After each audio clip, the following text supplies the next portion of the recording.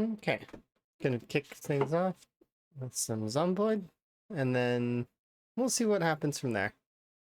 But that's my plan right now, so yeah.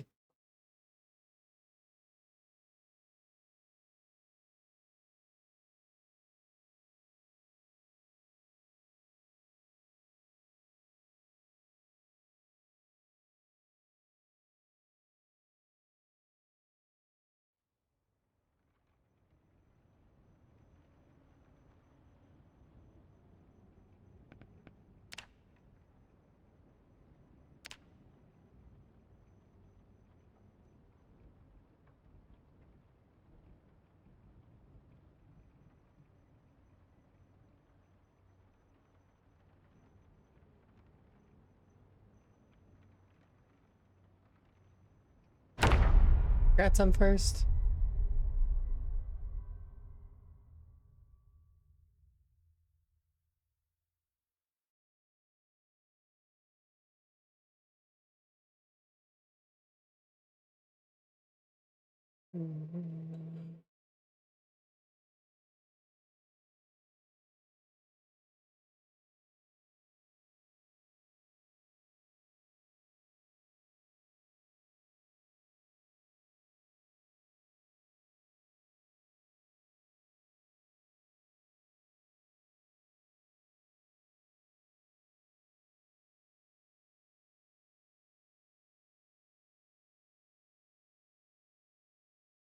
Yeesh.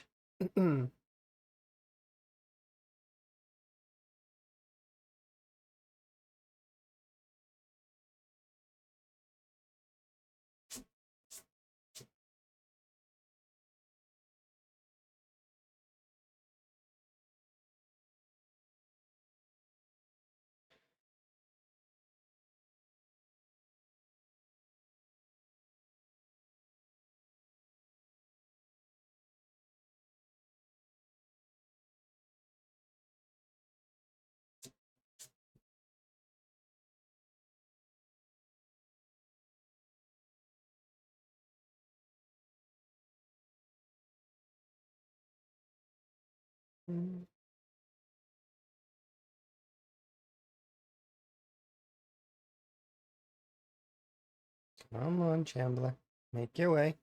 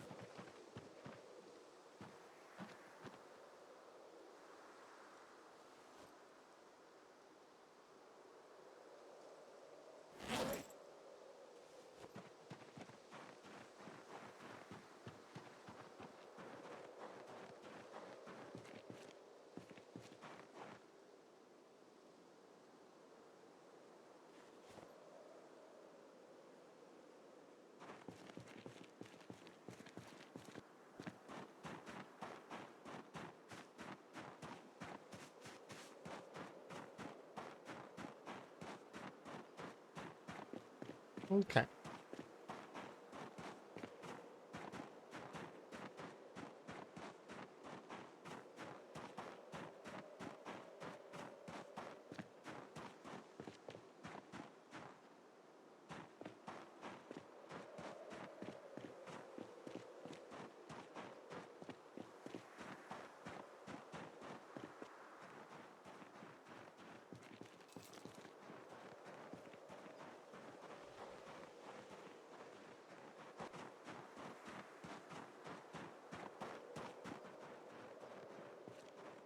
Hmm.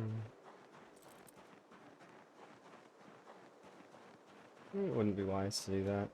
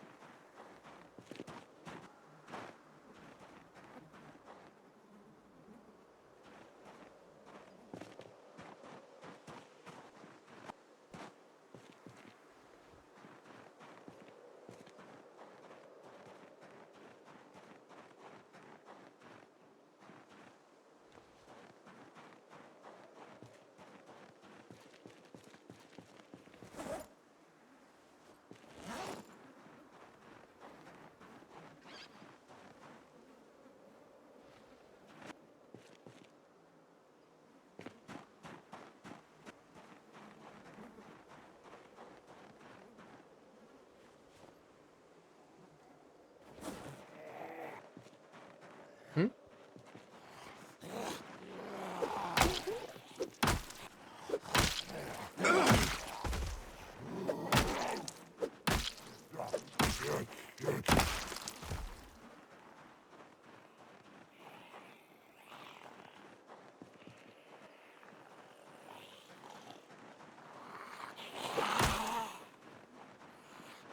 You have a gun.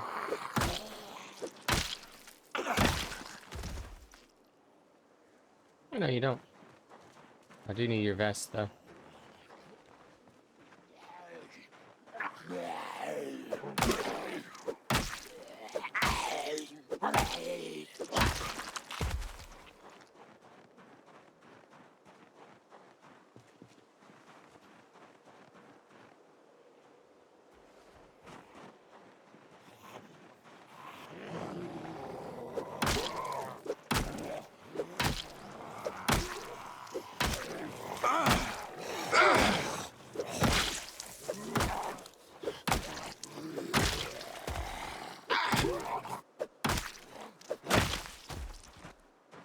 Fuel up, and then return.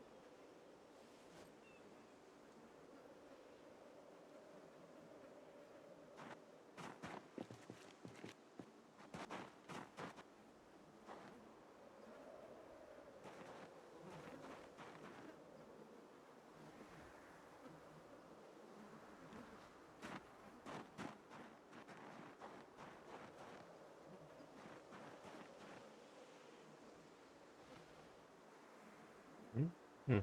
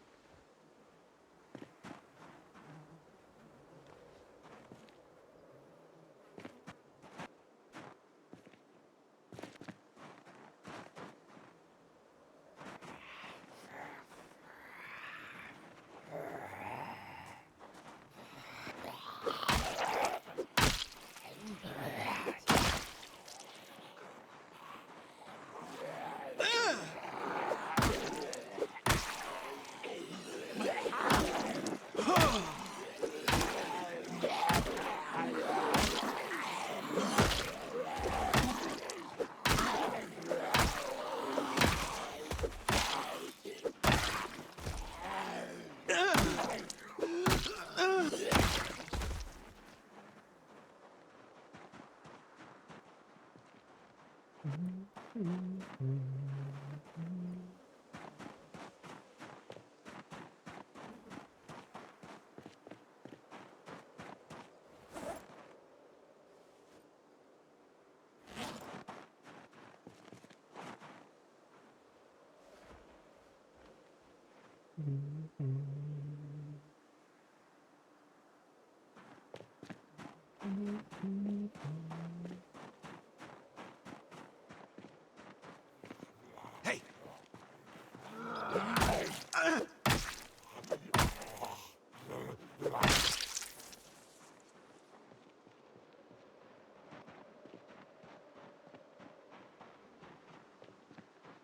This is the backpack, right?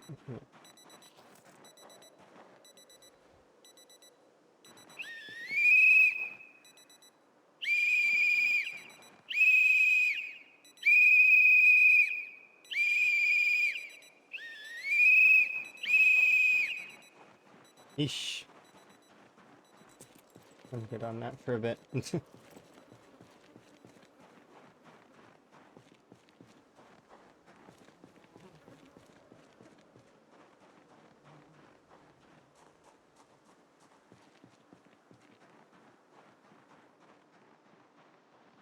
Hello.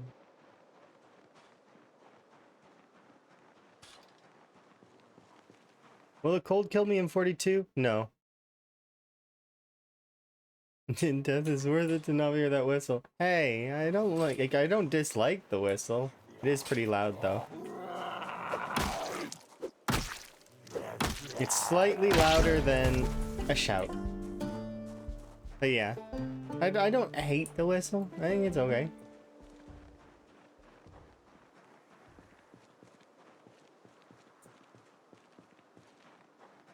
But no, a cold will not kill you. It just makes you sneeze. It's really easy to lose a cold too. You know how to lose a cold, Chili. You just go inside, make sure you're fed, make sure you have thirst up, but make sure you're not cold, like you're not cold Moodle. No chili Moodle here. And then that's it. You just wait. Obviously you want to stay moving because moving makes you warmer. You've never gotten a cold in 4,500 hours. Super easy to lose one. You just gotta tick all the boxes. So even when the Moodle is gone, it stays for a little bit afterwards. Yeah, if you do burpees, but if you remember, if you get the chili Moodle at all, even a little bit, it'll keep your cold. So you need to make sure that all of the Moodles are gone, and then also that the cold Moodle itself has gone for a couple of hours. Because it doesn't show it here. But so there's no in Zomboid, there is no in between for colds. There's no middle ground. You either have a cold or you don't. That's kind of how it works. So the way that the slider works is if you even have like a small amount of a cold, if you catch a cold, it'll go from the bottom of the slider all the way to the top. So just straight to nasty cold. Like I said, there's no in between. So the way you get rid of it is get rid of all your Moodles, and then once the Moodles are all sated, then your cold will go away. But yeah, burpees can help, but burpees also can make you sweaty, and sweaty can make you wet, which can make you cold. And so sometimes, or in the early game, especially for CDDA, I'll just walk around. Like, I'll like speed walk around the house like that. And just to keep my character moving, because you want to be moving, because when you're moving you're generating temperature. It'll keep your body generation like higher, so you're able to keep yourself above that coldness. So especially if your character starts to get tired, because another min-max way to get yourself colder or hotter depending is by controlling what you eat and how thirsty you are, and then also how tired you are. If you have any of the tired Moodles, they increase you being cold. The food, if you're hungry, you get colder, and if you're thirsty, you get warmer, actually, which is kind of interesting. But obviously, if you're thirsty, you can't lose the cold, so you want to get rid of as many Moodles as you can.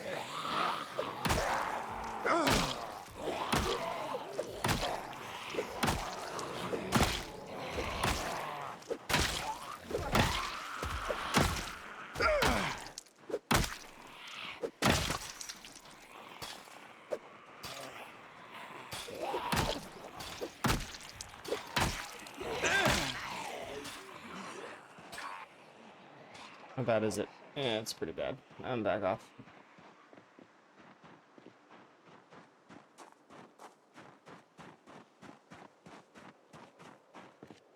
I'm just gonna bang around with the cold.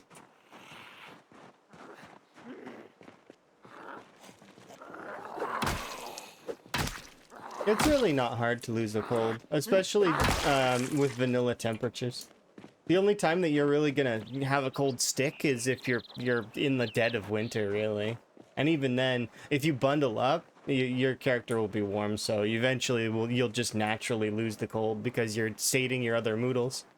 And then when you go to bed one night, it'll just be gone. Like it's so long as you have no major zombies in your area, like colds are kind of not relevant.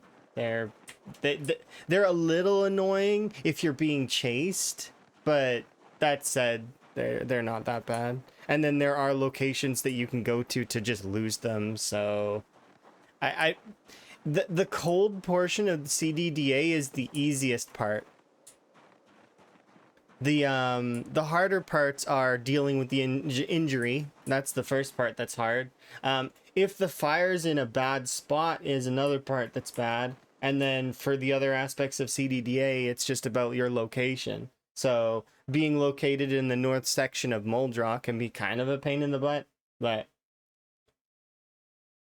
there's a lot of paths that you can take out, like of Muldrock. So it'd be like, you spawn where? You spawn here? Here, I think, right? Yeah, you spawn here. So you can like go north, you can go this way as well. You can I'm very frequently like bailing up in this direction. I avoid McCoy Estates now in the early game for CDDA though. My go-to is still these houses because these houses have event spawn chances as well as there's stuff here like in this set of houses like fireplaces and a bunch of other stuff that's really good. So it ends up being like a solid start location that often gets you a decent little bit of food. There's often generators there. It's a solid area that you can kind of take over very quickly, and then from there you can go north and fish in the river if you've got fishing. But if you don't, then well, you're going to be playing the calorie game in CDDA. That's the one problem. Right now, it's like, okay, well, if you didn't take any hunting skills to get your hunting traps... Hi, by the way, I don't know if I said that.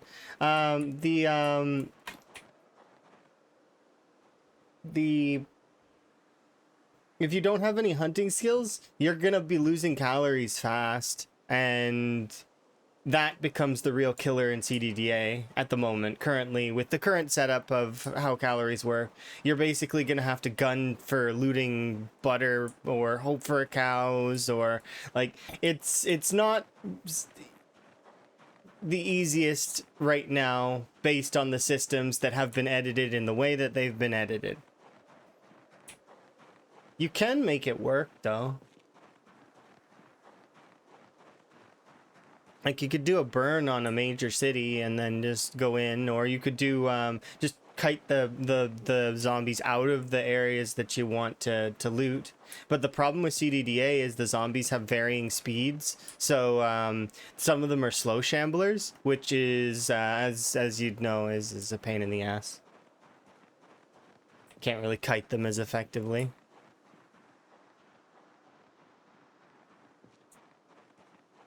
Kiting slow shamblers is pain.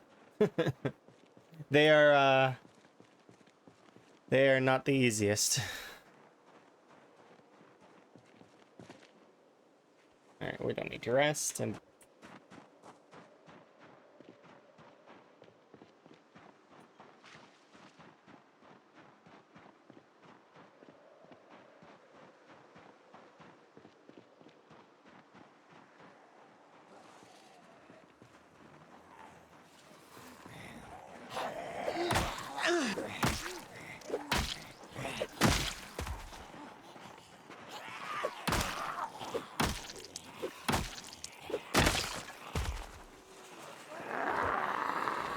oh, did that break?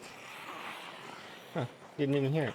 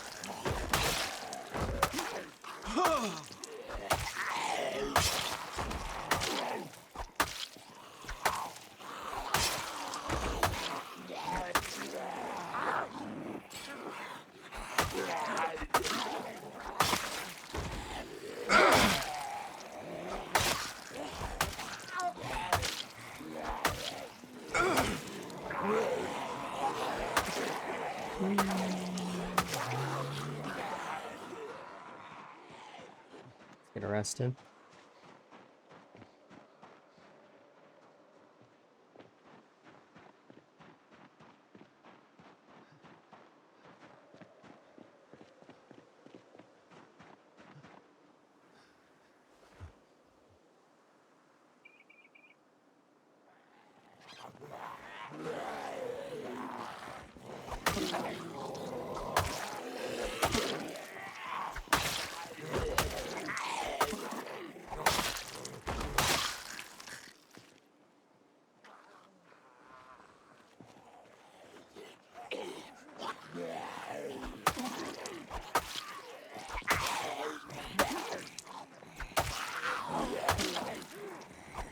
But yeah, colds are...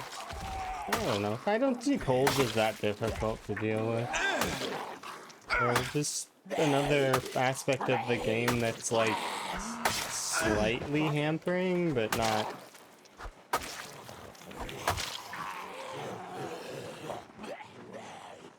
majorly so.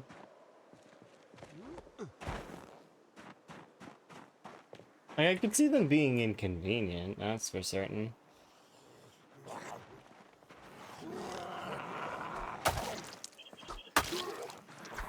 They're more difficult to manage when you don't have any game knowledge of how to deal with them.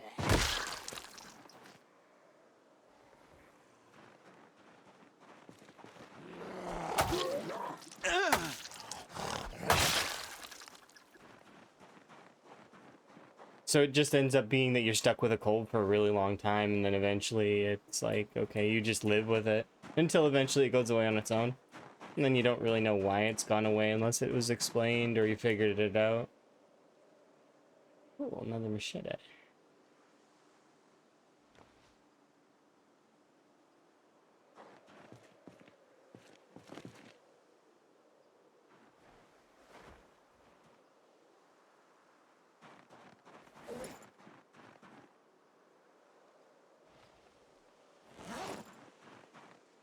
Let's put that away.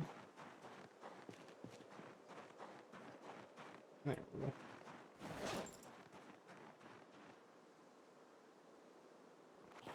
Hmm?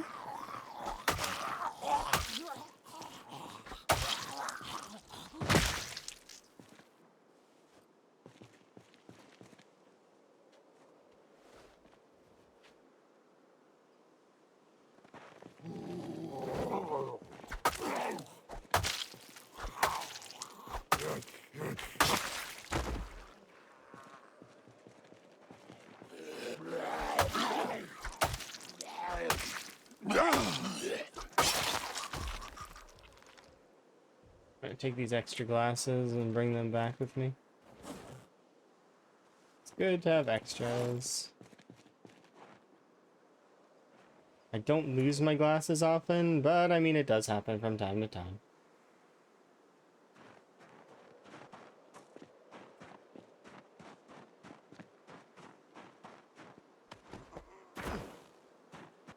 Closer to the next level of electrical anyways. We're about 200, not 200, we're about 1,000 watches away, something like that. No, 0.35, so 3 times 600, sorry, 600 watches away, my bad. Ish.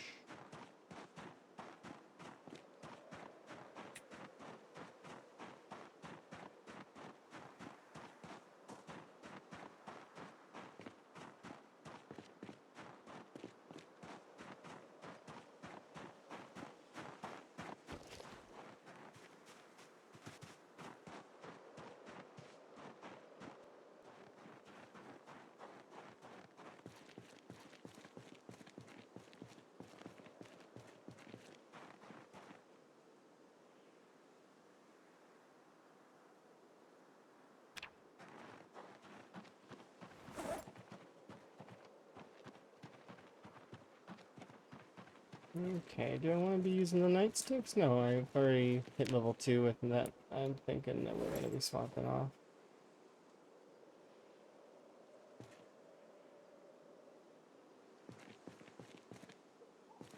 I need this as well. Wow. Actually, should swap off the long blades as well.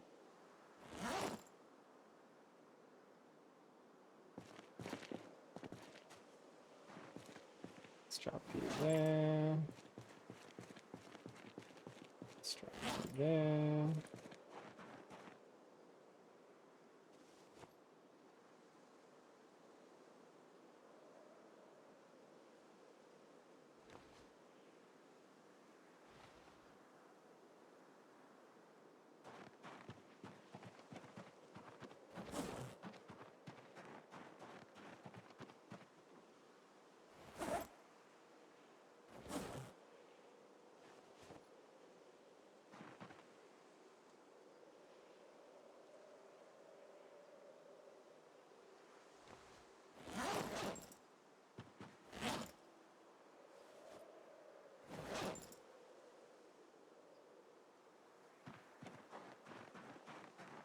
Alright, let's go and get some rest.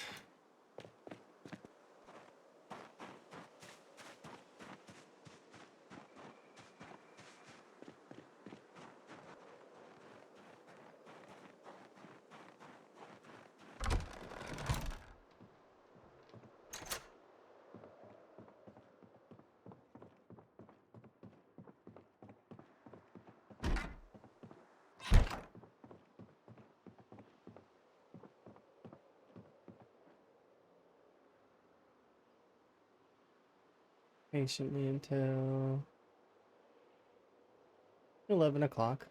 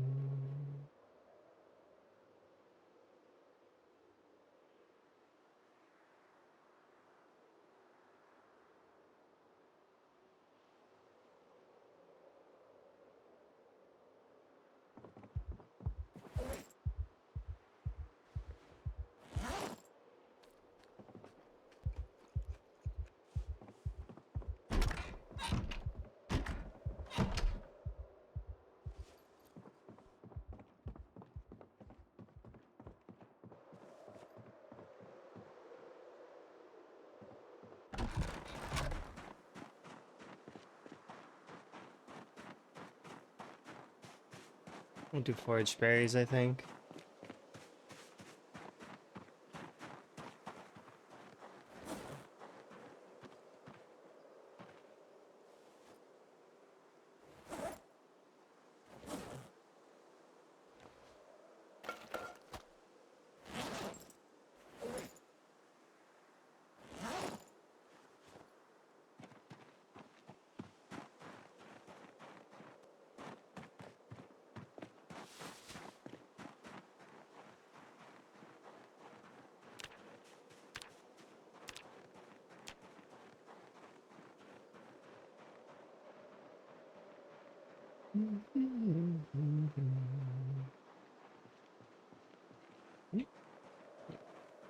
So,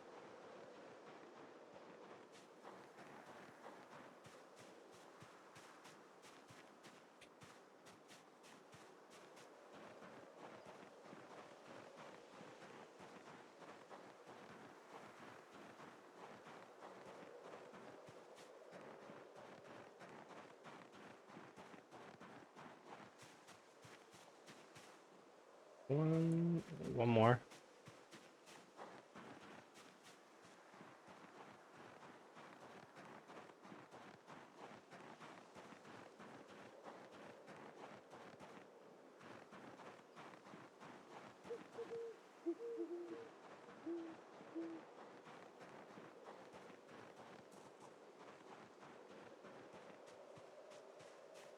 One more, please. It's not a chip stone. I'm good.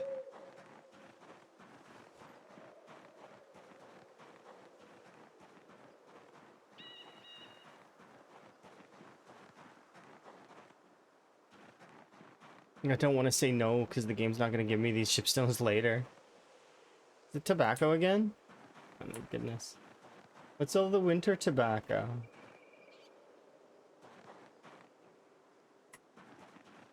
It's December.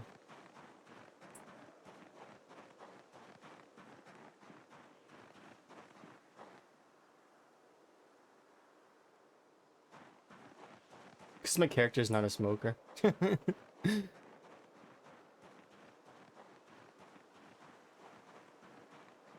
Not a smoker? You'll find all the cigarettes. All of the cigarettes and all of the tobacco. It will happen. Why? Because you don't smoke. Game knows. It's like +5 for non-smoker. Random bush in the middle of the road.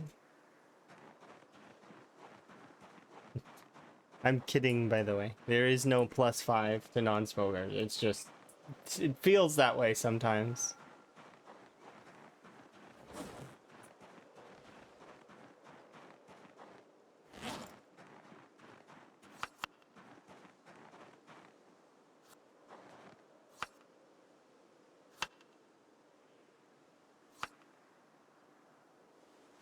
Just gonna eat these berries really quickly because there's a sense in having them in my inventory. Same with the lemons. Just gonna leave these things here. Alright, let's go. Stuff to do.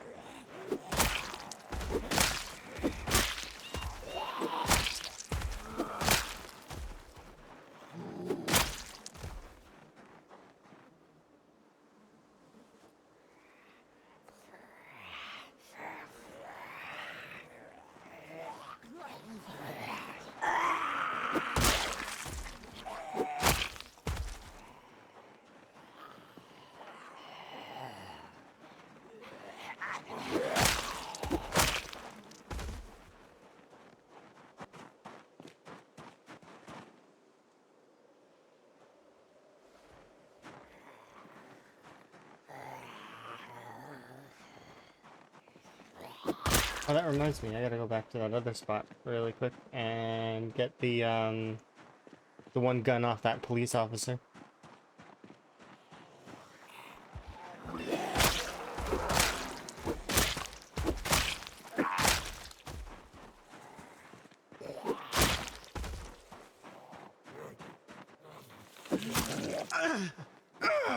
Oh.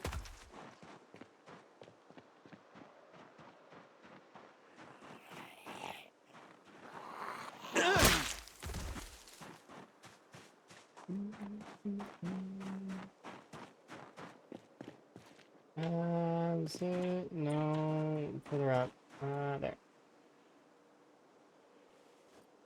Still good to grab it because I can still use it to repair the other ones.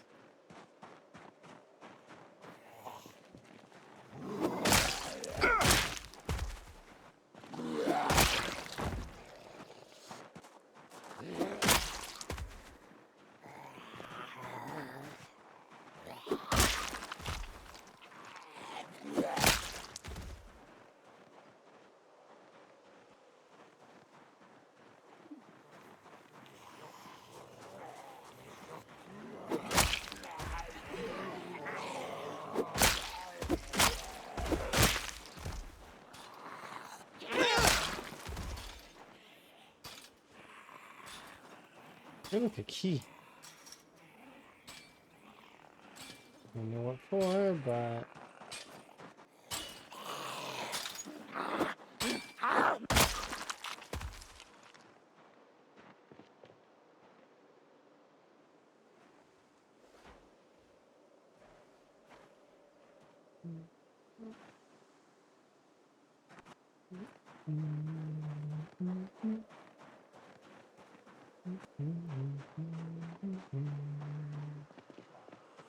Hey!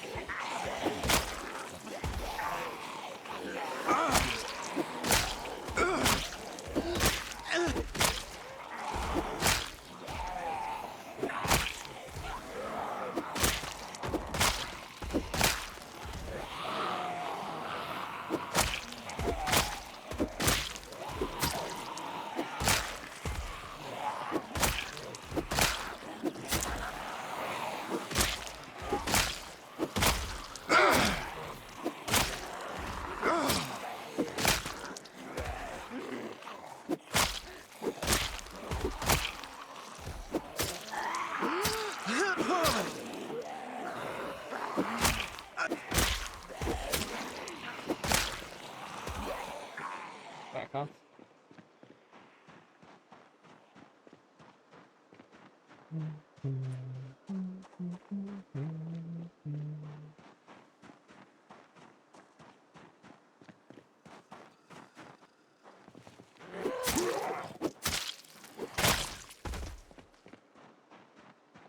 Hey!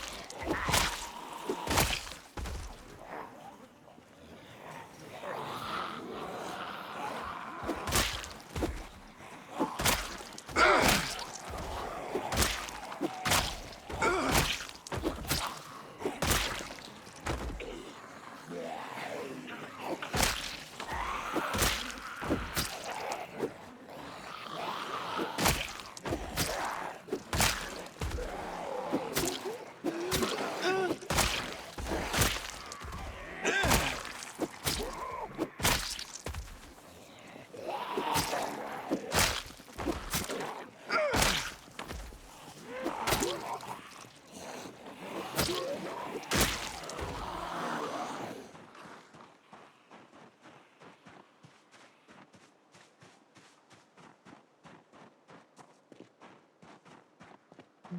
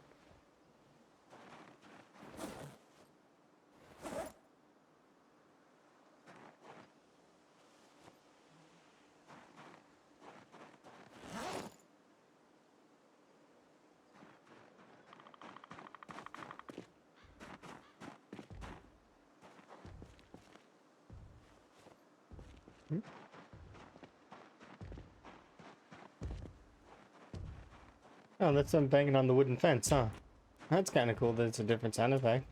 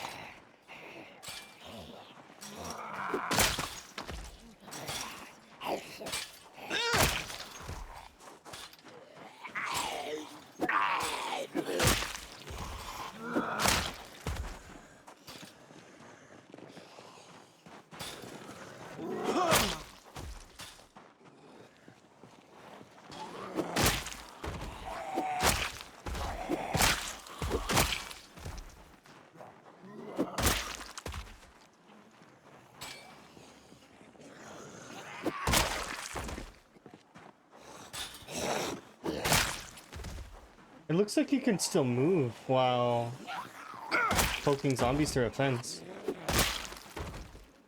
That must be new. If that's the case, then I'm wondering if that's something that they may be working on. Maybe you will no longer be stuck in place when you stab with the spear. If that's the case, spear is gonna be really, really good. Not that it isn't already, it's just that that's like one of the bigger things that makes spears kind of makes people nervous to use spear. Which, I mean, it really shouldn't. You're in control of it, so it doesn't really, like, it won't trigger unless you make the mistake kind of thing. But it is kind of easy to make that mistake sometimes, as well as sometimes the game's hitboxes are a little strange.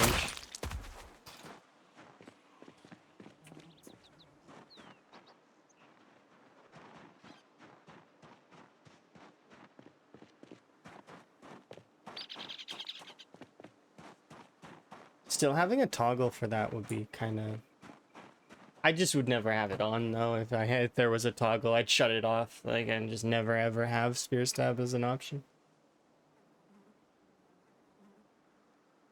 Outside of the rare instance where it actually helps kill a zombie that's like while you're really exerted, I mean, why were you really exerted to start? You did it to yourself. Unless you're just getting started, I guess.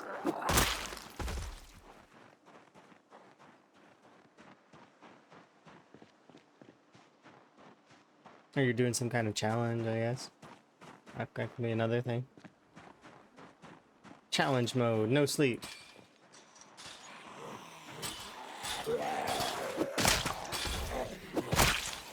Yeah, see, you can move. Well, kinda. Not always. It's weird.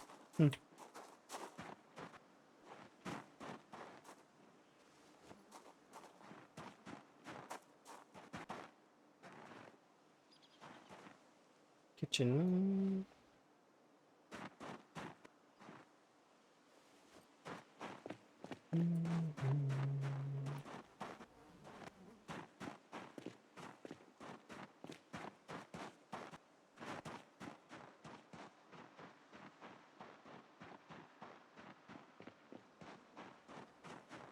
Hmm?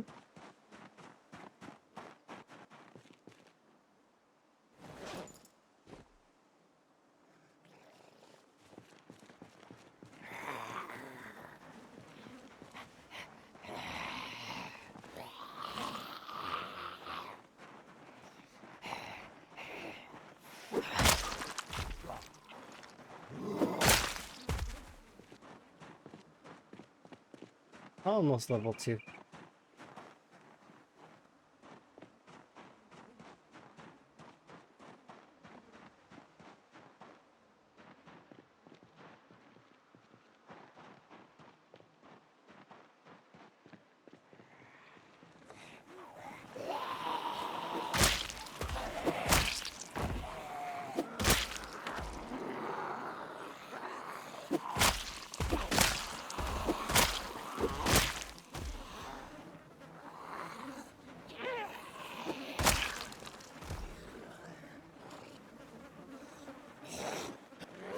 That person has 2 friendship bracelets.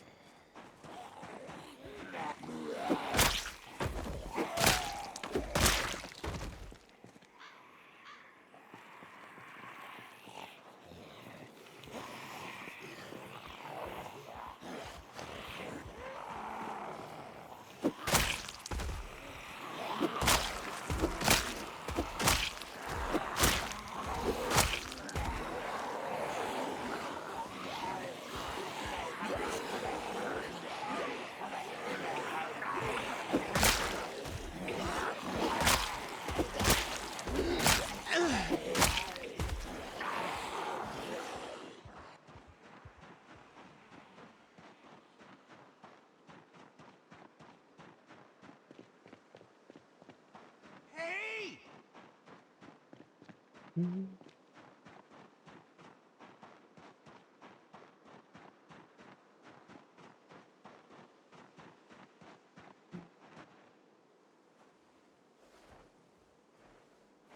Rested. Back we go.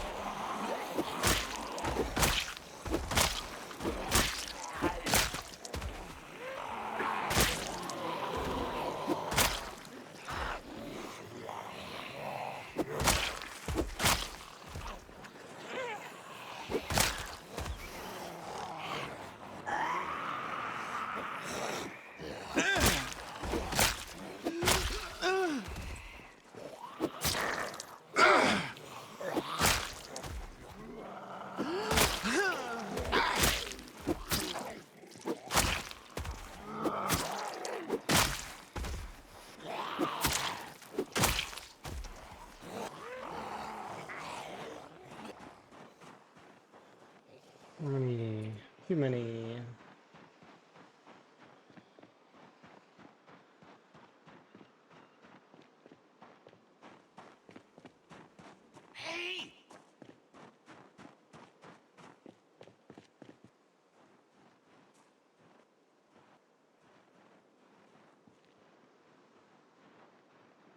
Did your aim hacks see me? Yes, most certainly your aim hacks did. Aim hacks, not aim hacks, wall hacks. Same thing, kind of, in this case. Zombies can't aim.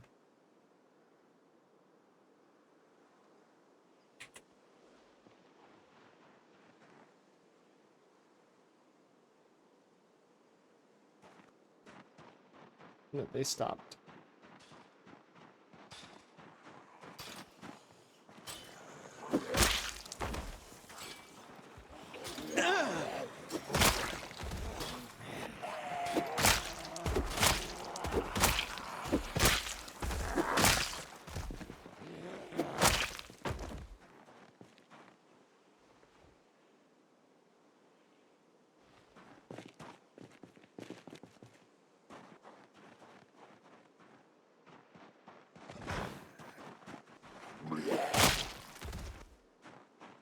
Anybody over here? Have a quick look. Once round. Let me see you, and then you, and then we'll head back.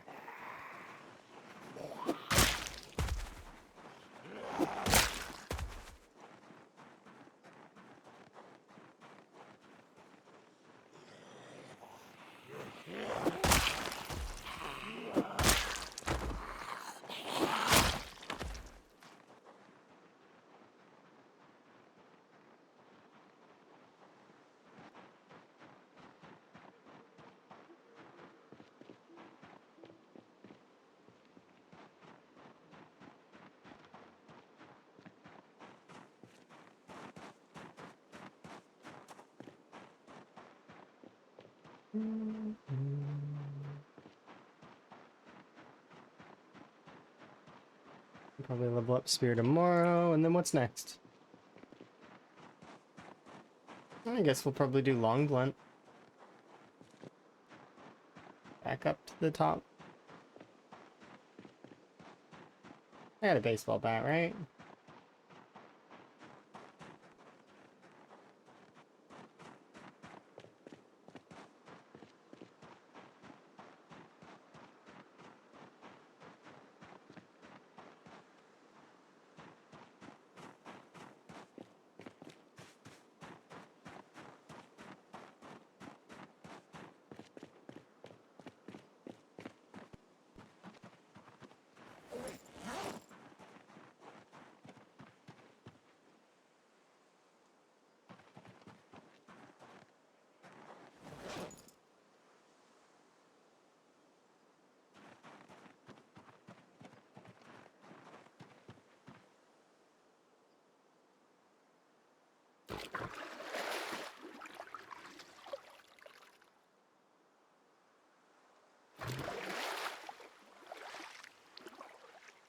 I'm gonna go grab one more bat just to be on the safe side. I shouldn't need 5 of these. I don't think so.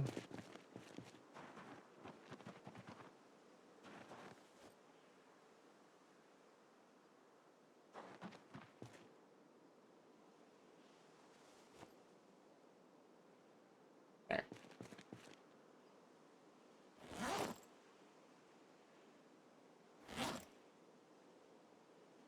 Yeah. Okay, we'll go get some sleep, and then we'll rush out tomorrow. We'll get some forage foods.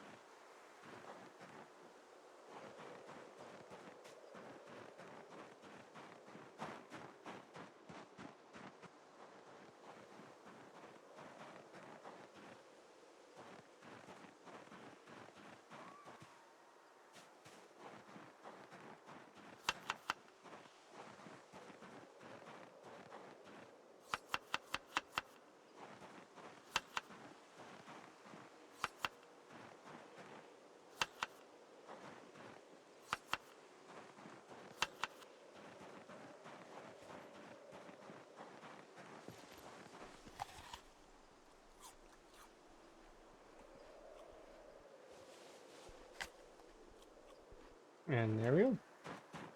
And we got our berry salad to go. Yeah, let's go put this stuff away really quick, and then we'll head back down and get level 2 spear. And then start working on long blunts again.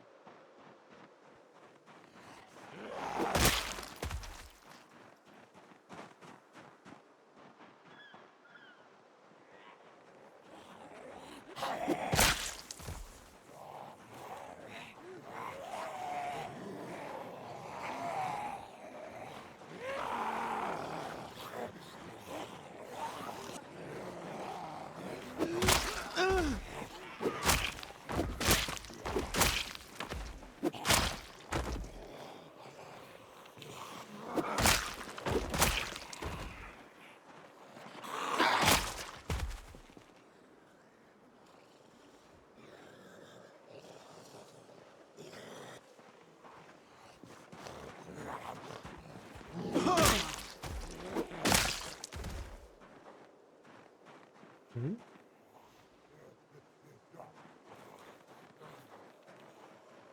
Oh, that last name is O'Shea.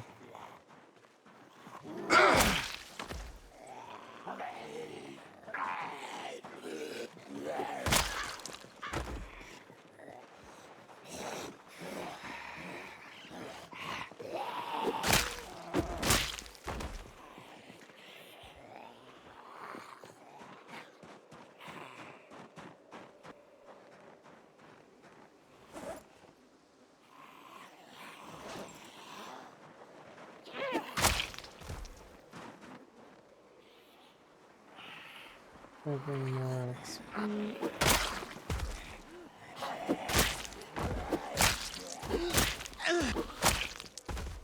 5 more.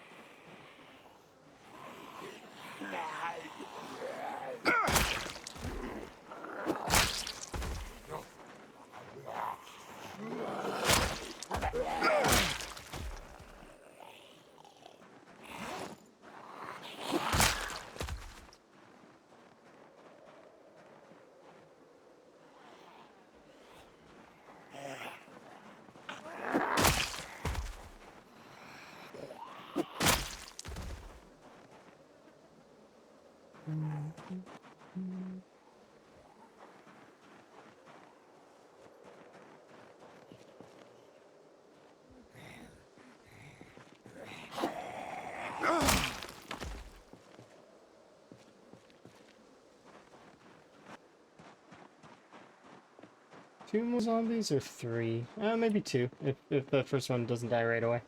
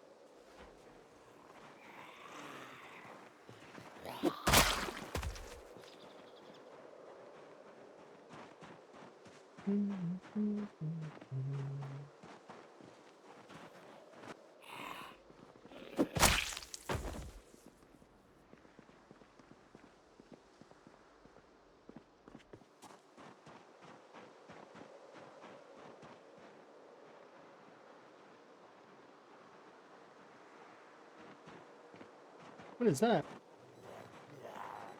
Is that an actual katana or no? It's still broken. Darn it. I haven't seen an actual katana in ages.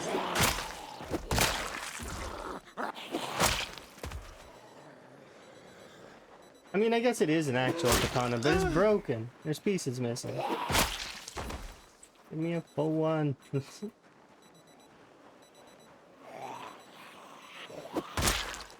Yeah, me too. It is broken. Been for so long since I've seen one that's like intact.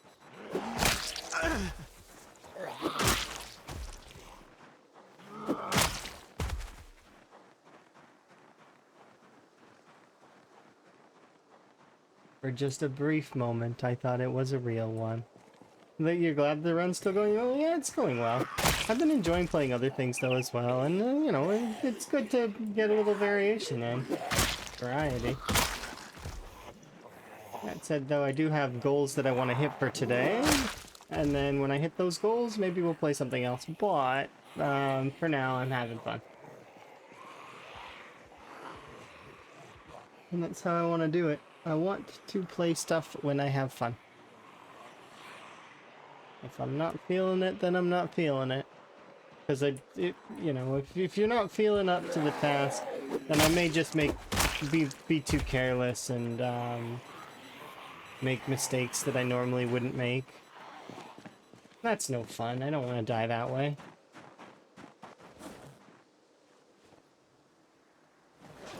Alright, let's see. Do I want to keep with the spears until I run out of these ones, or do I want to swap now?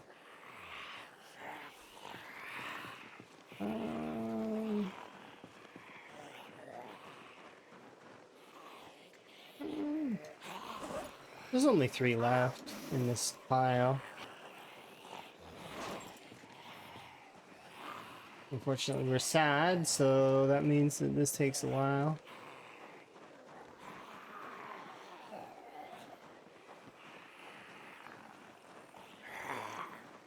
Really, really long time.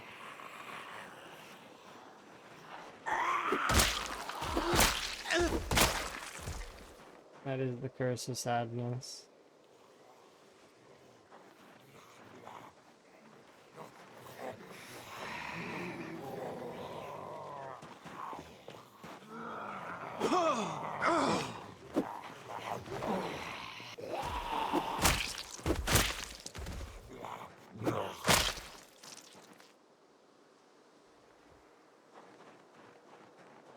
Now you haven't seen before?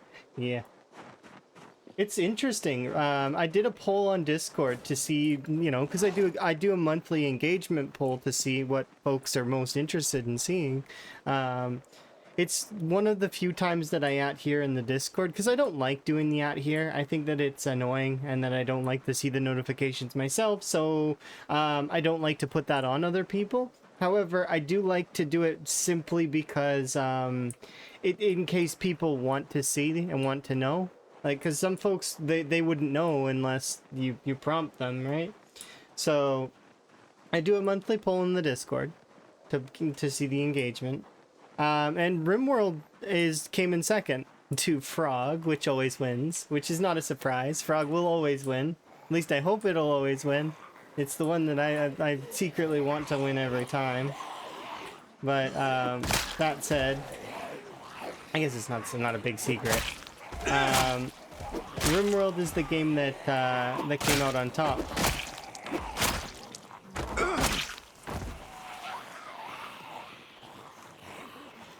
Followed by Zomboid, and then very quickly after Vintage Story, actually, which it surprised me. Vintage Story is a great game, but it was something that I wasn't expecting to, because usually in the interest poll it doesn't get as much interest. But lately it's been getting more traction, I guess. I'm keen to see it. I like playing Vintage Story. But it is, it was a surprise.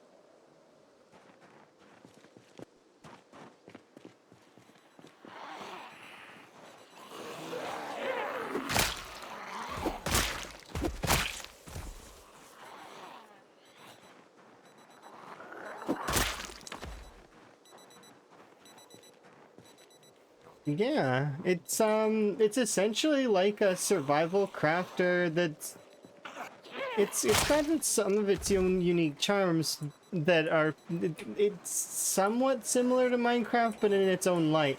I'm really looking forward to kind of more of the story stuff. I need to get more into the lore.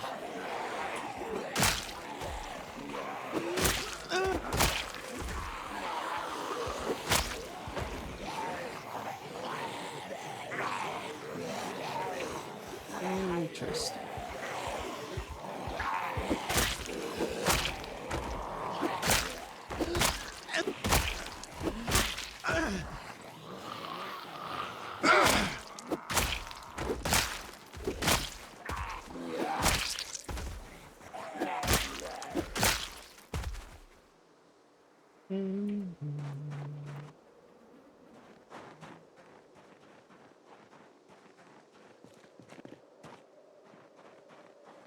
Yeah, we'll get more into it eventually, though, I feel.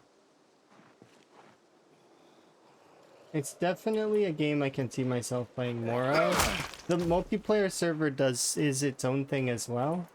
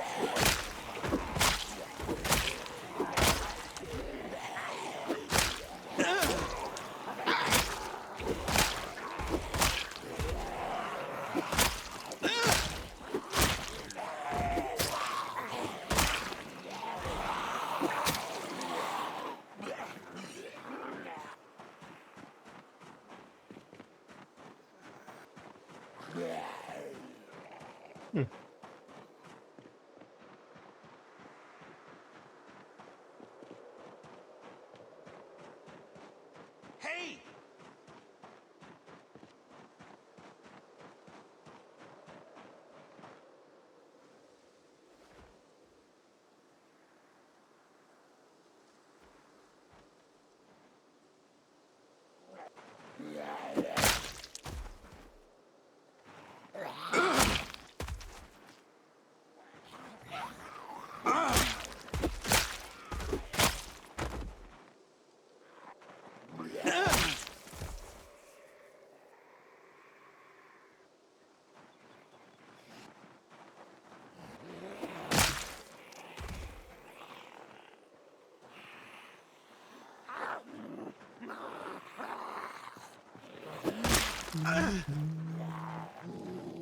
Spears. They're good. They are good. I'm looking forward to leveling all the weapons though. So we'll see. Because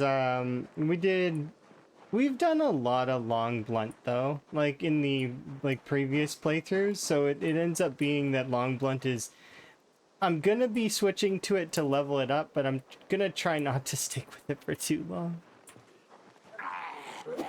Get it to level 3 and then slowly get everything up.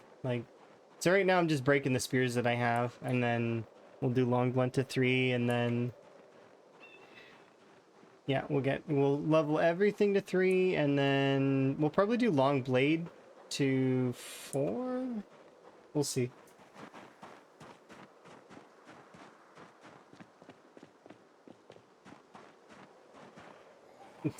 Oh, you're doing short blades. Short blades are good. Yeah, they're my favorite. I absolutely love short blades. They give you a certain sense of comfortable distance. That's something that I would recommend most people. Now, it comes from a biased perspective of liking short blades a lot, but I would recommend that most people should start with the short blades because it gives you the minimum distance that you can be to a zombie. So, right? So you can feel it out and feel comfortable. At least that's it. That is until you realize that it is tile based. But yeah, it sounds like you're having fun. So long as you're having fun, that's the big thing.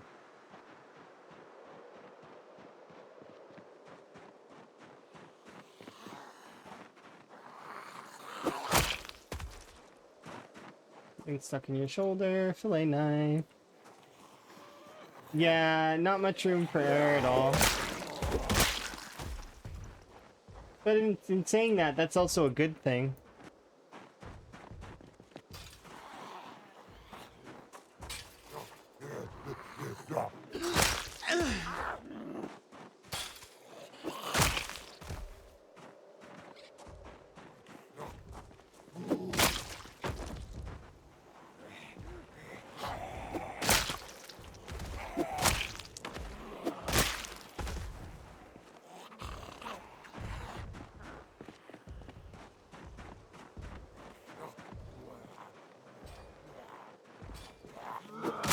Later on, you'll very much appreciate their stamina consumption. Because it is the least. And it is wonderful because of that. It almost becomes hard to use other weapons because you get used to how little stamina you're using. What? You mean that my running around is not allowed anymore? I've got to actually conserve stamina? And just run everywhere?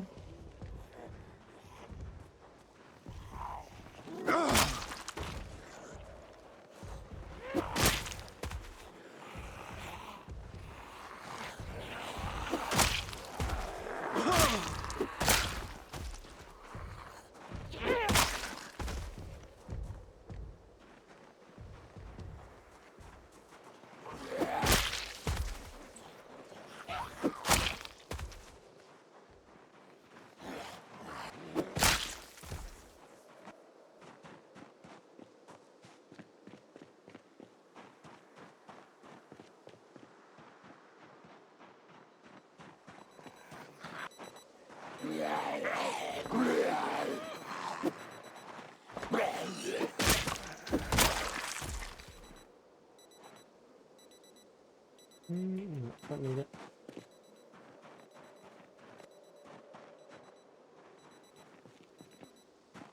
I don't think it's 2 zombies. I think it's way more. They're on the other side of the wooden fence. I think it's like probably like 20 or so. Still, like, I mean, that's not that many, but it's still instant max out stress. And 2 zombies could totally do it. Like, it would take a little bit longer than... But, yeah. There's a 2 high wooden fence that's on the other side there, and that's what's there where the zombies are. You can barely hear the wooden thumps that they're making. But it'll come back down. And all we gotta do is eat 1 nice meal, and we'll be good. Of course, this is not a nice meal. This is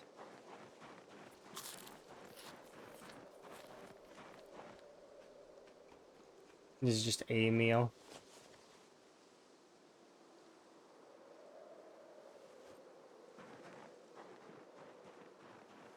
All right, let's go grab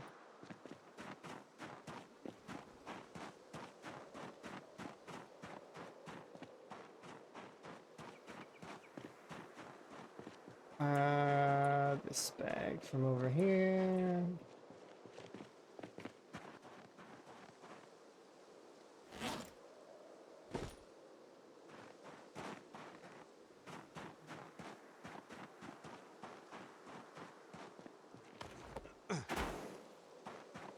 Yeah, the fences catch a lot of zombies and can be kind of tough to pull them all out from every nook. That's why when you see suddenly a group of like 100 show up out of what seems like nowhere, it shouldn't really surprise you that much because they probably were hooked behind a fence or something. And the zombies still can't break fences down, at least as far as I'm aware. That is coming. They will be able to do it, but you got to remember that they will only be able to do it within the rendered area. They aren't going to be able to break down fences that you're not near. That is the unfortunate truth.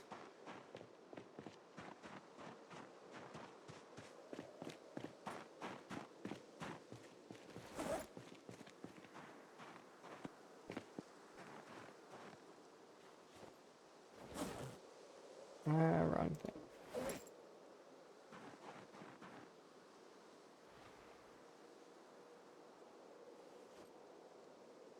I don't think I'm going to be using more than those. You want me back too?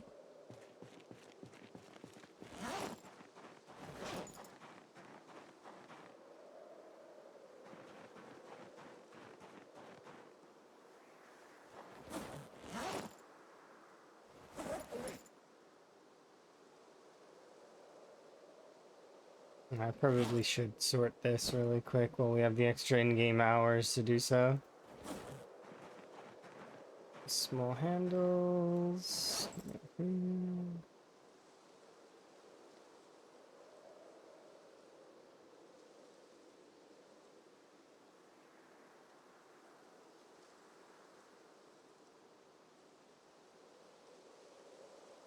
Oh, it is in the game already? Nifty. I don't remember them adding it in to the actual build yet. I thought it's still coming.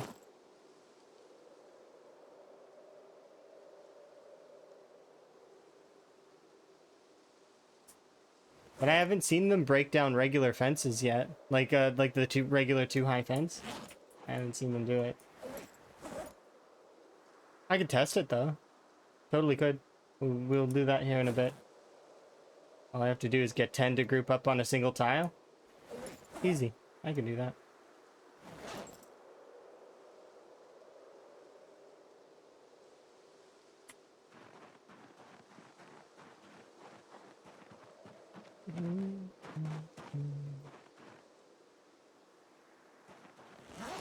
That'd be cool if that was the case, then they could break stuff out. Hi, by the way. Get them out of the...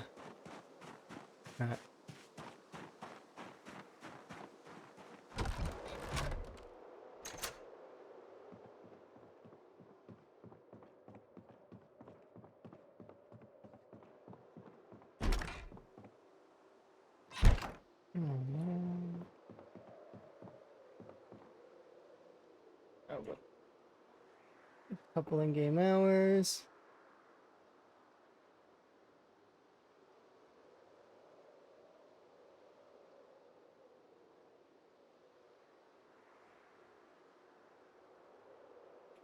Okay, now wait to go to bed.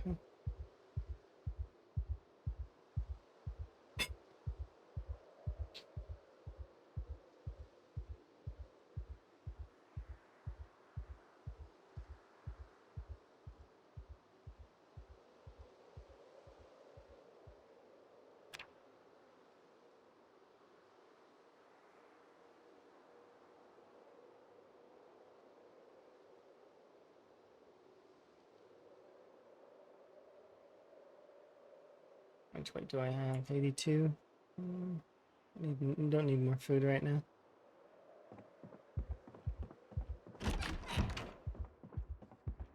Okay, we'll go get some forage goods and then we'll try and group up zombies on a fence and get them to break it.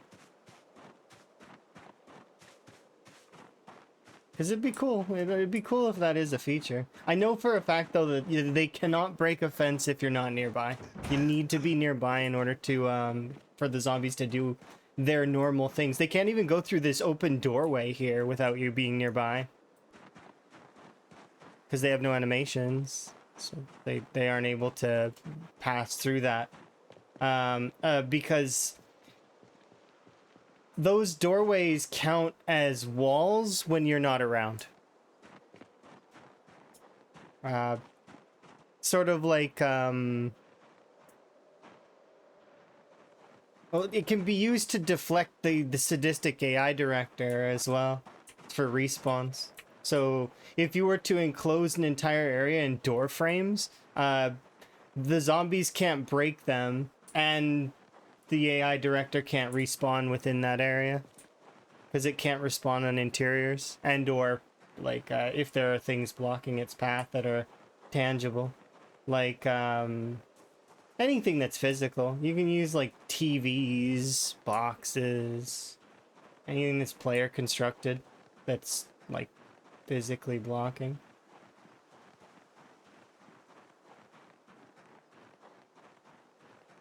And I'd be keen if they could break stuff. Save me some trouble in trying to find them.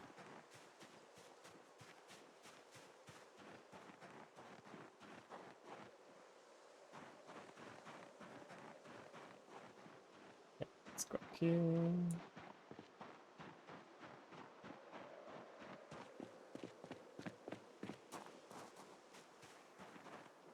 Is that an eraser?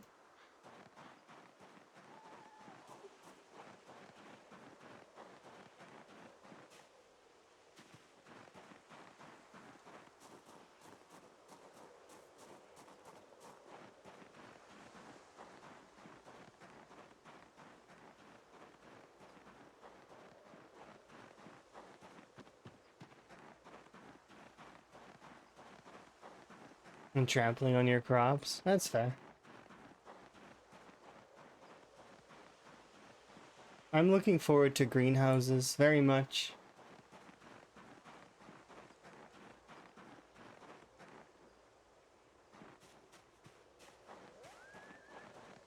After they already trampled your garden, that's unfortunate. At least you thought of the idea after, though.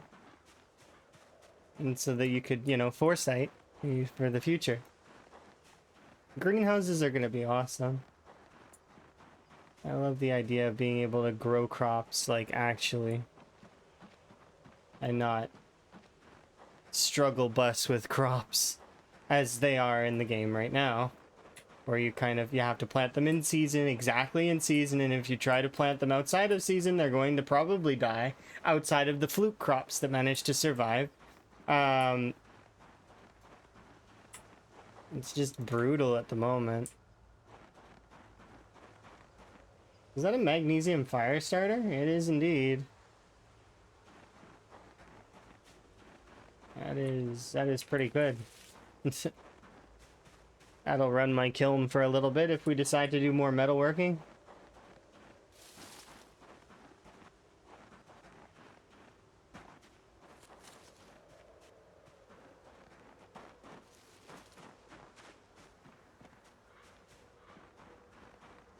It's gonna go throw it in the pile. Yeah, even more tobacco. I don't remember tobacco being this high on the, like, because it's winter months. I don't remember tobacco being this common. There must be an up on that. Maybe they felt sorry for smokers because they hard nerfed them. Like, being a smoker now is just it's a cosmetic choice. You do it because you like the idea of your character smoking in the apocalypse. You don't do it because you're trying to min-max or any of that stuff. I mean, for the point values it gives you, your character randomly coughs, you require cigarettes. Cigarettes in the world itself are hard to come by. Getting the rolling papers isn't something that you can craft. You can't craft rolling papers. Tobacco is a crop, so because of the whole crop system being kind of tough and annoying, they are themselves are kind of bad as well. It just everything hurts Smoker, and they nerfed the point value of it. Like it's the same as doing High Thirst now. I would never recommend High Thirst even on its old point value, let alone now that it's like a pittance comparatively. It's just bad overall. Even if it was worth +6, I still wouldn't take it.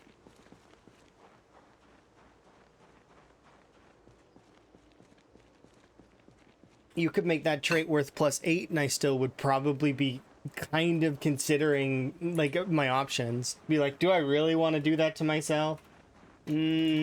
Probably not. No, especially because they've increased the amount of water that you have to intake in an in-game day for your character to... I don't want to say to match realism because it's still not quite realistic. It's still a little bit less than real, which I appreciate because it's kind of crazy. You can't really do realism too deeply in Zomboid. It is cool that it has a lot of elements that are real-ish, but if you go too far, it ends up being like, specifically for caloric gain right now, the calories lost by the player is ludicrous. You don't lose that many calories in reality.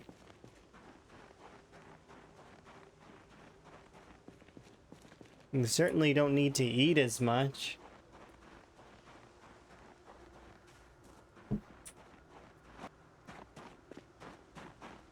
And then there's the whole argument of, oh, well, if I don't eat for like a week in reality, yes, it's not good for the body, but you don't die outright. But that ends up being, okay, well then, it's gamified systems, right? So the survival systems are trying to be at play at the same time as the, and I get that. I understand. It just makes less sense that way, though.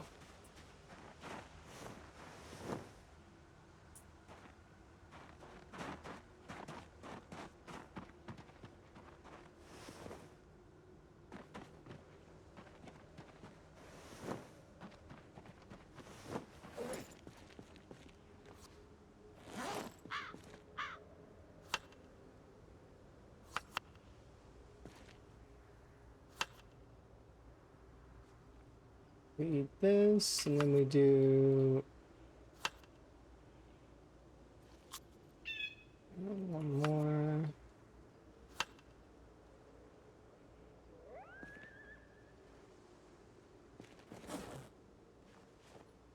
Okay. Let's go bonk some zombies on the head with a baseball bat.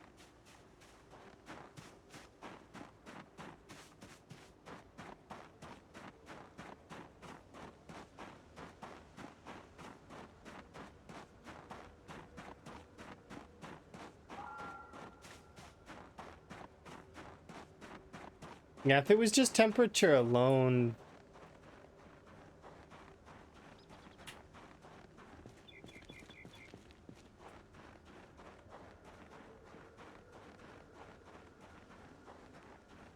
Yeah.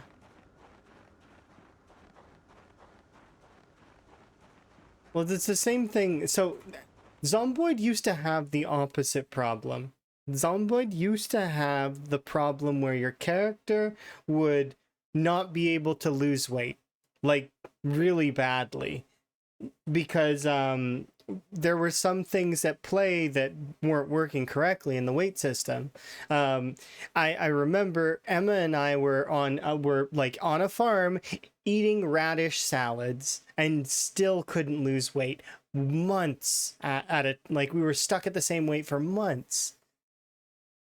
It was crazy. Now, losing weight is a little bit better than it used to be, but it's a little bit too harsh in the opposite direction now. You're burning calories way too quickly. And there's not enough sources in the game that give you a decent caloric value. I'll put it like this as well. And this is not a means to nerf rabbits, but a baby bunny is currently worth more than an Angus cow, like a full-on bull like cow. You could eat that whole cow and still be losing weight. You eat like a baby bunny or two, suddenly you're gaining weight. It's like their meat is just better. But why? It should, like I said, I've been over this many times. I believe all the meats in the game should be balanced the same and in a good way, because you have to sacrifice the animal in order to get the meat, right? So it has to be worth the values. Yeah, no, I can understand. We'll admit that fishing was a little bit over the top. That said, though, it is 1/10 of what it used to be. They nerfed it to 1/10 of what it was. Unless you get to really high levels of fishing, you are never going to see those big giganto fish anymore. The most you'll see is like, what is it, between 4,000 and 5,000 calorie fish at like really high levels of fishing. So it ends up being just like, okay. But I feel like all meat should be balanced in a positive way, and I feel like the animals actually in butchering should also give you tallow. They should give you lard so that you can then use the animal fat in your recipes to gain more weight. And I think that butter, vegetable oil, and lard all should get nerfed in one way that's positive, and that is they should have the same malu that flour has and chickpeas. They added, you can eat chickpeas without putting them in a recipe. But they have currently added in a malu on chickpeas and a bunch of other things where you can't eat it without putting it in a recipe. Like, you have to put it in a recipe. So they should put that on butter, on lard, and on vegetable oil. Put it in recipes. And then that would help. See, if you compare the game to Cataclysm, then, like, I mean, the Cataclysm has its flaws, but it's still tough. Like, I've been comparing Zomboid a lot to Vintage Story lately because Vintage Story does a really good job on the food system. If you eat proper balanced diet in Vintage Story, you get buffed. Your character has more health. They have more, like, so they're better. They're better overall. In Zomboid, you could translate that to maybe strength, or maybe you could. I've been a big fan of the idea of having positive moodles and negative moodles. Make the negative moodles worse, and make the positive moodles exist. Kind of like the aspiration system in The Sims. Like, if you're doing really good and keeping care of your character, you should get benefits for that. There should be things that get maybe better, more XP gains, maybe more, maybe you get more energy in the day. Your character is elated. They have more energy to do things. They're more capable. Maybe higher levels of fitness, maybe higher levels of strength. They could be given all of these little benefits if you keep them in good standing. Now, opposite. Okay, what happens in the opposite scenario? Well, in the opposite scenario, you would have give me real depression. Because in Zomboid, depression just affects your action speed.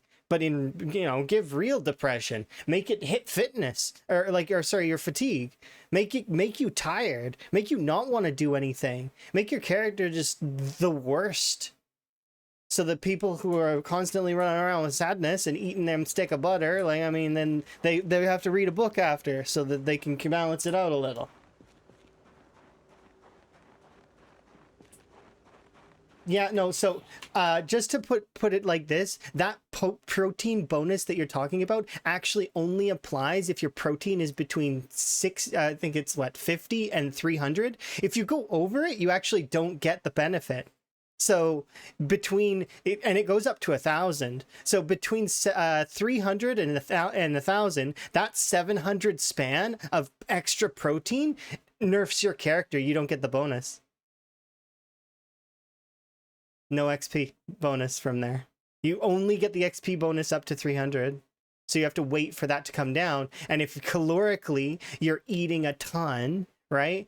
Well, to maintain your calories, well, you're always going to be maxed out on protein. So like, I mean, you're not really going to be getting the protein bonuses until you're on your weight loss track, which is that's when you get your bonuses.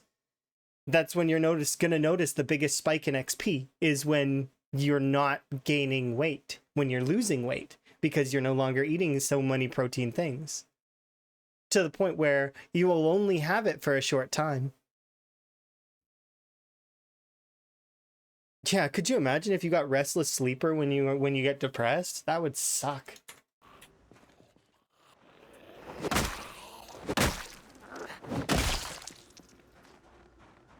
But that's my thought process, is that I want to see more benefits and better debuffs, because the current debuffs, they're like current unhappiness. It all it does is affect your action speed, which is just more annoying than actually hampering. And you'll see that majority of the Project Zomboid community will just ignore it. They just ignore sadness. They don't care, because they don't need to. You don't really need to.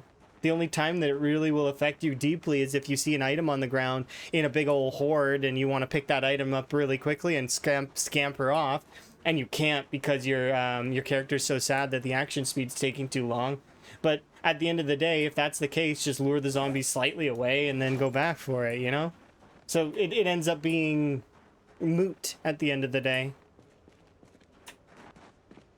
Dynamic traits is interesting, but I find that it would make it has other traits that make the game a little bit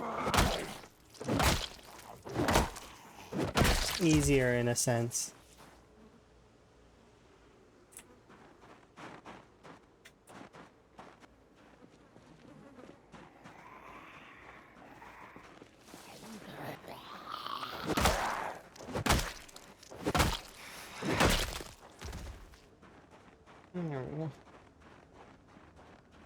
Like I said, people can enjoy what they enjoy.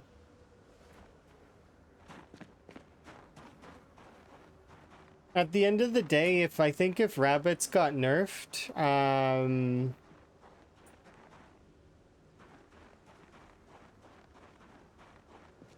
and then the other calories were all to stay the same right now, I think I would actually probably just, I would stop and then wait to see what happens next. But, that said, I probably would start up a run where there's no calorie system.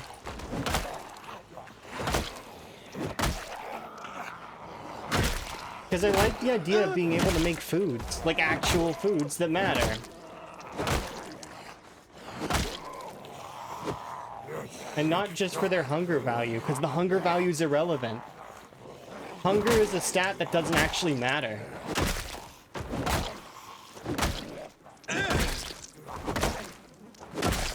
Hunger is the thirst of food. It's your character's forced to eat every once in a while. You're not, it's making it not optional. But then you just go and grab no calorie food and you're good. So like, it's essentially like you're eating air, right? For the most part. Most of Zomboid's foods are not really going to be able to hold up if you swing your weapon a handful of times, right? You swing your weapon a handful of times, suddenly there's no... Like, that food that you just ate is gone. Unless you ate something like a fish, or you ate a stick of butter, or you ate, like, a rabbit. Handful of swings for stuff like venison and pork, but like, I mean, we butchered a cow recently on apocalypse style settings, right? And that cow had less than 1,000 total caloric value. The whole cow.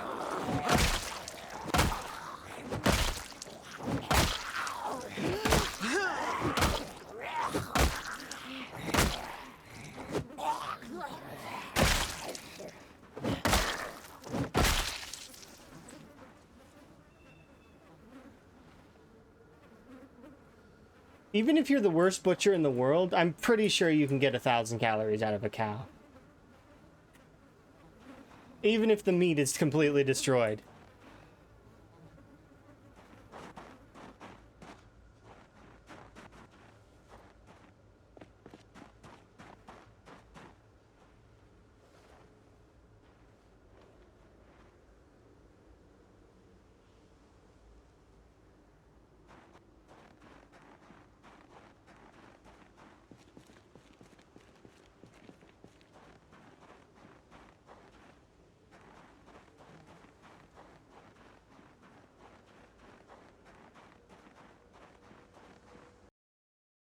I never thought of it like, but I mean, technically, you're not wrong. It's, unless they use rabbit meat and they put a lot of butter in it. Maybe that's the secret recipe to Spiffo's burgers. I don't know. We should go to, I'm tempted to run all the way to Spiffo's back at the crossroads and have a look at the menu. There's gotta be, like, you think there's a recipe on there? Can we make a Spiffo burger? Do one of those burger eating challenges. I'm sure we can figure it out. But yeah, technically, I guess, maybe that's the case. I don't like this day. I'm leaving and gonna roll a new day by doing other things. We'll go and have a look at my rabbits. This fog's tedious. I'm just gonna grab a backpack of some kind.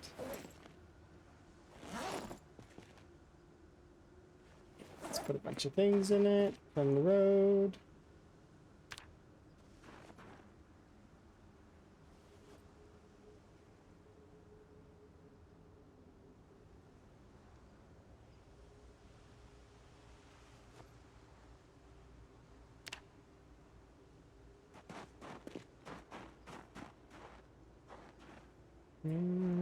Actually, I want to grab the watches. And you know what? We'll grab these two. Oh.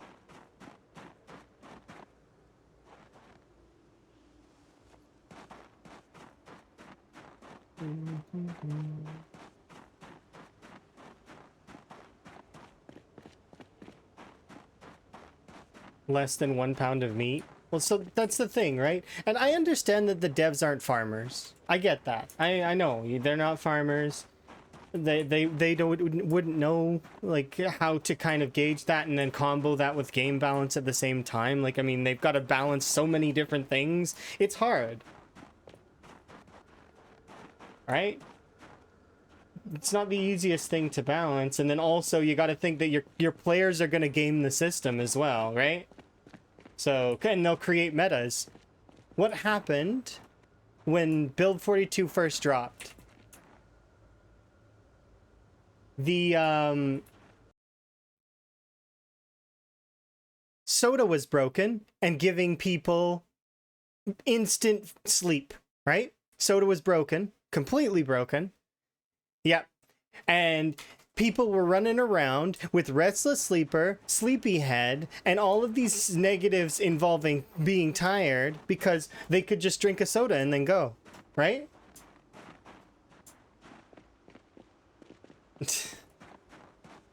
So, and then that became the meta. It was soda butter meta.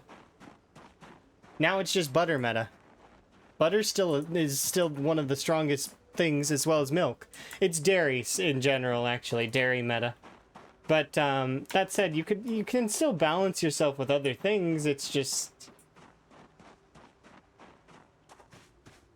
oh, I forgot to put this down.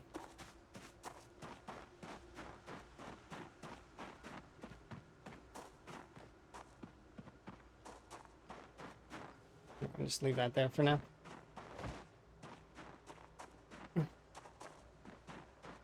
But yeah, it's one of those things that can be kind of tough.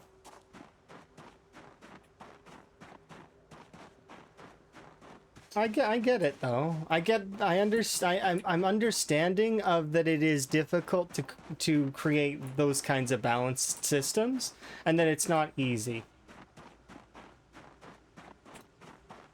And then there's, you know, they're changing some systems around. Like, for example, they're trying to remove quite a lot of things off of the right-click menu and put them in other places, like the fireplace. They've put them up here. I still feel like the campfire is a little bit hampering in the sense that it is too small. That it should, that they should apply variants to the different types of campfires. The fire pit should have a larger pool.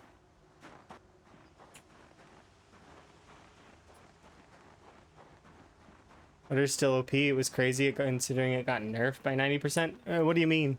Isn't it still 3,200 calories?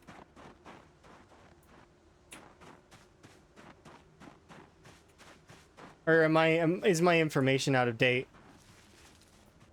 And if I'm wrong, do correct me. I prefer to know. Yeah, I think Indie Stone will get there. I think that it just takes time, and then the people need to let them know, hey, this is what we're thinking. And it's tough a lot of the time when, yeah.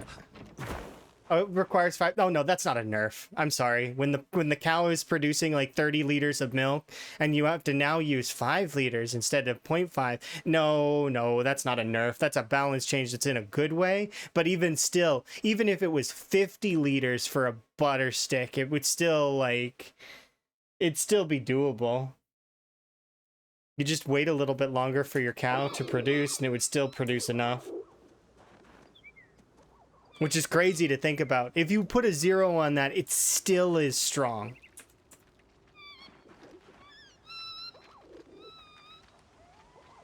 Yeah.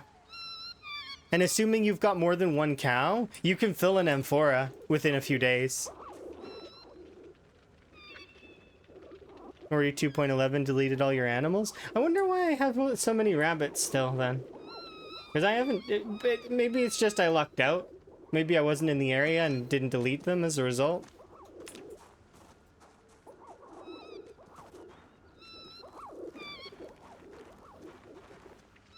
There's 87 bunnies in this area.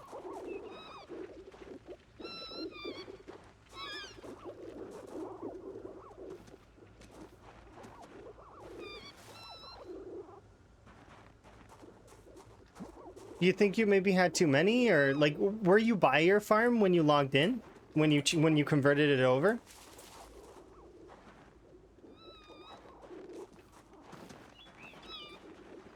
I think that if you applied the Malu where you had to cook with it, that would actually balance it out a lot. Because then you could do that, or they could apply a rot factor on milk. If they applied a rot factor on milk and butter, it would, that would also help, because then you would have to be producing.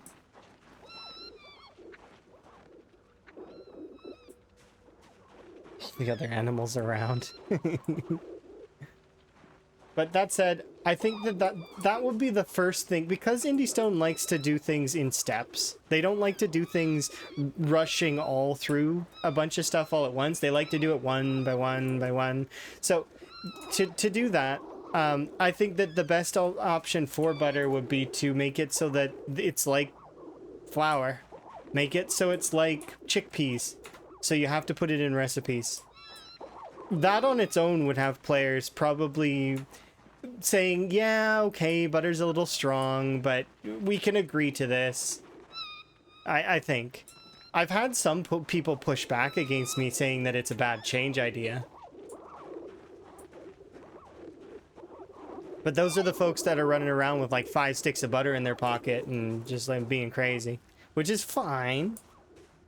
Some of the folks that I like, that I very much enjoy, as well, do that sort of stuff, but it's just, yeah, it's too much. Yeah, to avoid the unhappiness. I just don't like that stuff, which is why you don't see me using it very often. Like, I have a cow in my CDDA run. I think we got 2, didn't we? I want 200 points. Come on. One of you bunnies needs to be petted. There we go. All right, bunny, you're coming with me.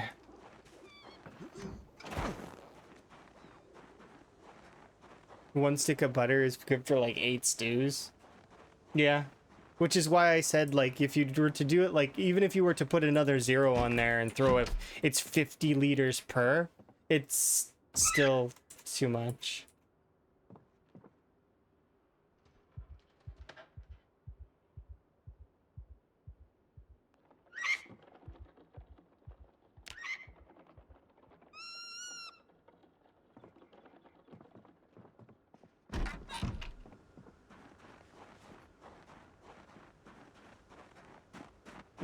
Don't...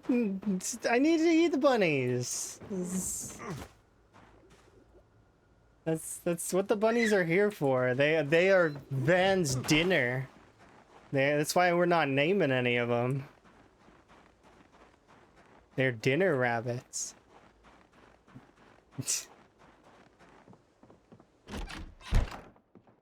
Ann Higgins, rabbit consumer.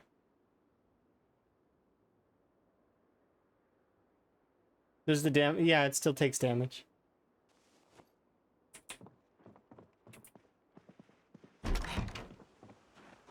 But from what I understand, the generator cannot explode when it's out of render distance. So at least I think it can't. I've never seen the generator explode out of render distance, so I don't know for sure. I've not done enough science on it. But it's what'll happen is if you stay away from your generator long enough, eventually it'll run out of gas. Assuming that you're away and your base is drawing a fair amount of power. If you're playing something like Rat Race, you just need to be away for like a few weeks because the generator consumption is a little bit higher. So it ends up that it'll your generator will run out of gas and you can go fix it that way. They don't generally explode unless they're like lower durability though. So if you keep it above, I like keeping my generators above 70% durability. Plus, I mean, it's worth the electrical XP that you're going to get. It's some of the best electrical XP you can get in the game. It's fixing gens.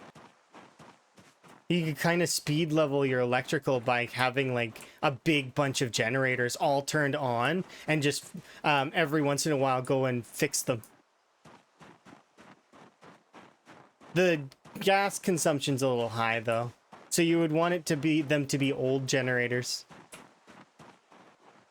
The old generator takes the most damage, so you wouldn't want them to be premium gens because premium gens actually are really good generators and don't take very much damage. Enjoy my hat.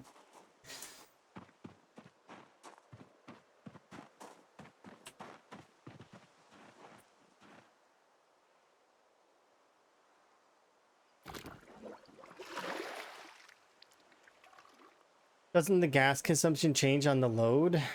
I don't know. I don't think so. I think it...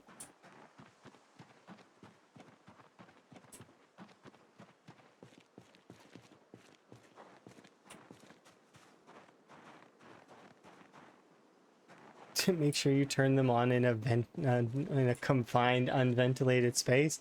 That doesn't kill you, and at least not as far like it'll bring you down to like 1 HP, and then anything else will kill you.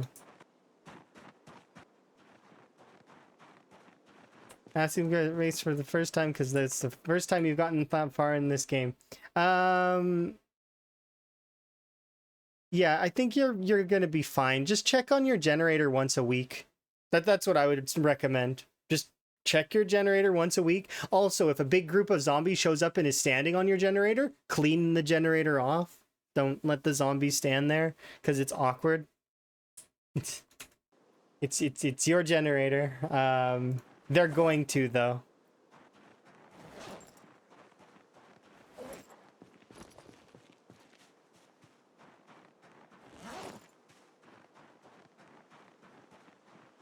Oh, did I accidentally drop that other one? I must have.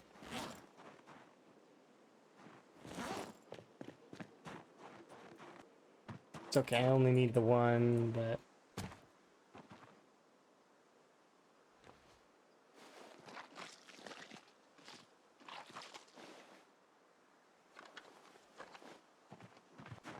And processed leather.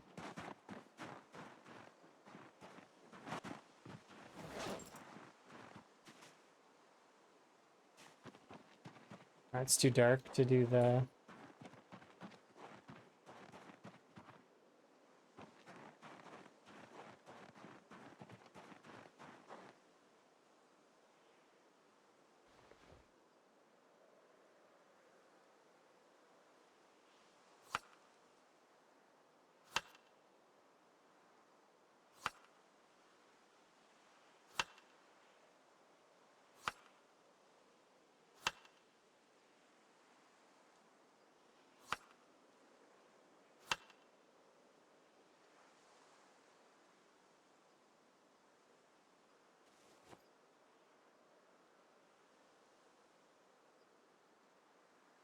Generators indoors used to kill you. There's lots of stuff that's like that though in Zomboid. There's some stuff that it becomes lethal for a brief amount of time and then it stops being lethal. And like a good example would be, do you guys remember when they accidentally put up the poison on the water and everything was poisonous?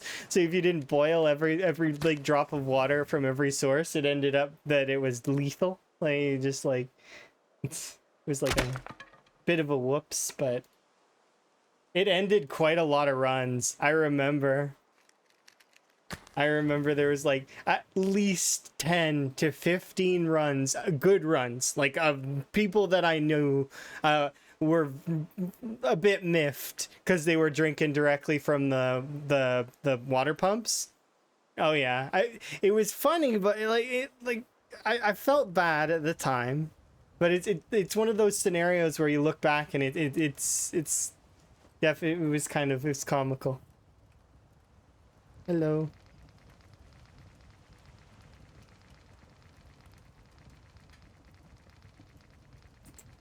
And pop.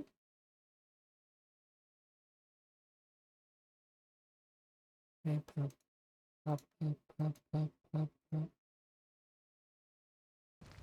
Pop. Pop. Pop.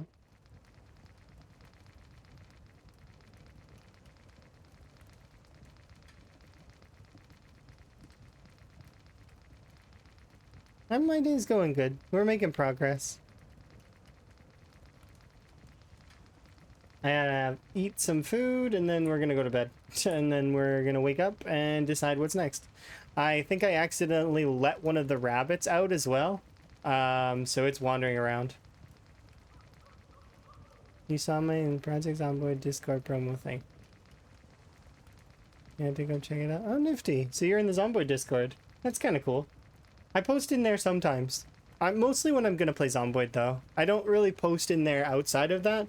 I try to post my Go Live link in the Discords that I hang out in, as well as the my socials. And all of the links that I post are manual. I don't want to automate it because I used to have internet problems, and during said internet problems, the bot used to send out like 3 or 4 notifications during said internet problems. So I didn't like that. So I turned it all off and I was like, no, I'll just do it manually. And if I forget, I forget. You know, it's fine. But most of the time I post well.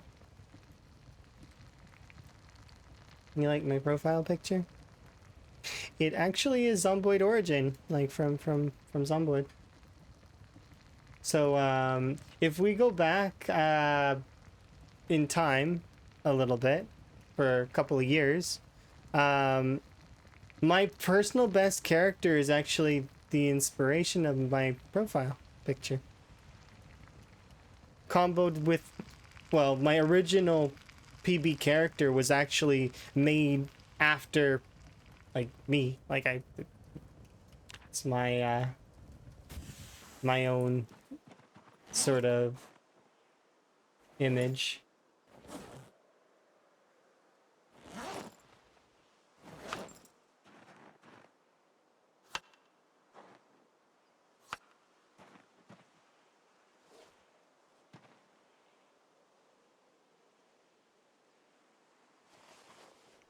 There we go. Eat one. Now you gotta wait and eat the other two. Let's go in the back. And we're good. Okay. Fill up some of this. But yeah, the frog hat is actually from a Zomboid mod called Craftable Headgear. I made the frog hat because I like frogs, and it just sort of stuck. And I do have a frog hat sometimes, but I have a redeem in the chat that where the chat can take the hat and run off. So they're borrowing it right now.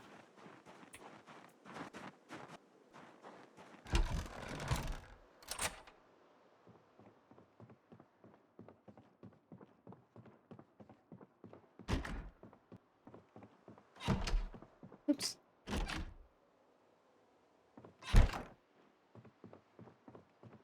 Let's get a nap in.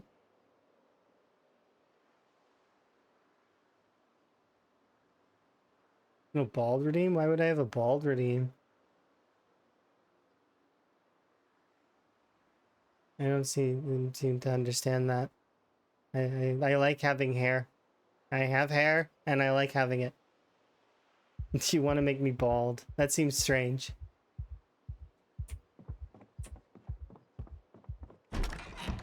But yeah, I don't do those kinds of redeems.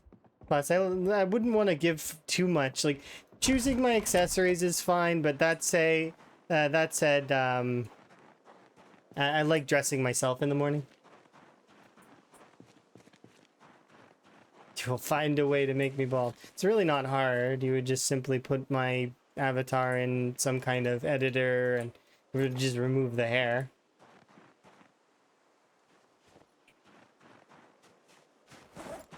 I don't think that's difficult. That said though, I wouldn't take my hair off. I want my hair to grow gray.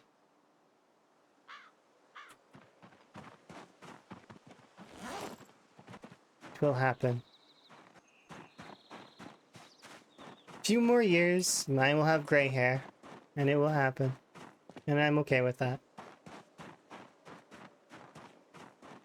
Either that or it'll go away, I don't know. I know, probably not though. Probably gray. I don't think I'm... Will I go bald? No. None of my family are really bald. So I don't expect that I would have any genes that would be forcing that upon me. I can do my little intro thing for you if you prefer. Yeah, gray looks good for some people, especially, right?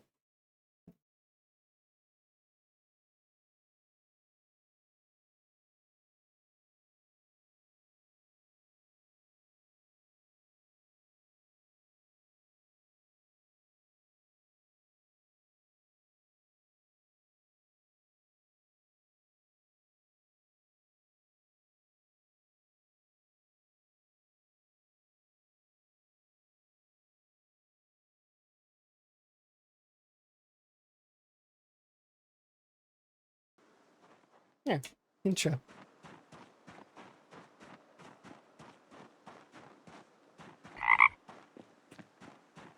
You're heading towards Greywood rapidly. Being old is good. It means you've arrived. You're winning. Comes with like a bunch of other things too, right? Like being wiser.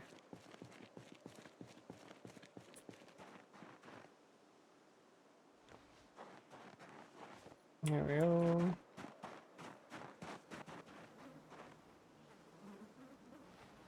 Watch that.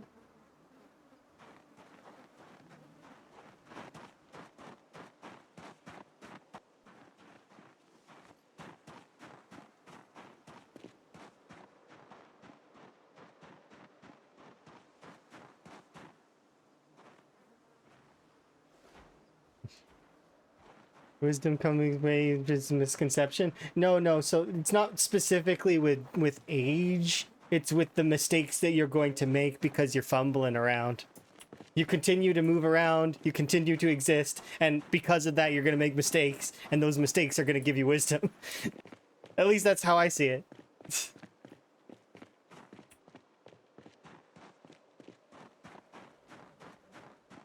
That's definitely how I'm incurring my wisdom. Fumbling.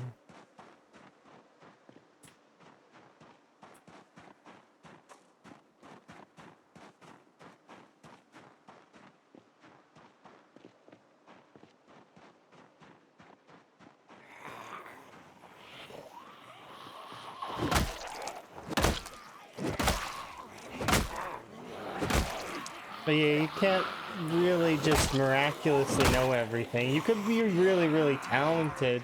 You still have to exist for long enough to learn the things. There's no just magically knowing all the things. You gotta learn from someone else, or from other sources. Or from your own mistakes.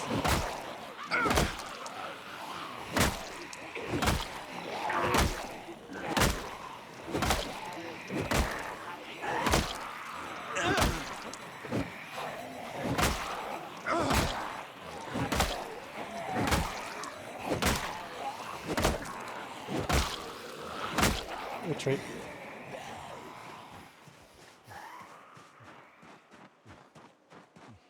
It's really easy to get a gain. I suppose that's true. Depends on what you're doing, though.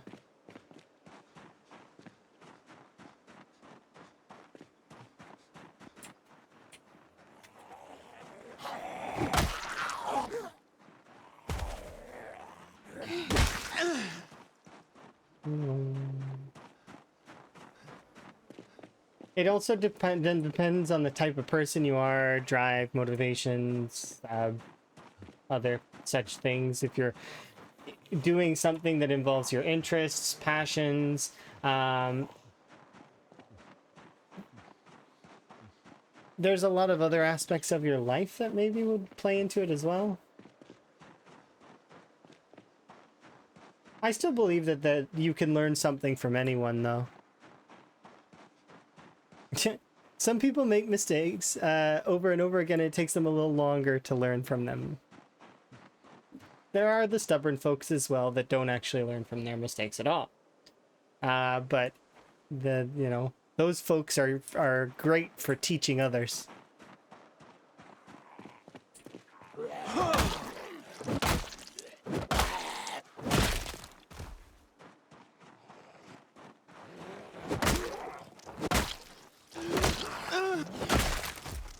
Yeah, other people, I feel like people will always have some sort of value one way or another. Do they teach somebody something, or they're just a joy to be around.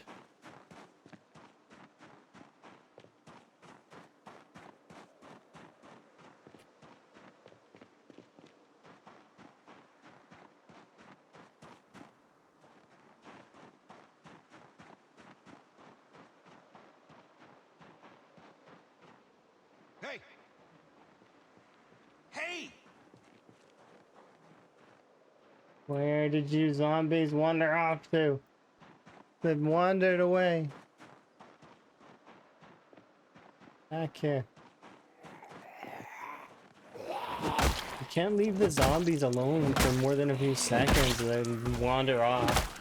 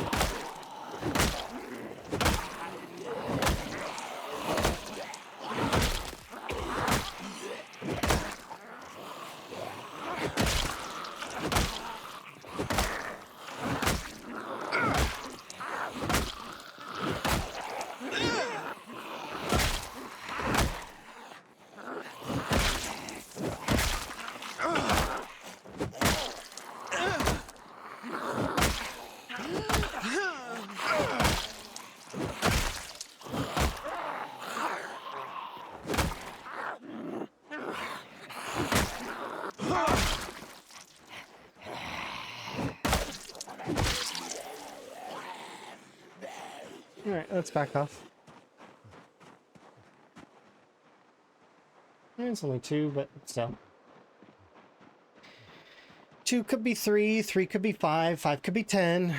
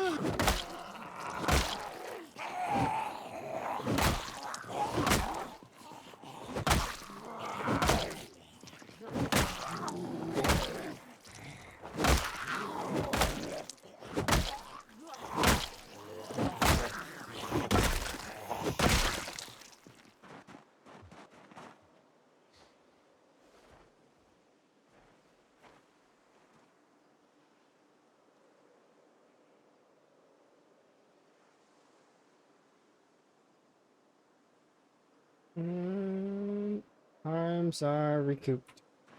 Let's go.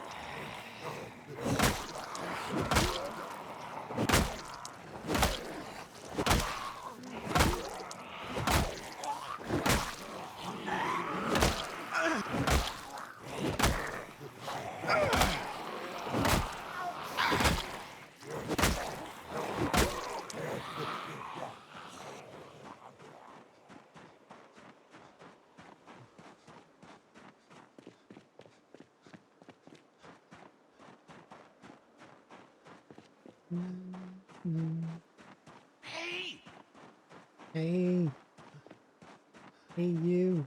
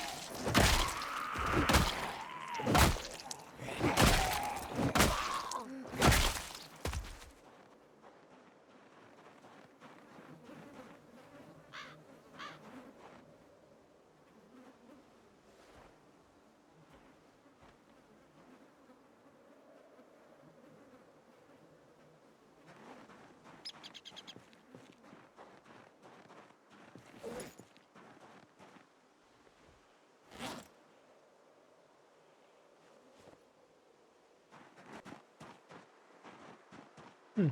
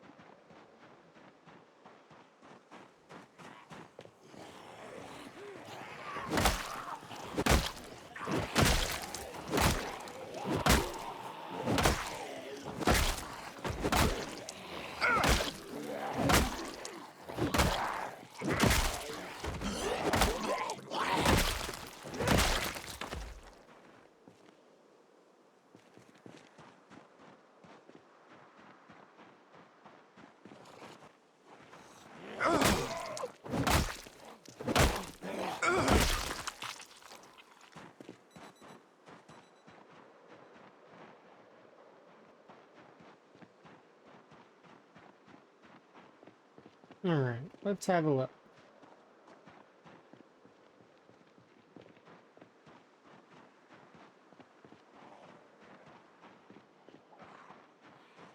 I somehow need to concentrate 10 of you on that fence line. There's more than 10 of you here. Come on.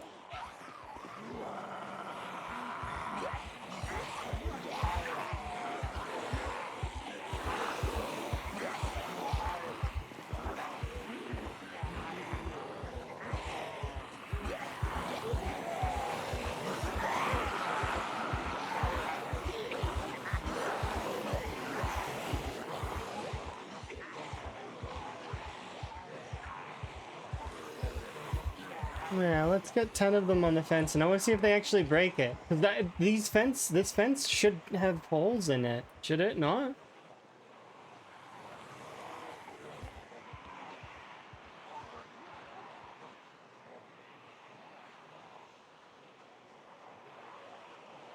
Let's try and get them to group up on one point.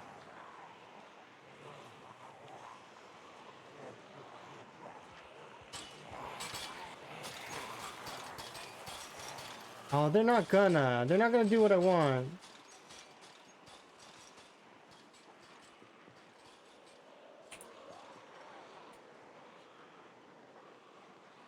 I'll leave you there. You're still kind of, yeah. We'll finish this group off.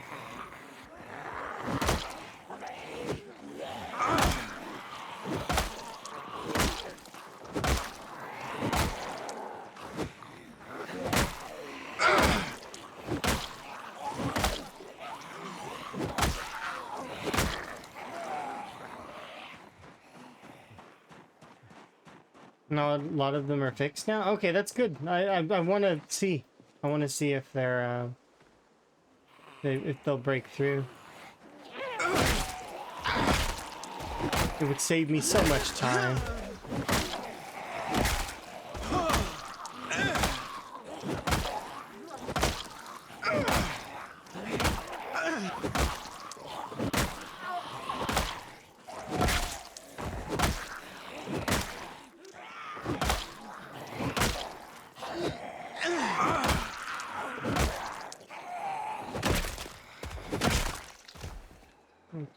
Back off a little bit more. Ah, that means that those zombies aren't going to be on that. But they should smash through it really fast, should they not? Zombies generally will smash through barricades in an instant. We'll have to wait and see.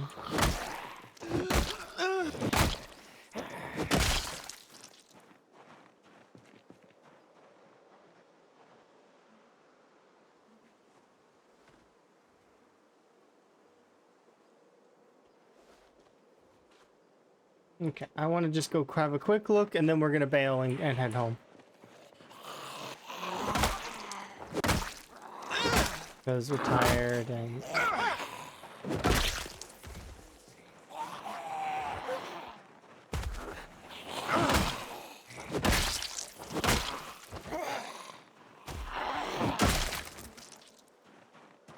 Let's go have a quick look. It was super quick? Okay, good. That makes me feel a little bit better that it's probably we'll have a peak. Because these fences should have been broken, right? They're not broken. I'll come back tomorrow morning and we'll see. Maybe it wasn't enough.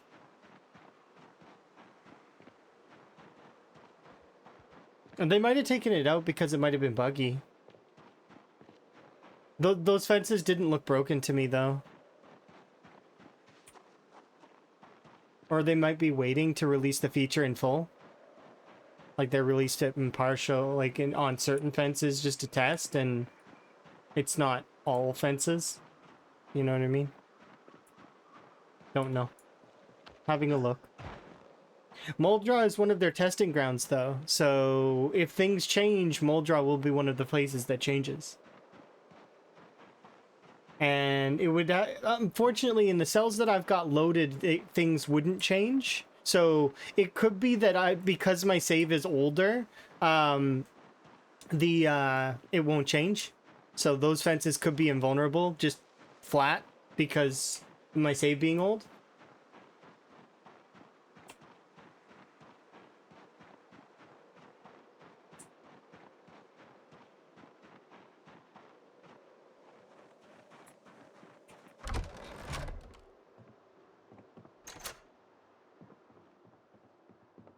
I need to check my boots. Okay.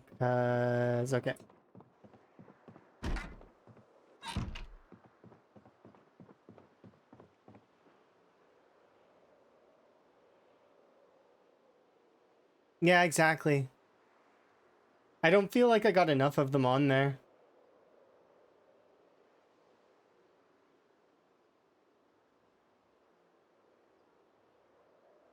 I basically need to throw a watch bag on the fence in order to get enough zombies on there. Which we have a watch bag. I could do that.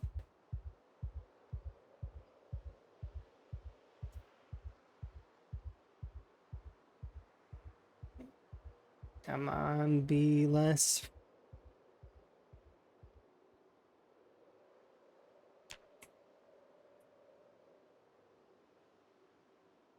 We're also nearly 2/3 of the way through level 3 long blunt, which is nice. That means that if we hit level 3, then I'll swap over the short blunts.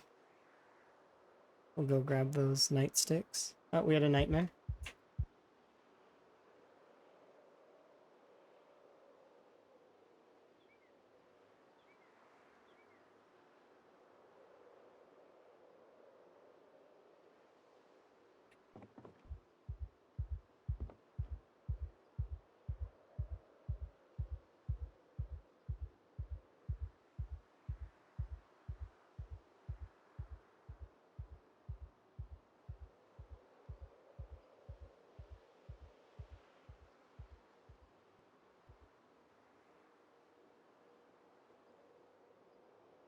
That's gonna ruin my whole day. That nightmare.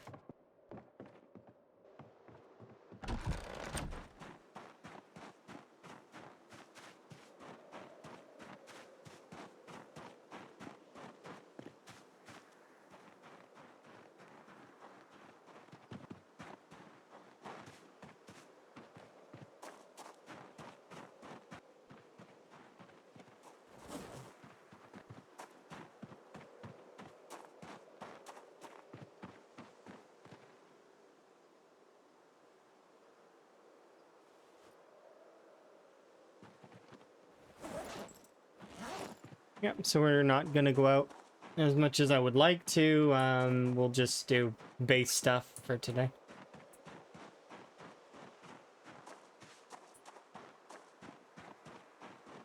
We did end our day early, so I don't want to bother with it.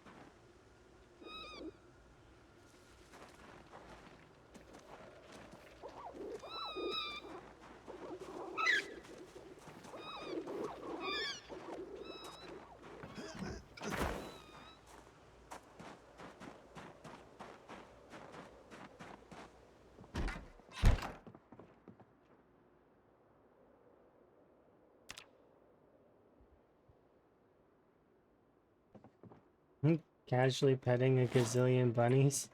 I mean, you know.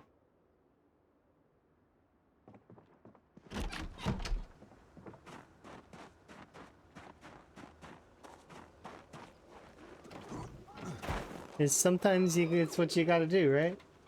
Sometimes you gotta pet the bunnies.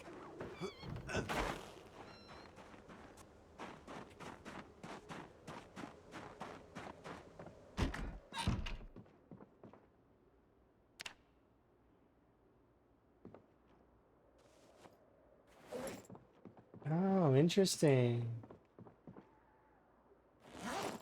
They didn't.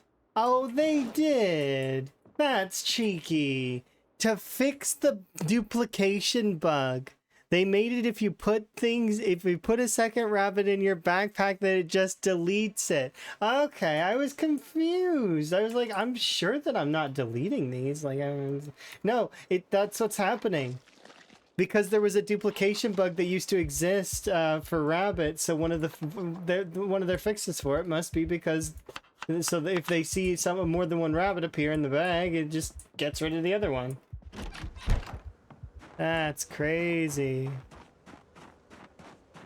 Okay, so don't stack rabbit corpses in your backpack, apparently, because it deletes the rabbits. That said, though, I've taken the rabbit apart now, and we'll be able to. It won't be counting as the same. I would expect. Now it counts as its own thing. It probably dropped on the ground, but I don't see it here. You would see the baby rabbit on the ground, right? Yeah, there are no baby rabbits here on the ground that it would. So I think what's happening is maybe that it's an error of some kind, or maybe that's what they did to just prevent things from getting duped. Is if you try to put more than one carcass in a backpack, it's like, nope, which is fine. I'm okay with that. It just means that you have to take apart the rabbit instead of, you know what I mean? Like, not. Instead of grabbing a bunch of rabbits and putting them all in your bag and then going home. Because the rabbit itself weighs... So, to put it into perspective, the rabbit weighed 1.28 on average. Like, kind of, right? The leather weighs 1. Okay. We can guess that one of these average meats was from the rabbit, right? And that, let's be not generous and say that only 2 of them were from the rabbit. So that's point, what is that for? 54? 0.54. Okay, so 0.54 plus 0.1 plus 1 plus the 5 of these. So 5 of the stack encumbrance would be 1.5. I'm getting mass out of the rabbit that is not the same as what I'm receiving. I'm creating more mass. And I'm okay with that because it's not that great. Like, well, in fairness, it is really, really good calories, but The yeah, it's not. That's crazy. Some more mass is being created than how much it was initially, which you'd have to consider it an awkwardness to carry, because that's what encumbrance actually is. It's actually not exact weight values. It's not kilograms. It's not pounds. It's just the awkwardness it is to carry. Still, that is interesting.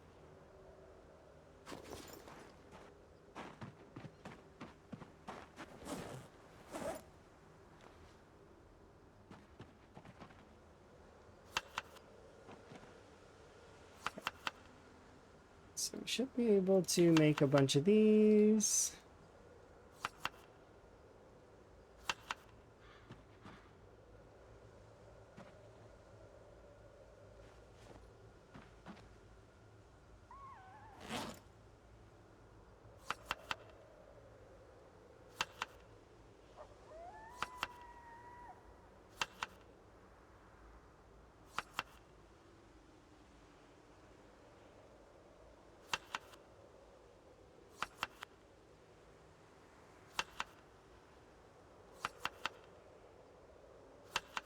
There we go.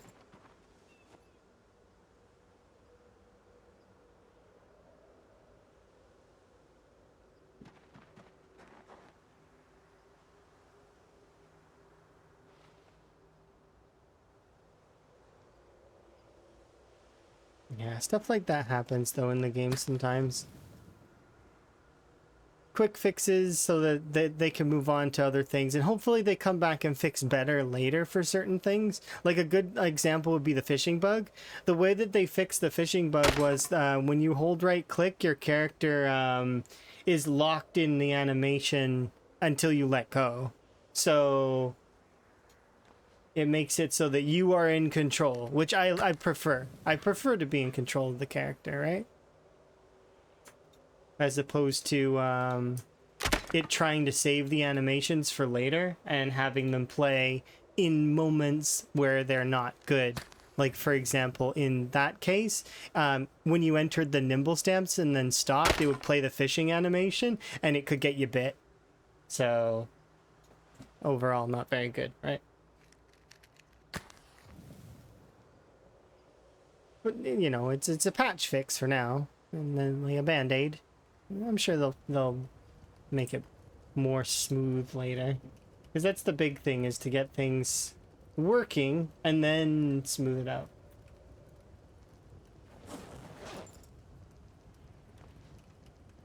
I'm gonna go chop this into firewood.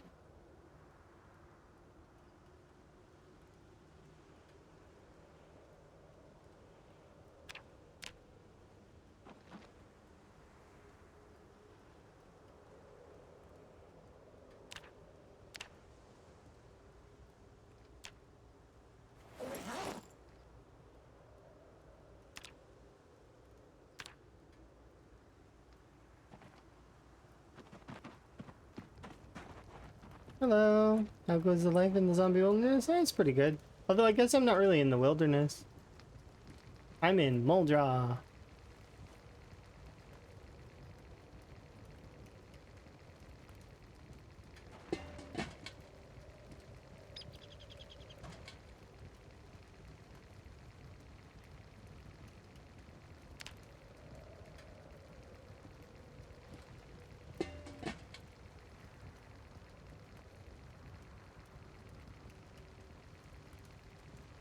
I think it's good though. Hopefully you're having a good day.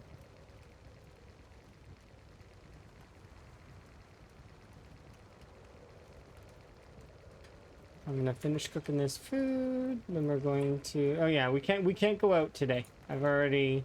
We woke up with a nightmare, so our character's gonna get tired real fast. You're just getting started? Oh, good. Hopefully you have fun with whatever you're up to.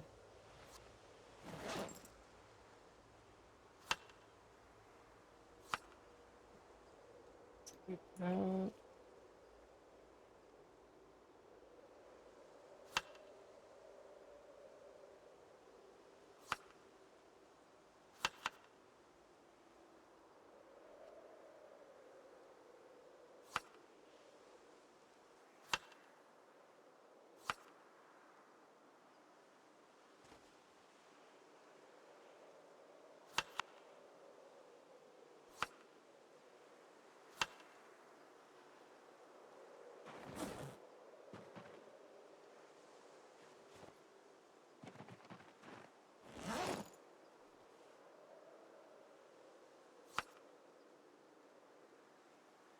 Two more, one more, and that's it for that. Okay.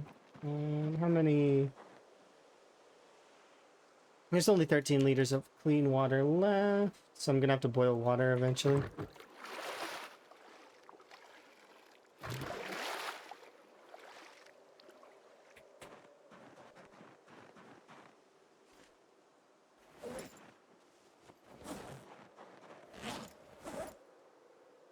What's our weight gain now? Oh, it's decent. Okay, good. We're good.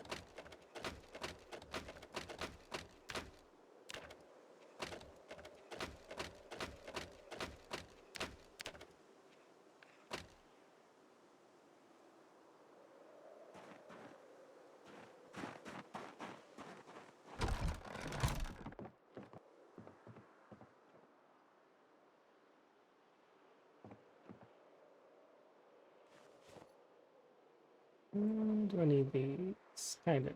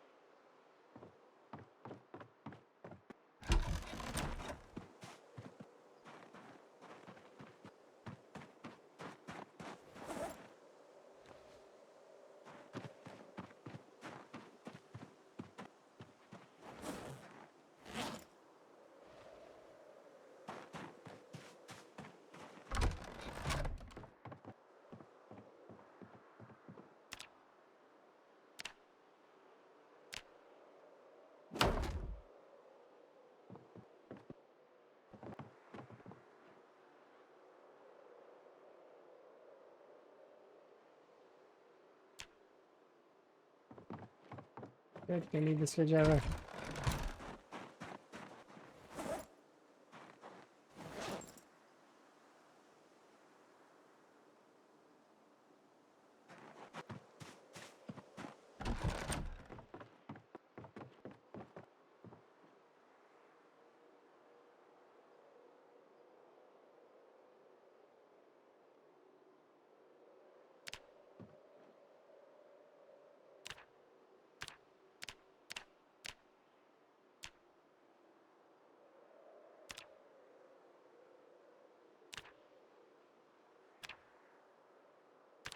You can't be serious.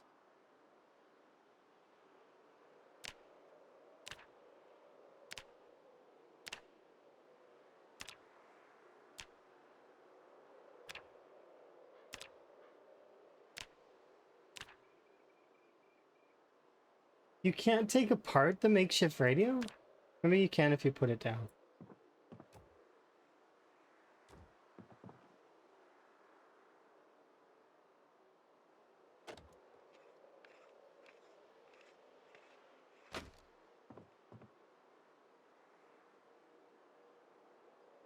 It only gave me a single piece of wire back. That hurts. That hurts big time given how much that cost to make. Eesh.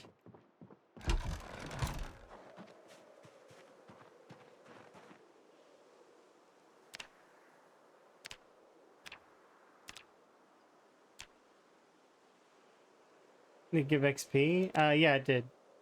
It gave a little bit of XP. Still, the easiest way to gain levels is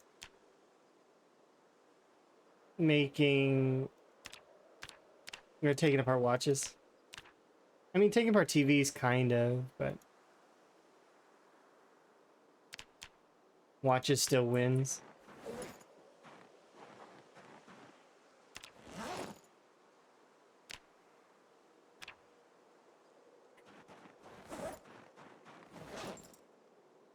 I need to grab all the chipstone that are here and remove them. Why? Because the chipstone will be used as knives if I don't.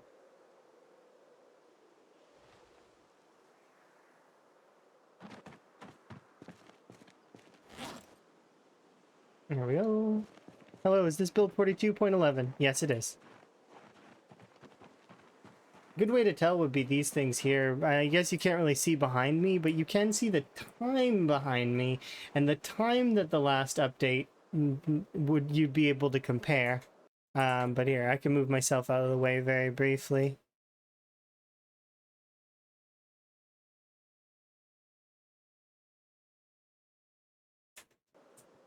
Generator maintenance is a good way if I have generator skill, which I do not have.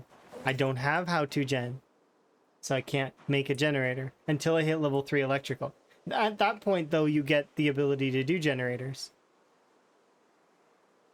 Thank you, Build 42, for all the auto-learn stuff.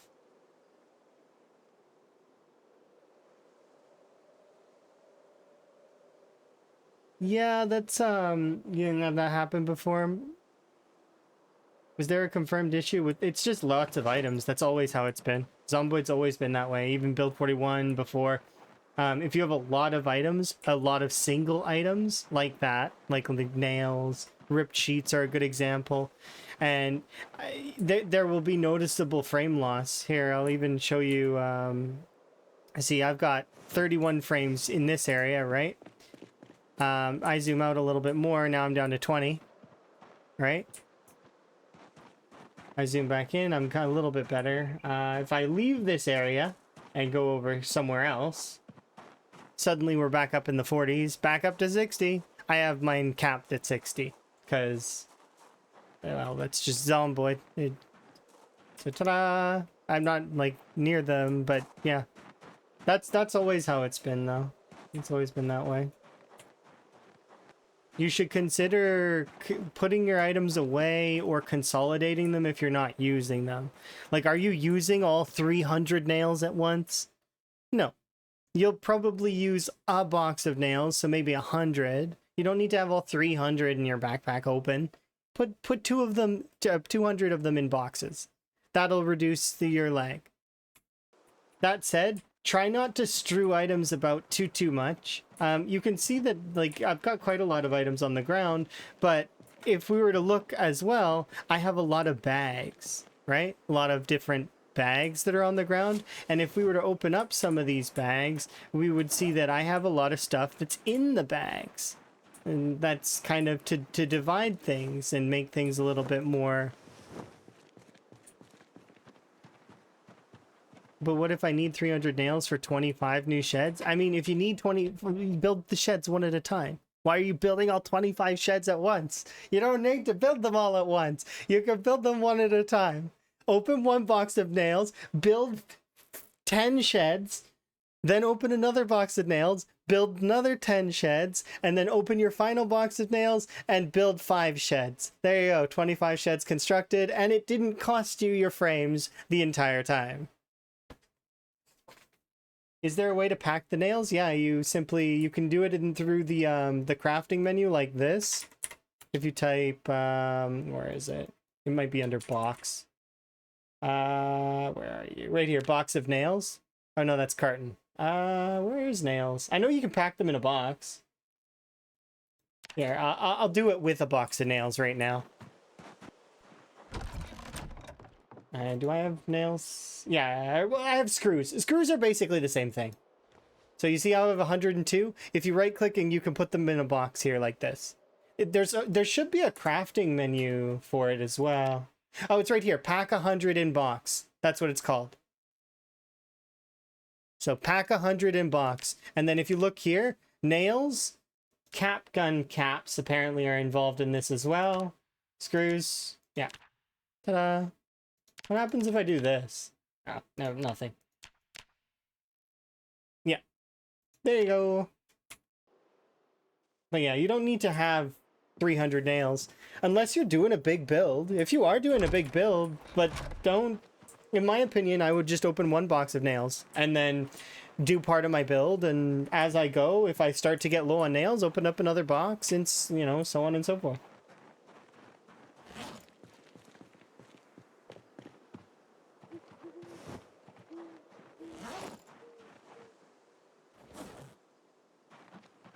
Consume the nail.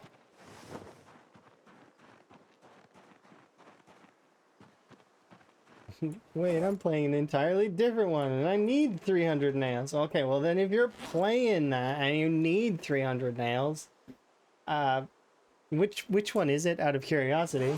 And because I'm curious. Which one needs 300 nails? Is it like 7 days? Or Humanit Z? Oh, that's completely different. Completely different game. That one's a run and gun, isn't it? I'm pretty sure. Something like that. I haven't played it. So I've seen friends play it, but I've never played it myself. People have suggested I try it though. They're like, oh, it might be like PZ. It doesn't look like PZ. It looks more like, I don't know, like kind of like State of Decay a little bit.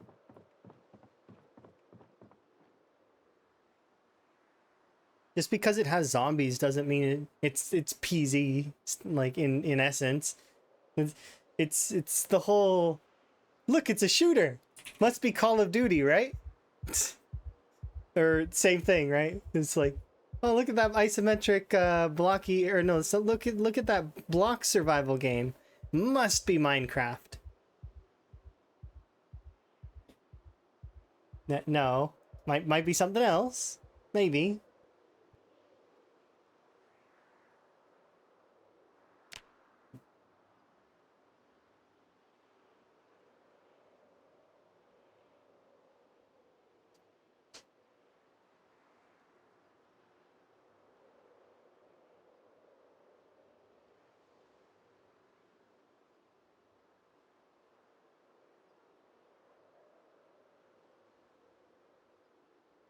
Yeah. And PZ's the opposite. PZ has even stated they don't want to do in the vanilla game. They're not doing the special infected. Why? Because they don't need to.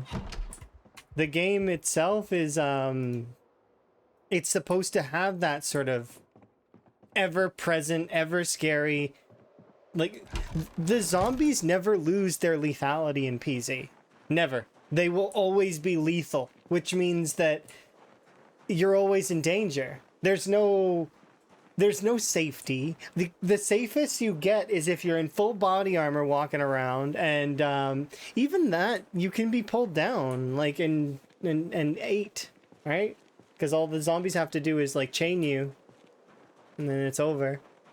That's one of my favorite parts of PZ is that it is that way. Oh, we get to go out and play today. I get to go out and play. I'm not hampered by having had a nightmare.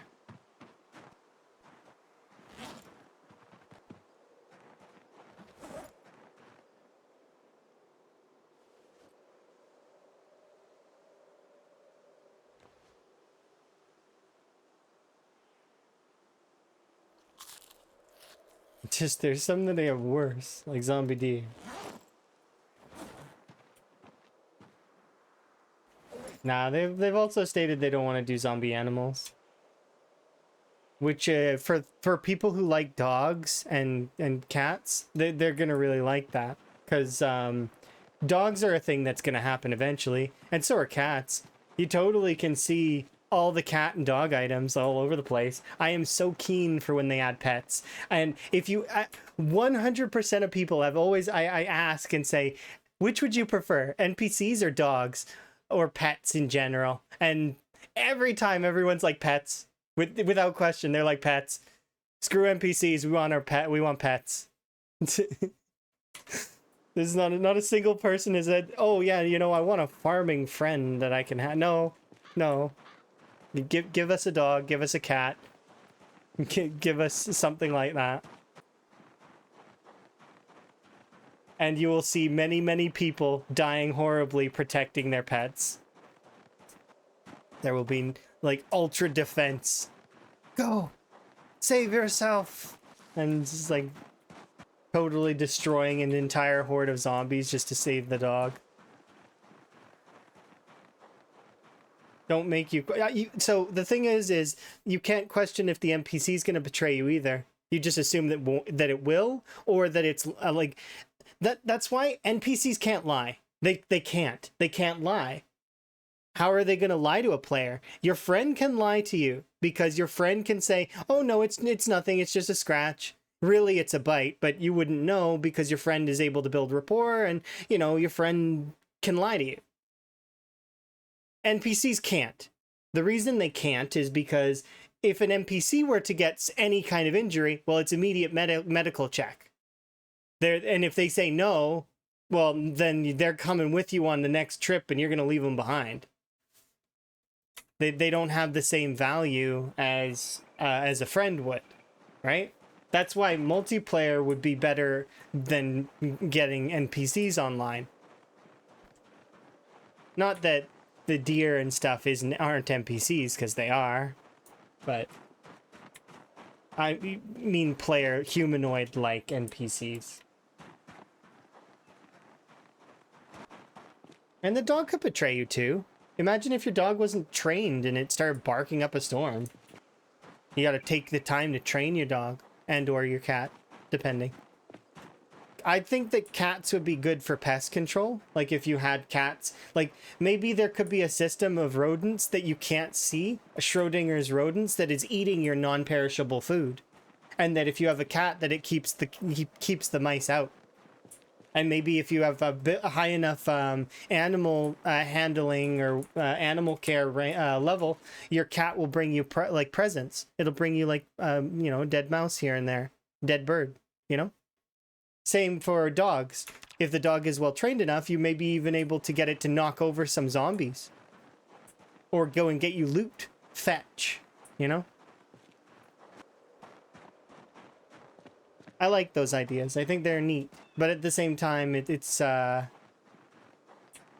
dogs can also herd. So maybe the dog could lead away some zombies. Could you imagine that? That would be cool. You don't have to kite the zombies away yourself. You just tell your dog, go herd those zombies. Or like, you know, obviously simpler commands. I'm not the best for dogs, but something like that, right? Be neat.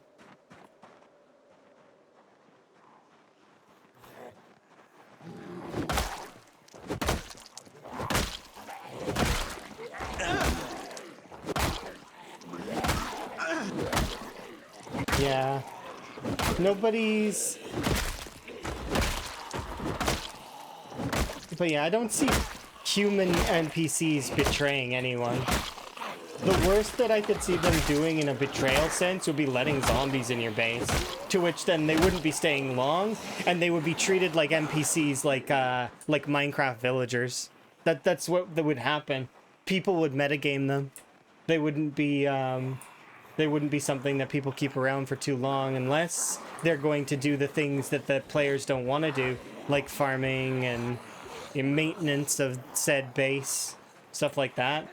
The mod that Rhett was looking at just recently with the NPCs looked promising, though. Where he had a wife. That one looked good. But I think that that's where it should stay, for now. I think that NPCs should be something that's done later on, and it's already going to be done later on. A pet system will be much sort of easier, but also still complex, right?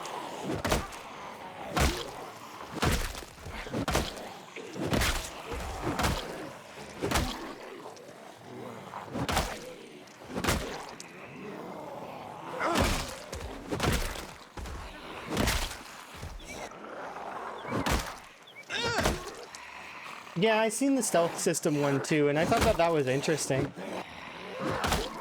Where the zombies don't really know if you're there. Until they do. It gave PZ kind of real, or seemingly real stealth mechanics. Because currently the game doesn't have really real stealth. Like, not really. At least not in my opinion. There's folks that will argue that, oh, but it is stealth, but not really.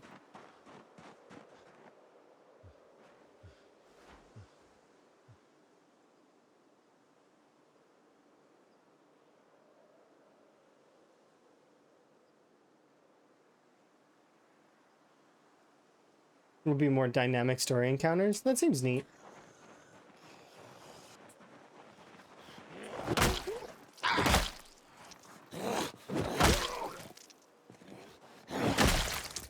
I'd prefer they wait, though, until they've done their pet systems first. And if you were to ask anyone in the community, it's the same. Like, it's 100%. It's not even a percentage comparative difference. It's a 100% of the community wants pets over NPCs. At least from what I've seen. Now, of course, I guess we could say that my data pool is smaller, but it's still, I've had nobody's had made the argument for NPCs over pets, and I don't think anybody would.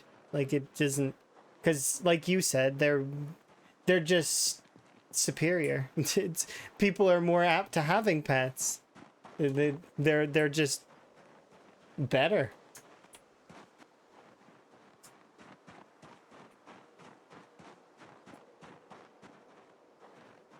Even if it was something like a hamster or a fish, I could see that still being pretty good too.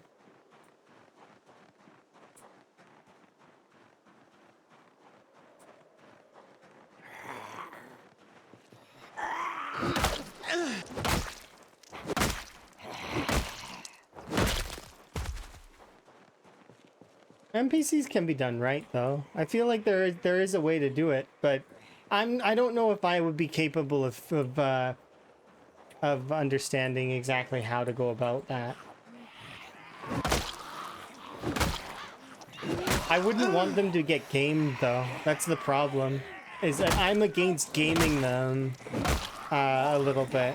Like, I would likely use those mechanics, but I'm not keen on that kind of stuff. I find exploits and bugs novel sometimes, but I don't really like that kind of stuff for the most part. They're cool to see, though. Like, but then after that, it's like, okay, well, I've seen it now.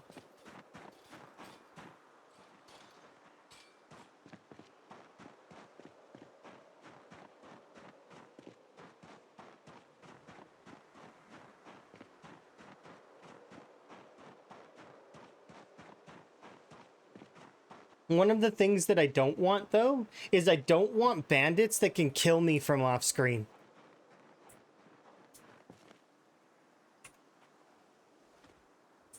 Not interested in that. Those are good for short-term gameplay, but I wouldn't add that to my game. It would be something that if it got added to the game, I would take it out. And that's part of the fun of Zomboid, is that it is a sandboxing experience. It is, so you can tailor it exactly how you want to play. And that's not something that I would do. Not that I wouldn't play with it a little bit. I maybe would structure some runs around it. But the thing is it's not something that I would play long term. It's like that 1 week mod or whatever. You know, those mods are cool and fun, but they're not something that I would see myself playing long term. Because if I wanted to play something like that, I wouldn't play Zomboid. I'd play something else. A game that does it better. Right? There are games out there that do those sorts of things in a superior way. I don't need Zomboid doing that. Zomboid is Zomboid. I don't want it to become something that it's not.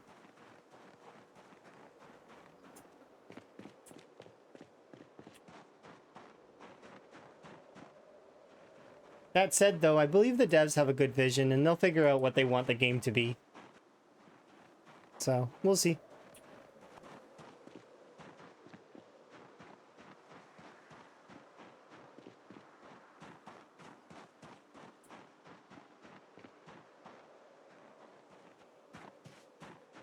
But I don't mind the idea of having an NPC that waters your crops or stuff like that. Like, I mean, that stuff is fine.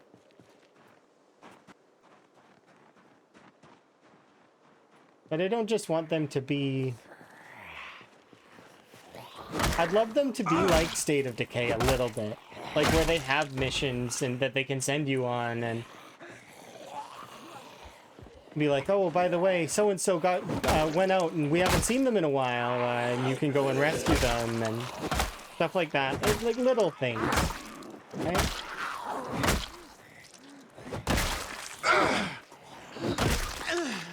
You may need romancing options. They've already said they're not doing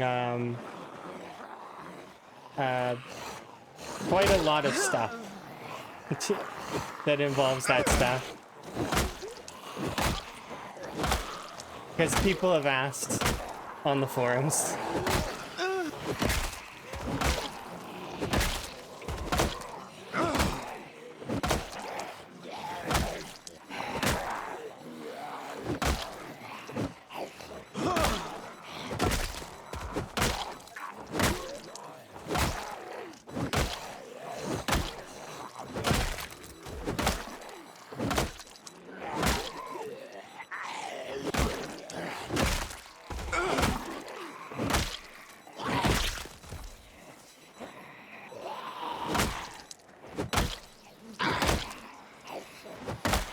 Although I think that having like a Shaun of the Dead style zombie in a shed wouldn't be too bad. You know, chained up, and you provide it with like meats, and it does like, I don't know, really basic tasks in that particular area, but you risk the chance of it breaking off the chain if you don't feed it. That wouldn't be too bad. But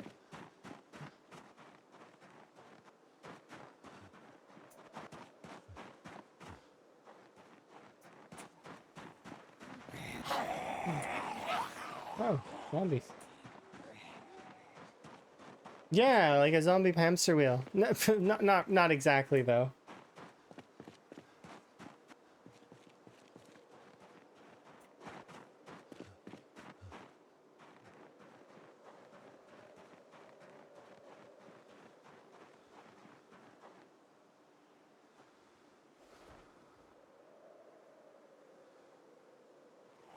It's domesticated zombie mount. No, they already said they're not doing zombie animals.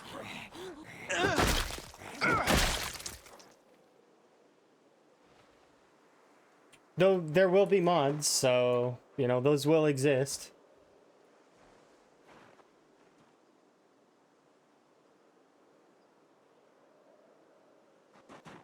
Mod creators do everything in that regard. So anything that's like, nah, we're not doing that, will still exist.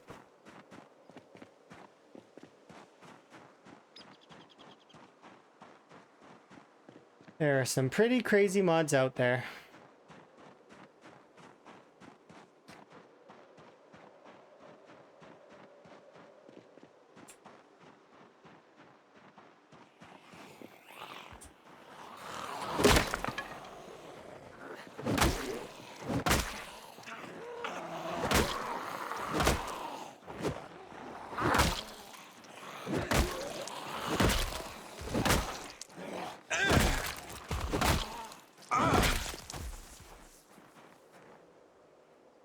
That wasn't intentional, though. They didn't mean to do that.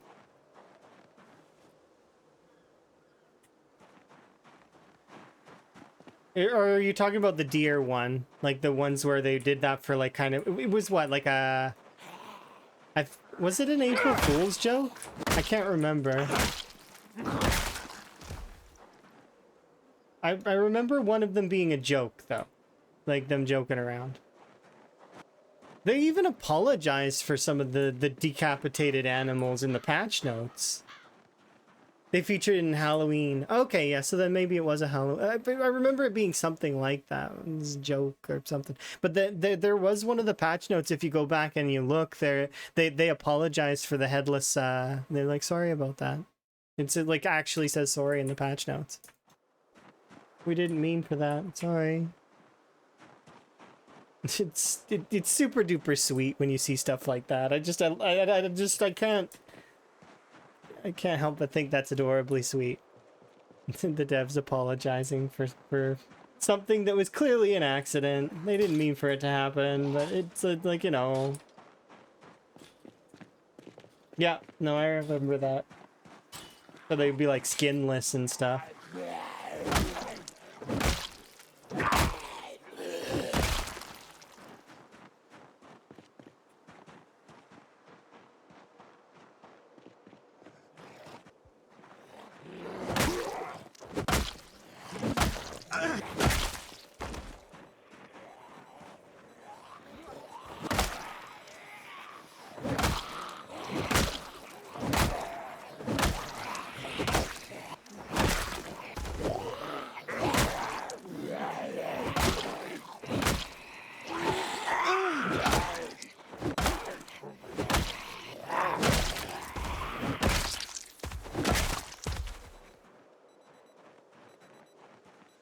There we go.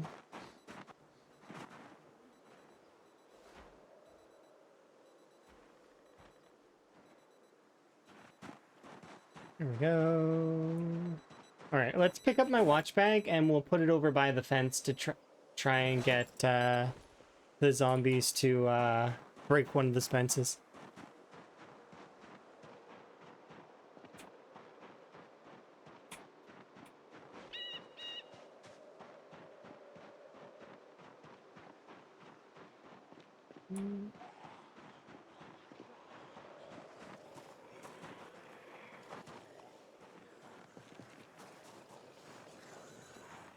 Hey! You're amazing. Just gotta go this way. Thank you for the follow, by the way. Do appreciate. I do anonymous follows so folks can enjoy their lurk and don't have to feel like they're called out. But I do appreciate.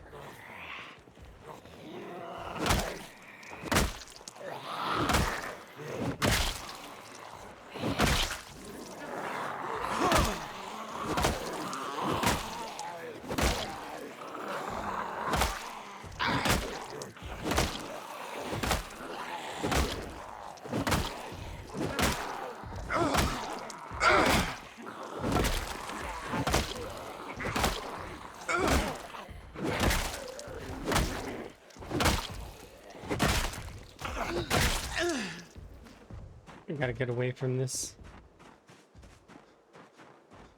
arrest over here. You wonder how effective the megaphone, seeing as they did change it, I think it's slightly louder, but on these settings, it's not going to be too much louder, like, then, because I can shout and I can whistle right now. I think it'd be about the same as the whistle, but I don't know for sure. I do remember, though, that they did change it to be a little bit louder. Or at least I think, last time. But I don't know. At the end of the day, the whistle's good enough, though. If I wanted to pull in zombies from my, just outside of, like, the... It's like a 1 cell and a bit radius. So, like, if I were to whistle from where I currently am,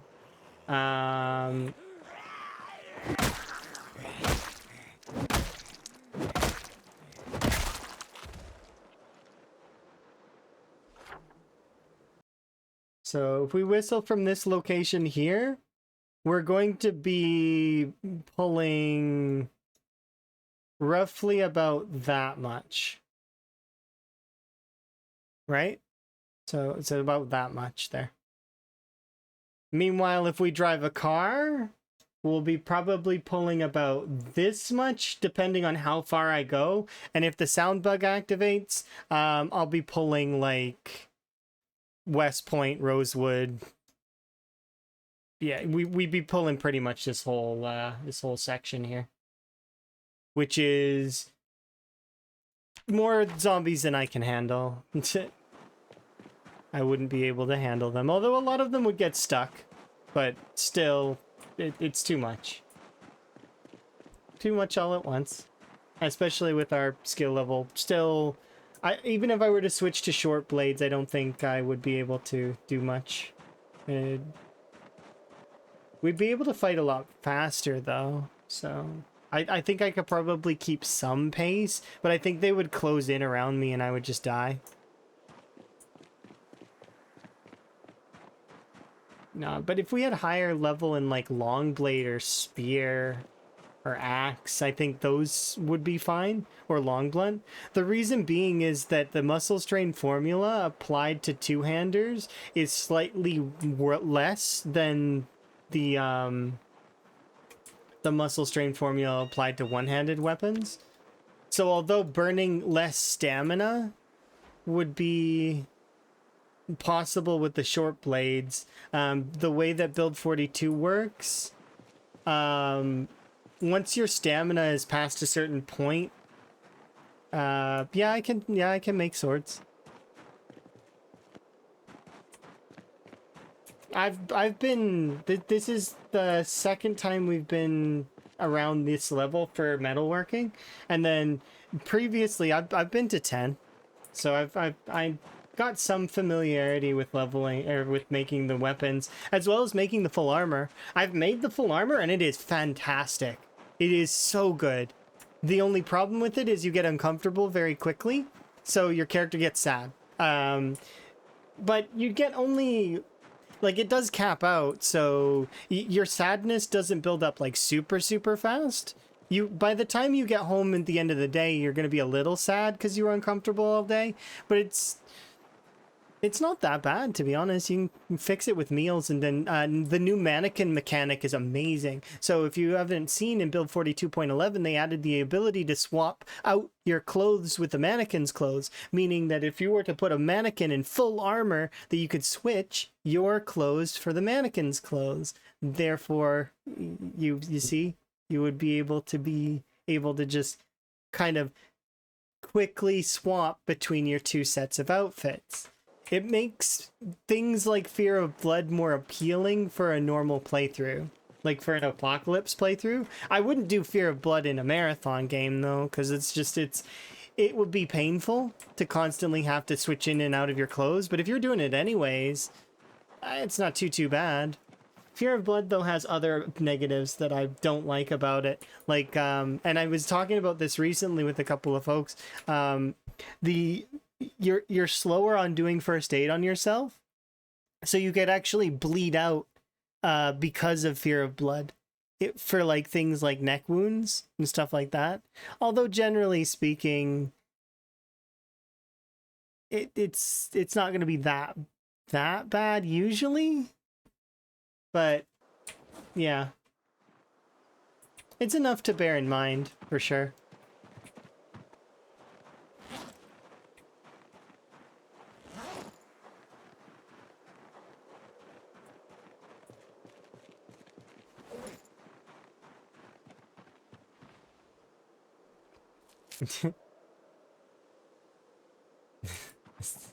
That's the most realistic thing.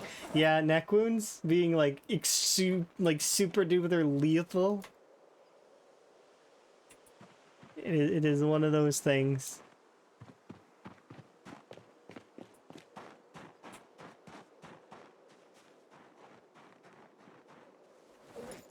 Did we level up our... yeah, we did. We leveled up the long blunt. Okay, so I'll drop these ones there.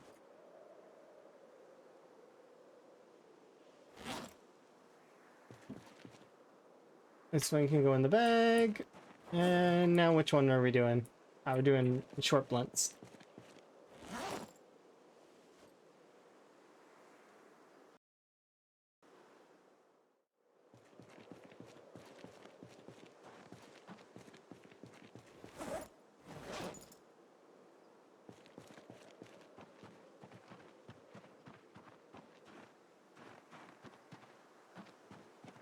Just making it worse.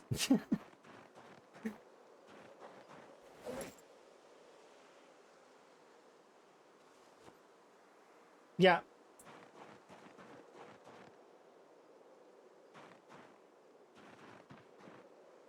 You got one? Oh no, so it's not that they just aren't as lethal anymore.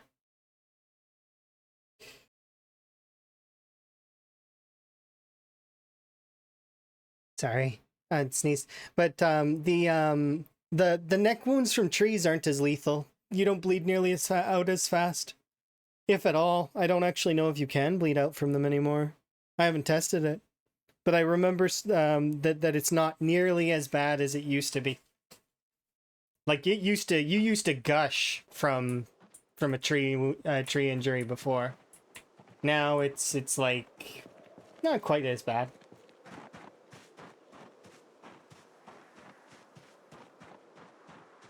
You'd be lucky to catch it if you really were paying attention.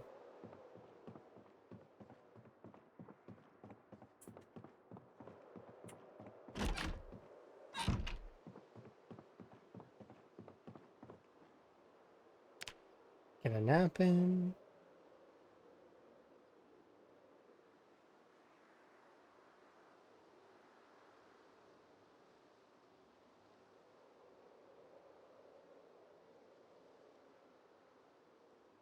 Work on scarecrows? I'm gonna try it here in a little while. It's on my list of to-dos. It's actually like it's like the third one down on my list. Because there is a scarecrow in one of the I was gonna show on the map, but I can't. It's in one of the backyards. So I'm gonna give it a try. I would expect that you could though. They are the same as. So we'll give it a try.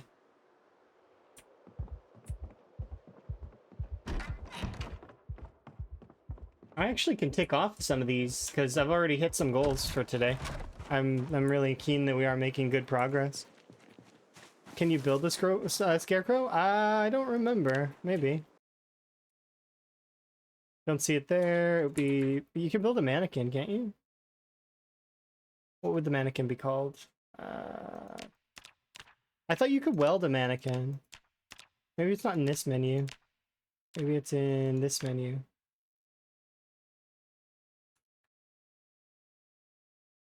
Oh, you can make a scarecrow in this menu. Requires the recipe.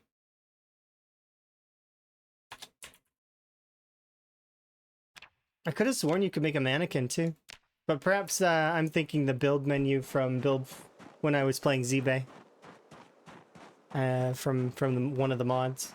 That's something that happens very frequently, is that mods start to cross in with vanilla. I'm trying my very best, though, to make sure that there's a disconnect there. So that's why I'm not sure. And I don't know. I'm not sure. Scarecrow is there, though. Requires 100 hay. Which actually is not super duper easy to get. There should be a scarecrow back in one of the backyards here, though. Yeah, it's right there. Are those tomatoes? These can't be harvestable.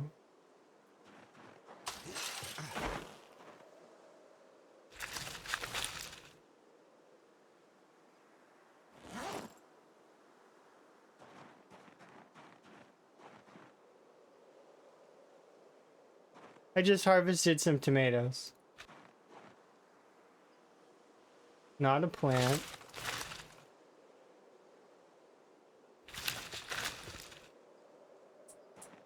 Yeah, I don't like the common sense mod either, really, because although some aspects of common sense could make sense, they make some of the gameplay elements not... we managed to pick up a few things. And let's see. Oh, look, switch outfits. There's a button there. Switch outfits. So yeah, the scarecrow counts. Can I pick it up?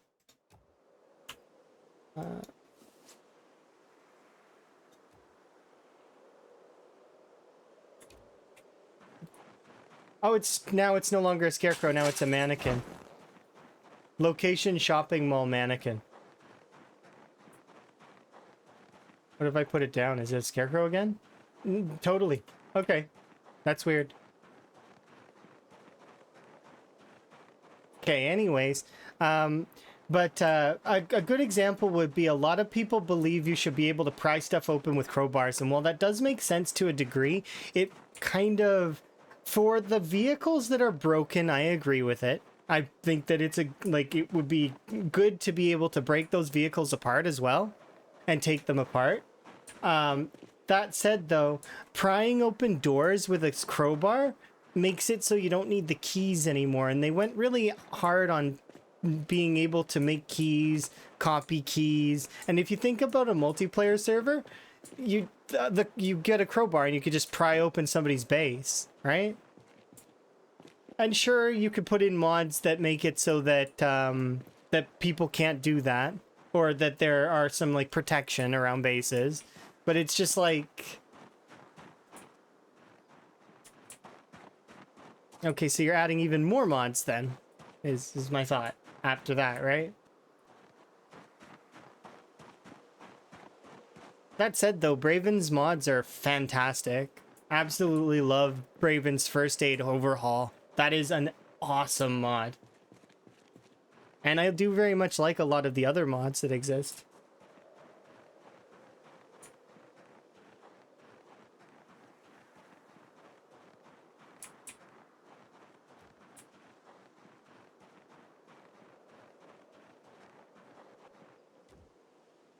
There we go.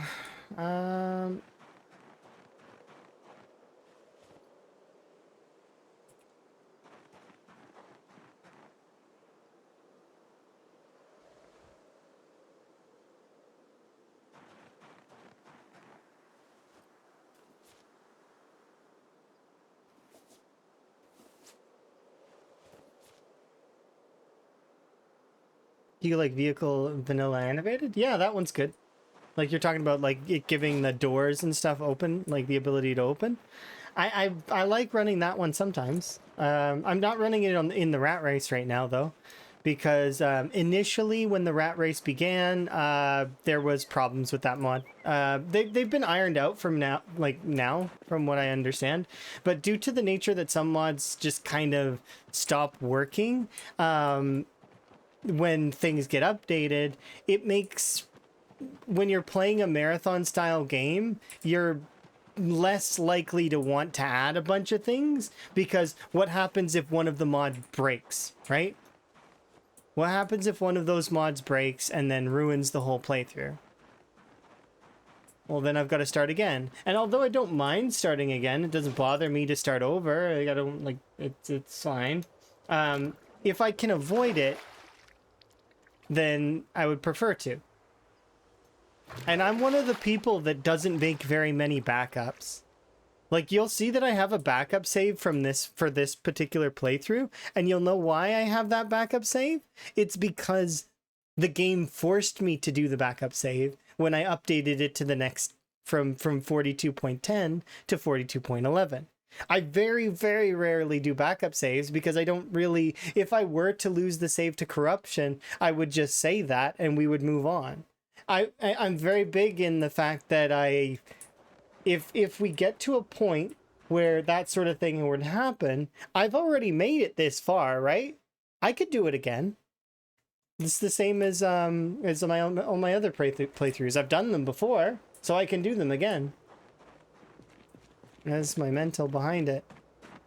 But yeah.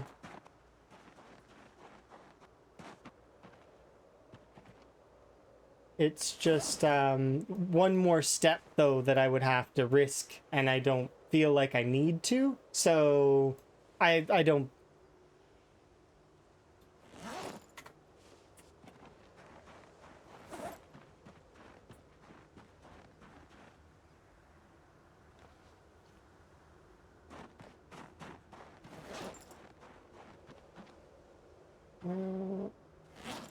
Yeah, put that there.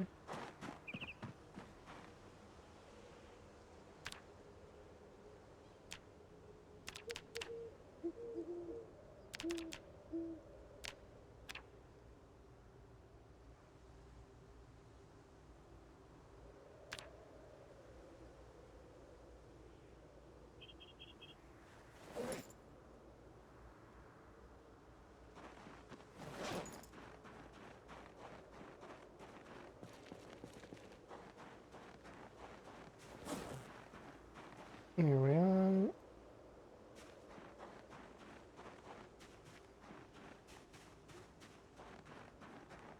That seems nifty. Well, I'm sure that's very appreciated for a lot of folks that like those kinds of things.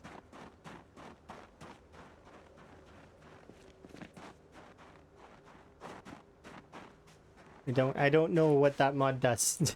so I do apologize. But that said though, there are lots of people that love certain mods and can't live without them.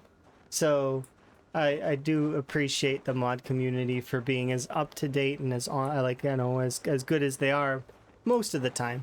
Outside of the mod drama, which I'm sure you've probably seen plenty of.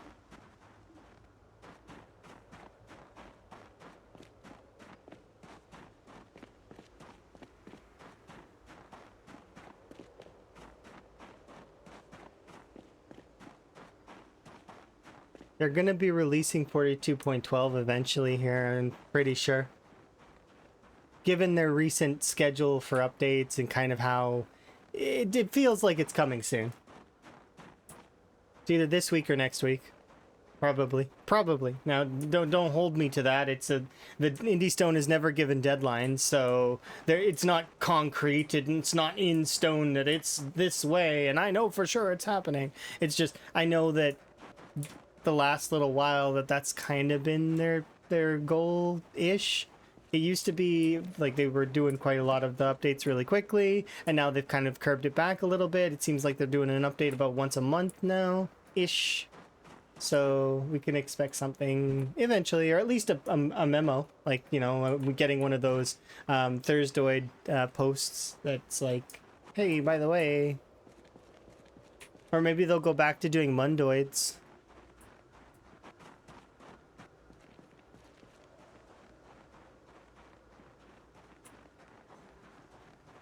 Zombie behind me.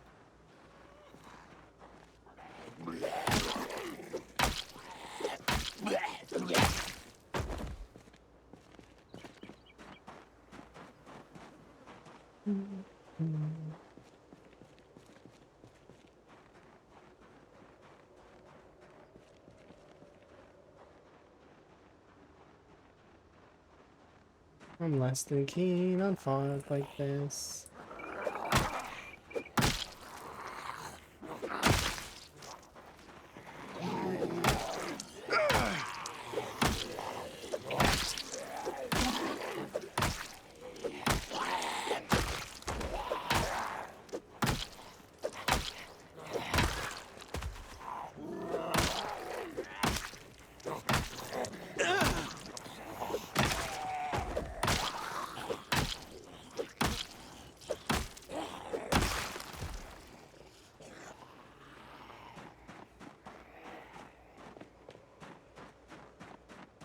Back off, give my arm a little bit of a rest.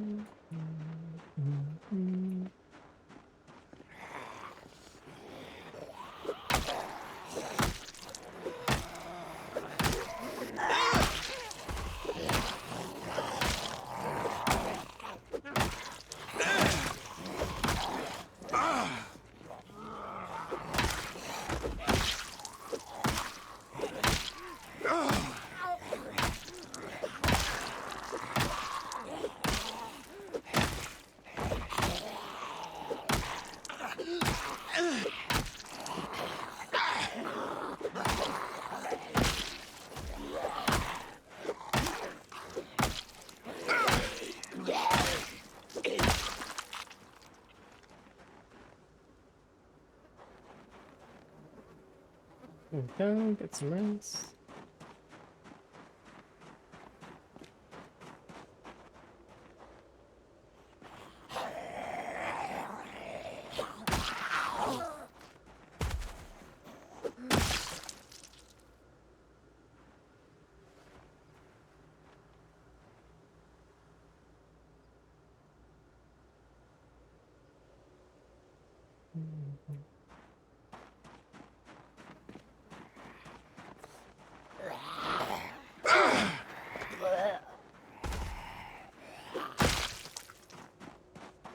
Quite there yet. Soon though.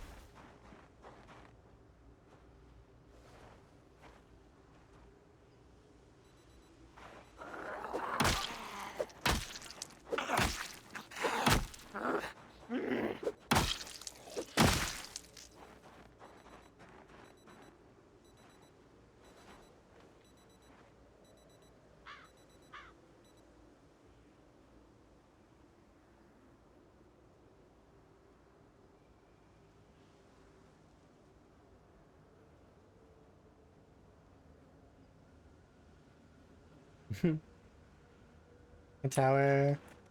How are you?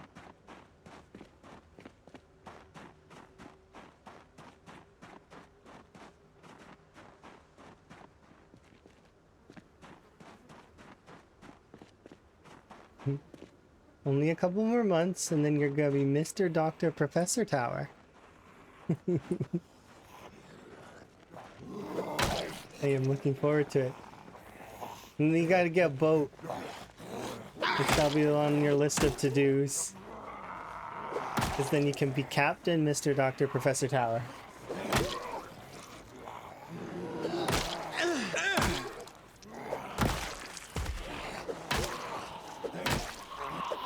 And then you can run a school. You gain the dean title. Get knighted by royalty. Gain a knight title. I think of how many can you collect? How many titles can you collect? There's gotta be a lot, right? Control their mutant powers. Yeah.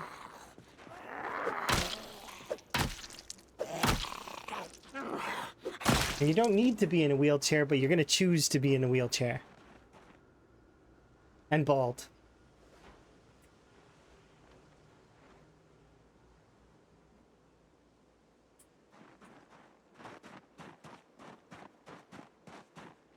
Because honestly, you don't need to be in a wheelchair at all. At least he could totally float around if he wanted to.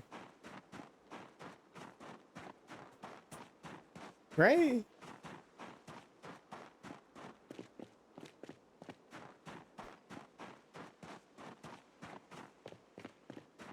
Come to think of it, couldn't he have forcibly moved, like, his limbs? Which means that he could just... Imagine ever touching the ground. Ugh, it's so dirty. It's beneath you, literally.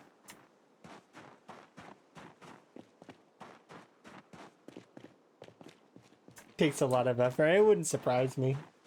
Constantly fighting against forces like gravity.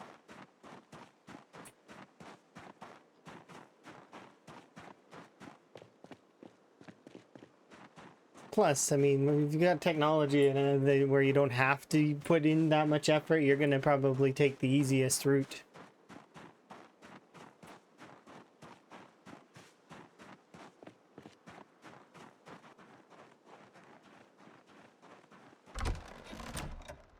Lock the door.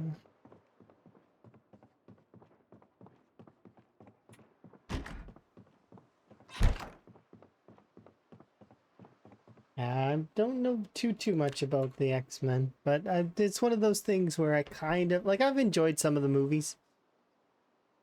I think they're okay. Superhero movies are nifty. They give you an interesting perspective on what we are what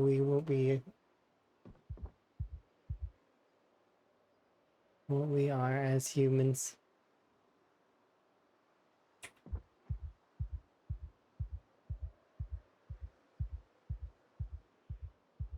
Let me sleep. It's sleep time.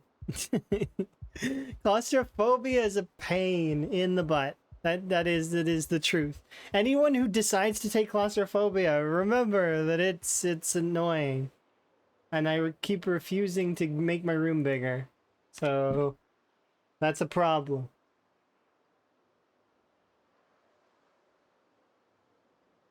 I could make a bigger bedroom. Or I could wait 5 seconds every night. Making a bigger bedroom is a lot of work. Even though there is a room outside that is technically, I could throw a bed in there.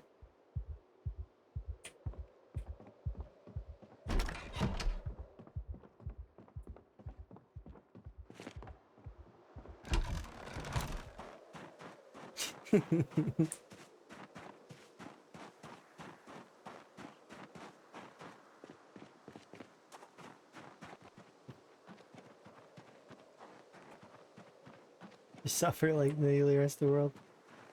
Easy.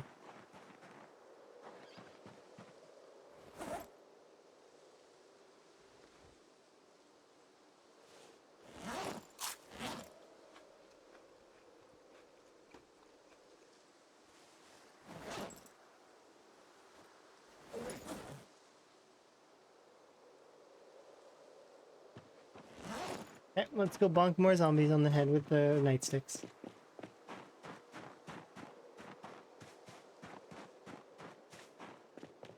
Are things in Canada? I mean, I don't know. I don't pay too much attention to current events. That said, though, they seem okay. Okay-ish. Paying attention to news and stuff like that, I feel would bring me down. So I don't go on those things very often. And when I do, it's usually prompted by someone else. Someone's like, you should go look at this. I was like, okay.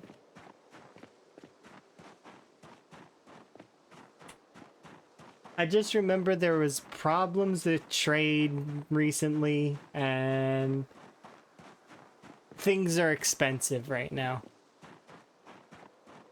But it's not directly affecting me at the moment. At this time. It may adjust some things, but not noticeably right now. Aside from the stuffed animal that I ordered for Emma, costing more to ship it than the stuffed animal itself. Like a lot more. Like triple. It was absurd. But Emma really wanted the stuffed animal, so... You know...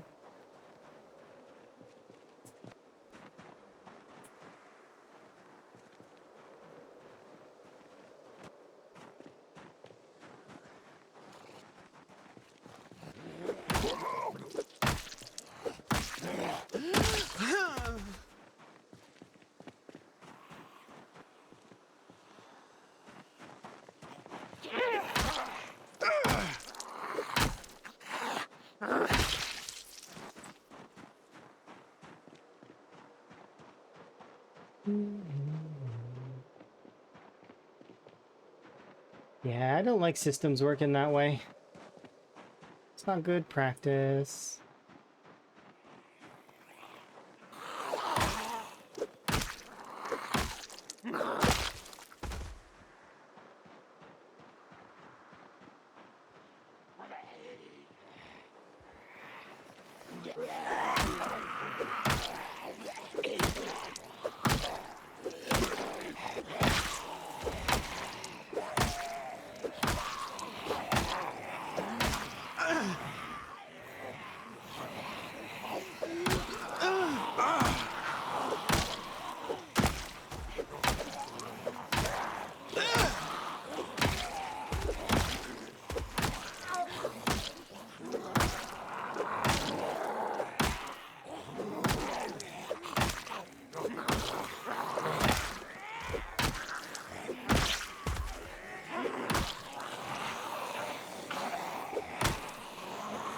Bad for business.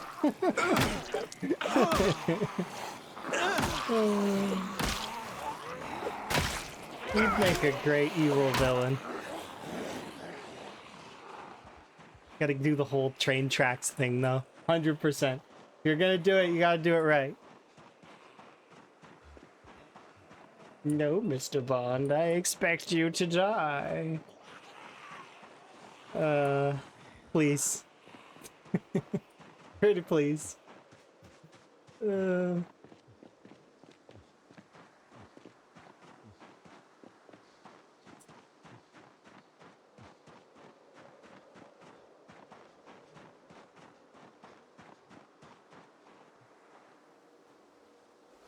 Recoup all this stuff.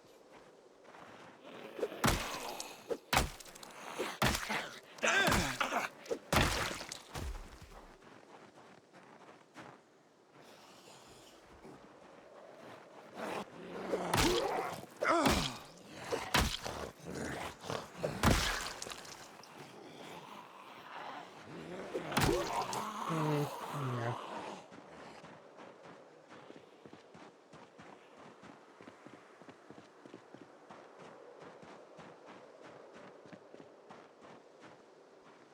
300, right? Yeah.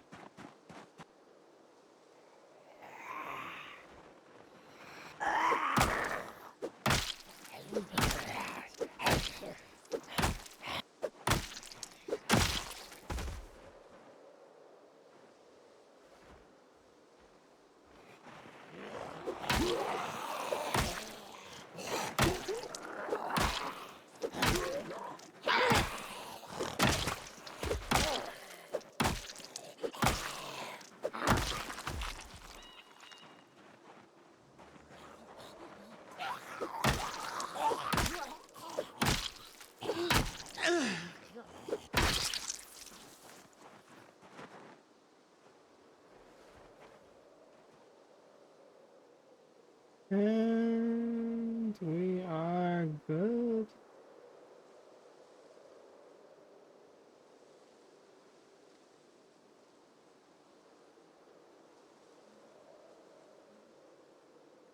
You're good.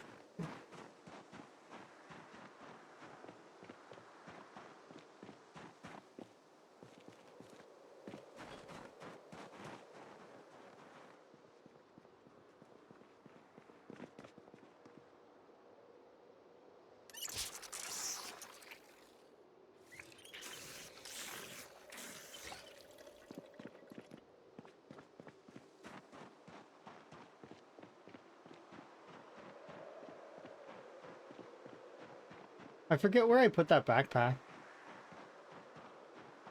Put it next to a fence, right? Pretty sure. 75% sure. Oh look, they actually did break some of the fence down.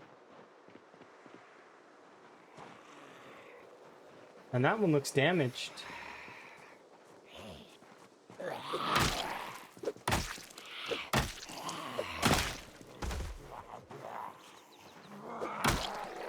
But I want to see the metal fence damaged. That's what I want to see. Show it to me.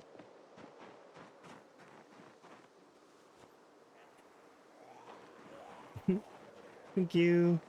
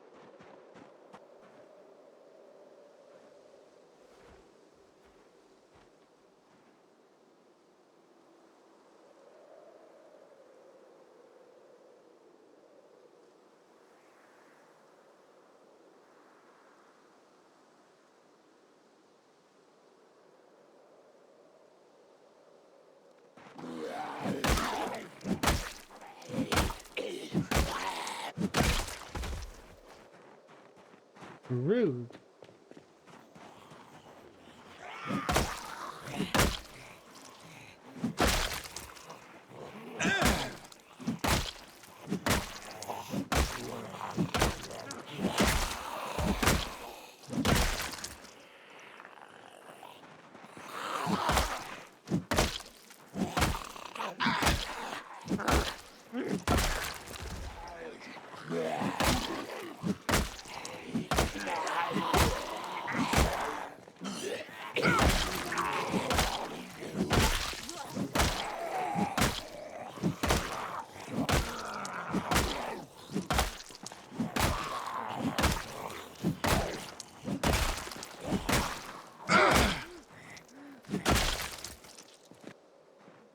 Rude behavior and migrating behind me like that.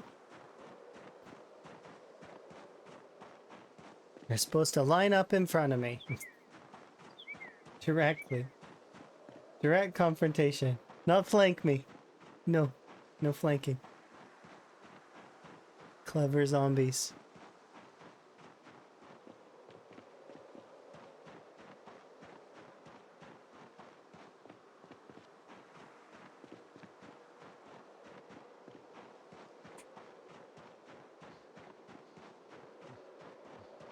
Go and get an in-game nap in. Shut up, like, I don't have any food on me.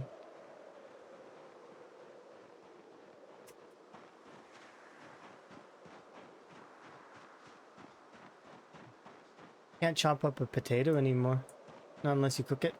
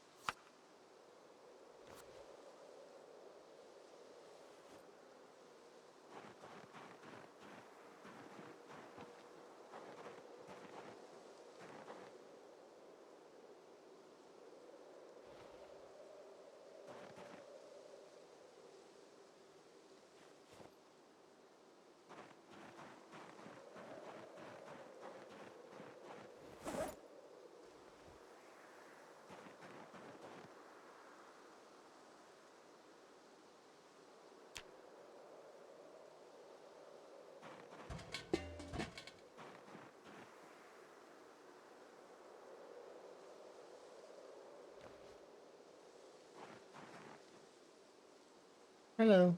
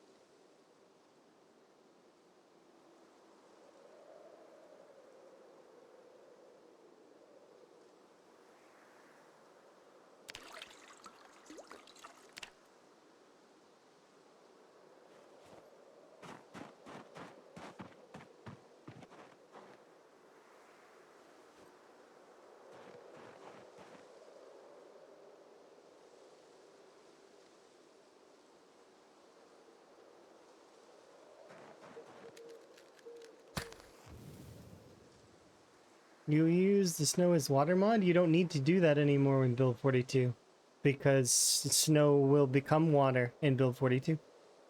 It's already built in. It's vanilla. So, yeah, that's part of build 42. You didn't know that? Yeah, they added it a while ago. That's to build 42 though, if you're playing build 42 unstable. Now, if you're not playing build 42 and build 41, you're probably going to need the mod if you want snow to count as water. But there's no melting process, it just is water. When do I think the next update will drop? Probably within the next, like, either this week or next week. Build 42.12.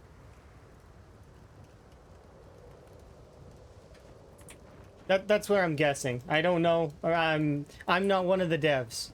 So don't, like, they could drop it next month. You never know. They're not on a time frame or anything. There's nothing like that. So that said, though, it's based on what they've been doing lately is why I'm saying that. They've been generally dropping an update. Initially, it was they were dropping them more consistently in the beginning, like fairly, like semi every couple of weeks. Now they've toned it back to dropping an update every month or so.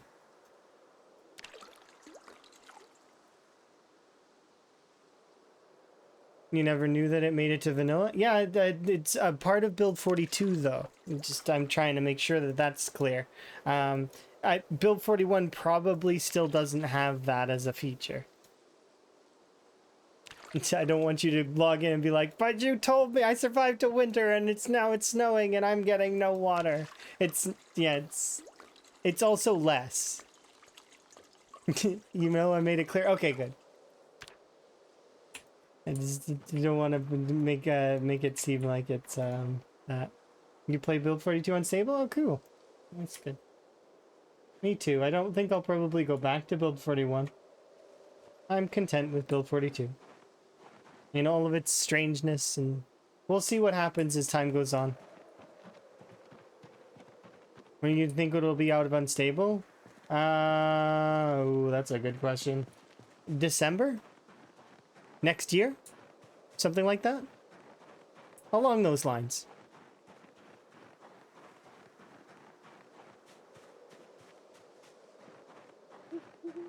Do you like basements? That's fair. I think basements are cool.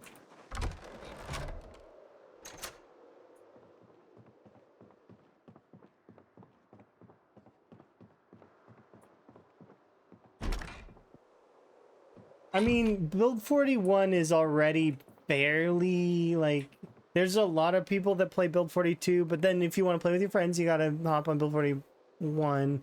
It's yeah, I kind of agree with you though. The second multiplayer drops for build 42, build 41 is gonna be like that meme with the couple and the guy looking back. Yeah, that's gonna be what happens. That meme.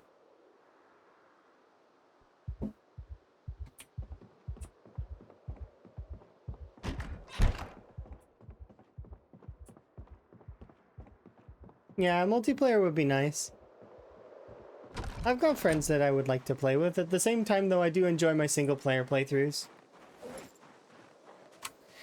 My stuff doesn't really get affected too deeply by multiplayer outside of being able to play with friends, which will be nice.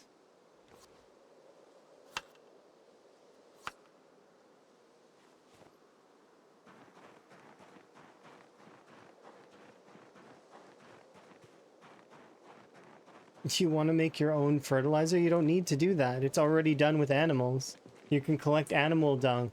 They've already said that they're not going to have bathroom facilities for the player unless people mod it in, which people do.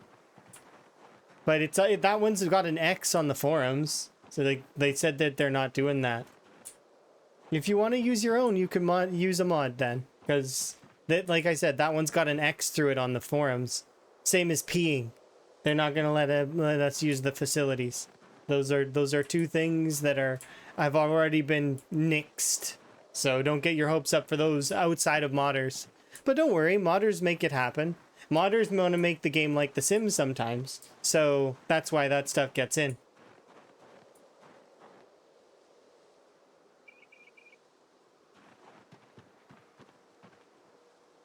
Well, don't hold your breath on silly stuff that the devs are adding, because they added ragdolls, which is really funny and silly and jovial, but is one of those things that isn't really for, like, I don't, you know, it's one of those things that's extra in my head.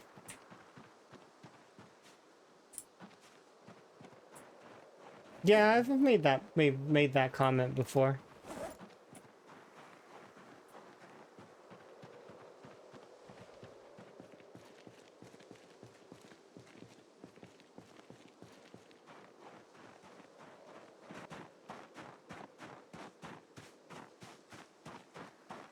That makes your game crash a lot. I'm on the fence about if I like the ragdolls or not. I think that they're okay. Because they did it with the guns specifically, that's what I care more about. Doing it with the cars, yeah, okay, that's kind of funny. But doing it with the guns applies more with aiming, and I like that. I like the new aiming system, and they've only been making it better. It's been getting better and better over time. It's no longer the magical 4-shot that can, out of a shotgun, that hits 4 zombies. Which ones? Your guess is as good as mine, kind of deal. It's not the magical shots of old. And all of the guns are being balanced in a way that it's a little bit better. I like that stuff. Yeah, I think that it's good. And when you see how the new shooting systems work, it is cool. You actually are targeting their limbs. You're targeting their head. You like it's starting to get better in that sense. It's like I said before, I seen the potential, and it's not letting me down. They're doing a great job on that. I feel like the formula for XP could be looked at again, though. I feel like it's kind of heavily in the wrong direction for XP. Like too much. It's too nerfed in a way. Now, in saying that, I do like that it's too nerfed because it makes getting the higher levels take longer. But there's not much purpose in going high level and aiming outside of once you get to like level 5 or so. Like you'll gain more levels in it and your accuracy gets better, but it's like, because of the way the XP is valued post 5, it's really bad. We need to be able to craft ammunition as well, would be a nice thing. That would help. But specifically, I was thinking bowyering and bow and arrows. That's and then also actual hunting. Because currently, hunting is a meme. Hunting is you run up to the animal and you clonk it on the head with a melee weapon. Or you hope that it runs into a fence so it slows down. Like, it's not real hunting. It's not like vintage story hunting where you're holding that spear and you're hoping that you manage to hit that animal and then the animal turns, is angry, and is chasing you down. Like, if you look at the difference between Vintage Story hunting and then this game's hunting, it's just like it's not there. It'll get there, but it needs work for sure.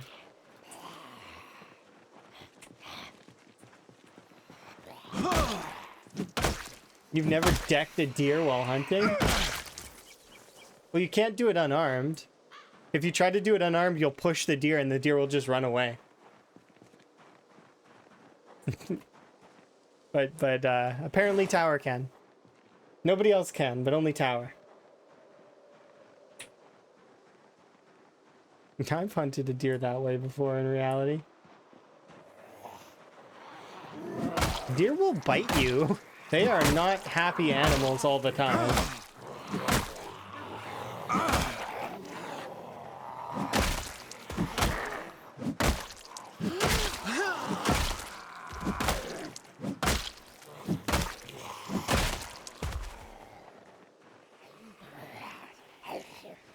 Morning. Rat race is going good. Making progress. We got several levels already today. And we are going to hit my goal. That is the plan. And then I'm probably going to spend some time with Emma. And then I'll probably come back later and stream again. Probably some RimWorld or some Vintage Story. I haven't decided which yet.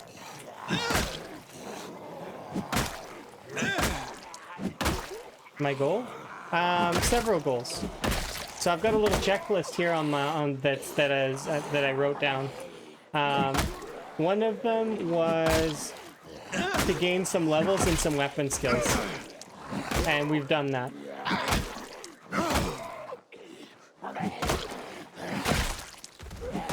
There we go. And one of them is to hit 20k.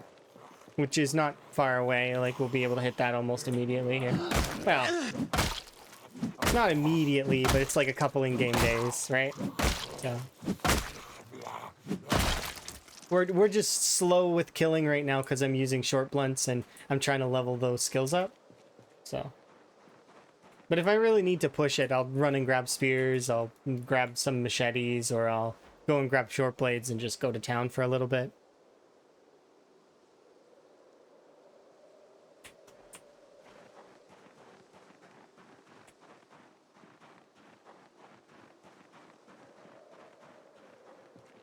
Vintage Story, if you try to, like, some of the animals will just rush you and kill you. Like, they just do not, like if you try to hunt, like, a bear or wolf, they are angry.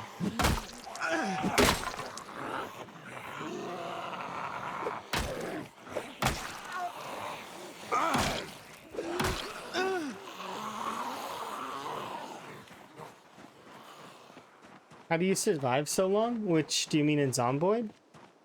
Experience? I've been playing the game for a long time. That's the big thing, I think. That, and I keep my risk values low. I know what I need to do to keep up my maintain my character. That said, it's just, yeah, experience is the big one. You just keep playing and eventually you live a long time. There's also a bit of an epiphany that you have. It's post first winter was when I had my very first Zomboid epiphany. And it was really interesting. And I won't forget it because the way where it happened, I was playing my PB run. And it happened right in this area of West Point.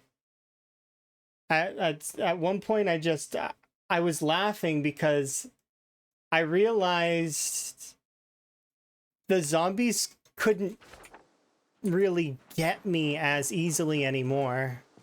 That it was done and that I'd figured it out. Everything clicked. It just all made sense. And then from there, it was just about, like, figuring stuff out over time. And I'm still wrong quite a lot of the time about a lot of things, but I mean, that's gonna happen with a game that's ever changing, right? But yeah, it was that one specific moment was involved high level short blades and nimble. I was nimbling away from the zombies and they couldn't catch me. And I realized that I had reached a point in nimble where I was faster than the zombies and that I was in control. It was not the West Point Cemetery. It was just, you know, these two houses that are here. I was living in this one right here with the swing set in the backyard. And it was around this fence area. I had, I was running integration at that time and I had chat spamming integration. So I fought almost all of West Point on this road.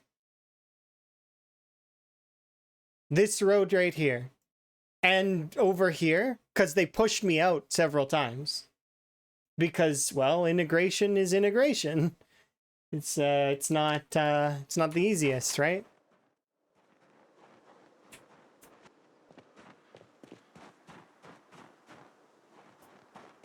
But yeah, that was the big time thing. When I realized that, then it was just a matter of honing other skills from there. So practicing your zombie fighting, practicing knowing when to back off, knowing where you need to go, knowing that you can leave at any moment. If I decide, let's say that even right now, my little base that's over here gets overrun, right? Well, I could just leave. I can just go away from here and go somewhere else and come back later. I don't have to stay there. I have this big, enormous map that I can go and explore and go somewhere else, anywhere else that I want. There's no limits.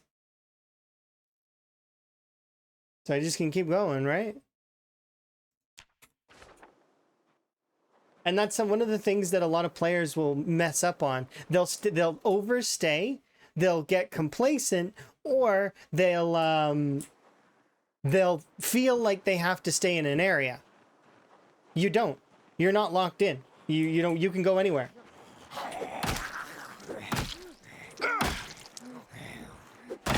Complacency probably kills the most, though. You know, feeling like you're invulnerable and flanked zombie comes out of nowhere and proves you wrong. The zombies retain their lethality throughout the entirety of Zomboid. There is not a single moment where these zombies are not lethal. They will kill me if I let them. It's different than a lot of other games where you reach certain points of where you can basically ignore the enemies after a certain while. I'm looking at 7 days when I say that. Because 7 days is fun, and it's cool and looty, and it's got its own style.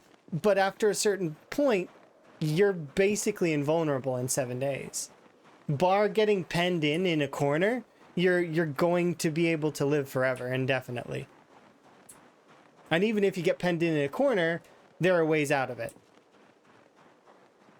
Even if your armor is 100%, the zombies can drag you down. And even with 100% protection, fun fact about Zomboid is it's not 100%. Even when it says it is, it's not. Think XCOM, 99%. Miss. How many stories do you hear about, 7% on the scratch chance, right?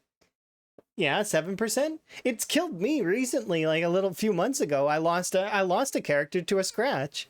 Like it's just, it happens, right?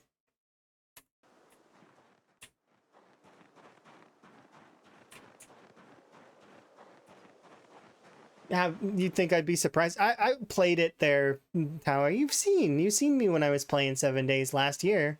Of course, it's been a year, so perhaps it's a lot different now, but yeah. Well, I made it all the way to end game. I was max leveled. I survived all the way to the highest game stage, and it just was. You get to a point a lot faster in 7 days where you're hitting a stride. Although I do think that it does ramp it up sometimes. I was not in the highest game stage. Fair. It makes me feel like I speed ran it. I speed ran crafting every item. I did it super fast. It only took me, what was it, a week? 2 weeks? I don't remember.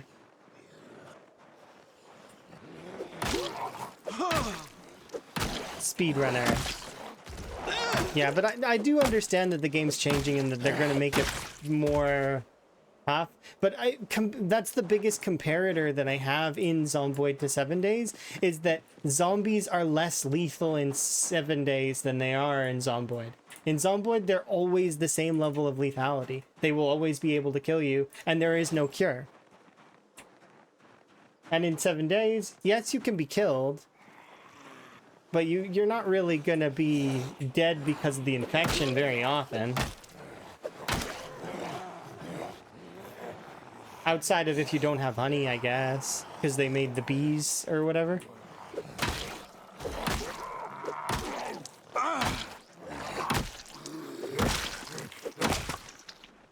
There are also different styles of games, though. 7 Days being a first-person shooter style survival sandbox, while Zomboid is isometric and has its own variants of jank, just like that game has its weird collision and strangeness. And, you know, every game has their sort of unique stuff. There are mods so you can make a cure. Yeah, I know there are mods that you can make a cure. Isn't there mods that make 7 Days easier too? I'm gonna go on a limb and guess there are. You can also scale Zomboid right down and play it on Builder with no zombies, and that's a totally fine playstyle. There are some people that like playing it that way, which is fine. There's nothing wrong with that. It's same as I came across a thread on Reddit just a little while ago. It was a RimWorld thread, right? It's like, why would you bother playing on the hardest difficulty settings possible, right? And then, well, I mean, you can flip the script on that and say, well, then why would you want to play it on the easiest difficulties possible? It's because the players, right? It's the type of player that you are. If you enjoy the game just chilling and relaxing and no raid, you don't want raids, you just want to make a super cool empire. Like, I mean, maybe you want to play it like a tycoon sim, right? Yeah, there's different cycles and different rewards for different people. Like, for example, maybe those folks just want to get the max level and the crafting skills. Maybe they don't even care about combat at all.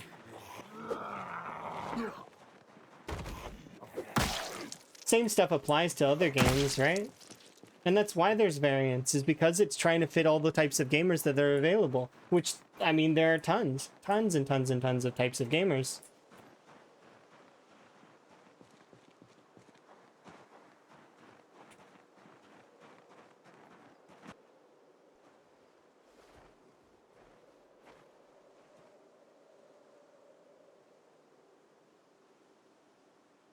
Yeah, dopamine is true. The same for both, though. Gee, what on earth was that?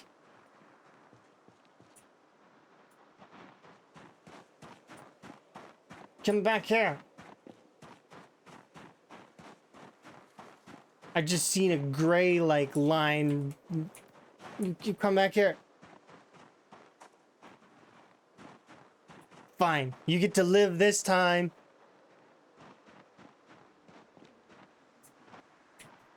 No. There can only be one Spiffo, and it's not that raccoon there.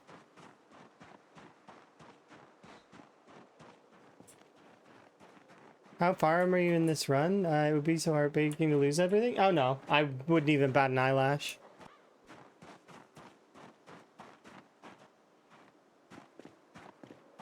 And I'd be like, oh. You would hear it in my voice, be like, oh, well, that sucks. Okay, now let's. So moving on.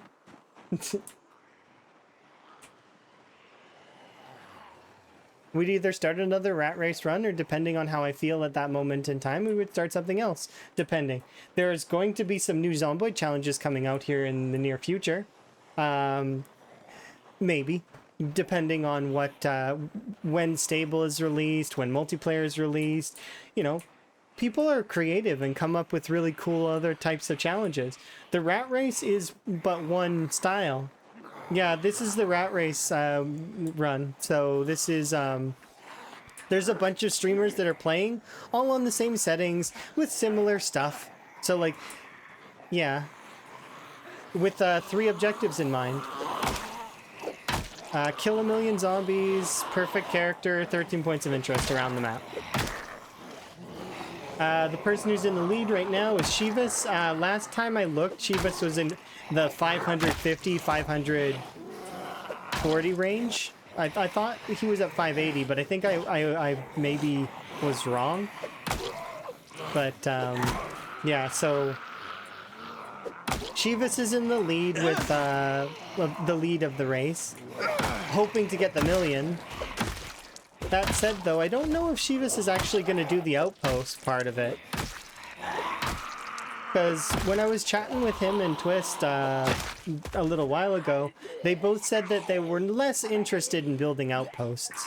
So that aspect of it they might not do.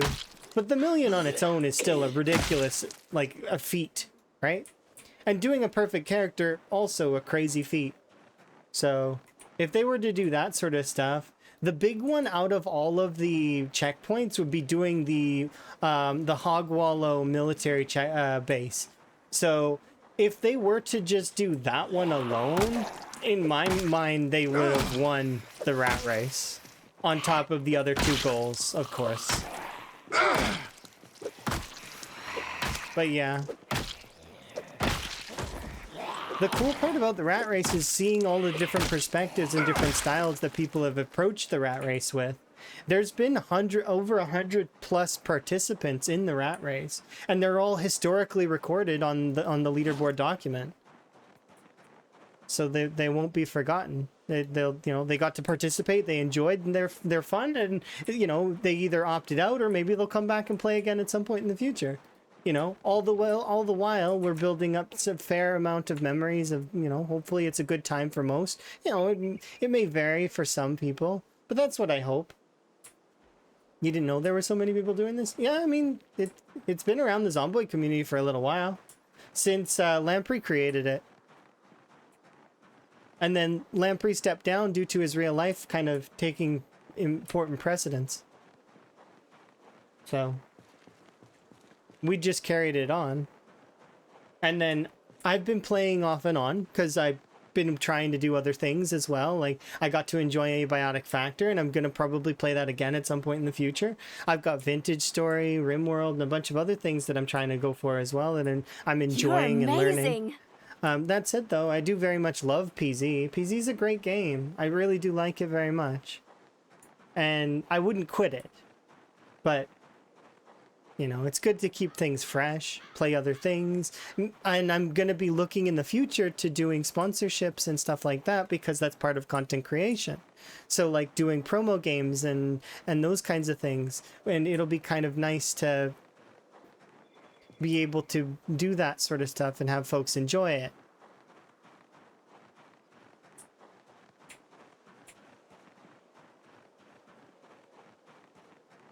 It'll be cool.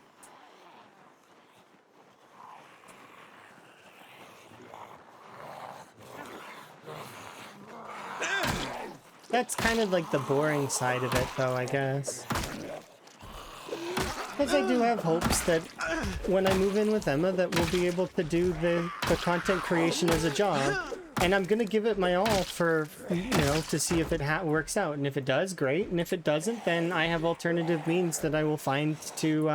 I'll still stream. It's just that I'll have to find other things to do for income. But we'll try. We'll see. We'll see.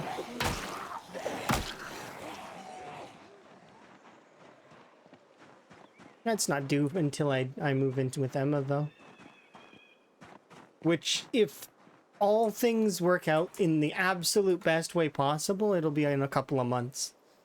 But, worst case scenario, I've got to wait another year. I hope. Only another year.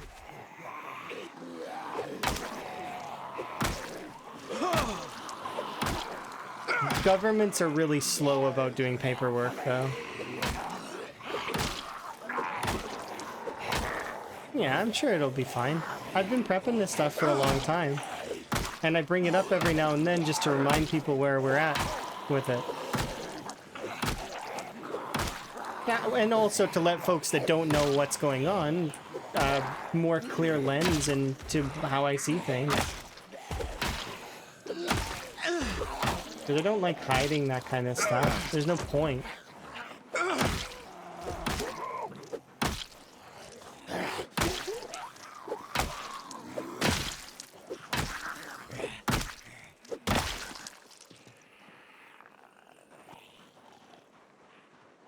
I'm gonna back off.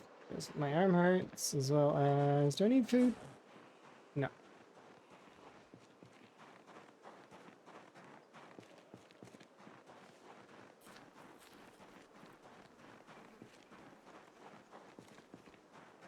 But yeah, that's the thing that I mentioned earlier about that. We would come if Chivas hit the million, for let's the argument's sake, and then Chivas decided to max out a character and maxed out his character with all the skills maxed, and then wanted to make, like, we would vote on it. It would be a vote thing because he's already done 2 out of 3 objectives.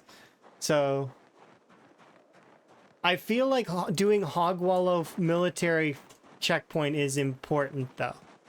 Like the military base, that one should be done. The reason why the other locations were selected is because the churches are basically in the hearts of certain locations. Like if you look at each of the churches, the church you got to take in West Point is like right in the heart of the commercial district, almost. Same for the one over beside in LV, right? It's like right in the core. The military checkpoint would be so full of Zeds. Yeah, everywhere is, though. On Time 16, everywhere is full of Zeds. There's just no, like, approaching a town like this, if you start moving towards this was like 20k, or well, 15,000 zombies just to get in. And also, I played my cards very carefully while we were doing this. So I made sure my helicopter was in a location that wouldn't have affected the area too deeply. I did have a house alarm in a bad spot, though, which probably pulled some of Muldra north. I'm hoping not too much of it wandered off into the woods, but there is a chance that there is a sizable portion of Muldra that's wandered into the northern woods beside McCoy Estates. So if that is the case, when I start driving around, inevitably, which it's going to happen, vehicle engines are on a much higher volume on this playthrough in these settings. All of those zombies would come out of the woods, and they would come probably straight down through my crafting area. So they would destroy all of this.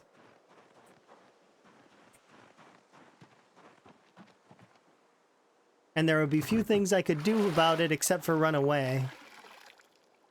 And if they cut me off, I would be running towards the rest of Muldra. And if I haven't killed the rest of Muldra by then that will be a problem. This is a big crafting area? I mean, yeah. It's to facilitate all the things that I need.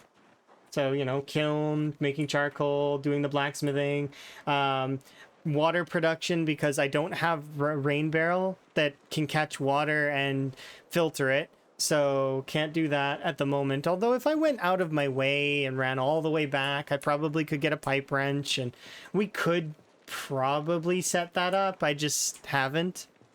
Because that's a lot of running and a lot of setup, and I'm just not. I'm good. I'll just boil water. It's fine. And then in here we've got production of leather. And then I'm prepping more windows. These are windows that I made. Not having a pipe wrench? No, I have a pipe wrench. It's just I would have to go back and get it. because when you live for a couple of years, you make more than one outpost. I started out here. Well, actually, I started in West Point. We had our helicopter up here. That's what I was saying about helicopters strategically. So I have my helicopter up here, and then I wandered down here, and we took this area over. I cleared out this. We're playing with no respawns on, so once you clear an area, it's going to stay clear unless more zombies come from somewhere else. But cleared this, cleared the crossroads, cleared McCoy Estates, and then you'll notice that it looks like I just wandered off. That's because I made a bet with chat that we would be able to find a burlap sack in the garden store in Echo Creek. And there was no sack there. And this was before you could craft them. So we can craft burlap sacks now, but I couldn't craft one then. So I had to find one. And I couldn't find one. I didn't find a gravel bag. I didn't find a dirt sack. I didn't find anything. And all of the produce buildings had boxes instead of sacks for any of the fruit. So no sacks at all. Until later, when I finally made it back to McCoy Estates, I was like, you know what? I'm just going to go siege Dixie. And along this road, there was a vehicle that has...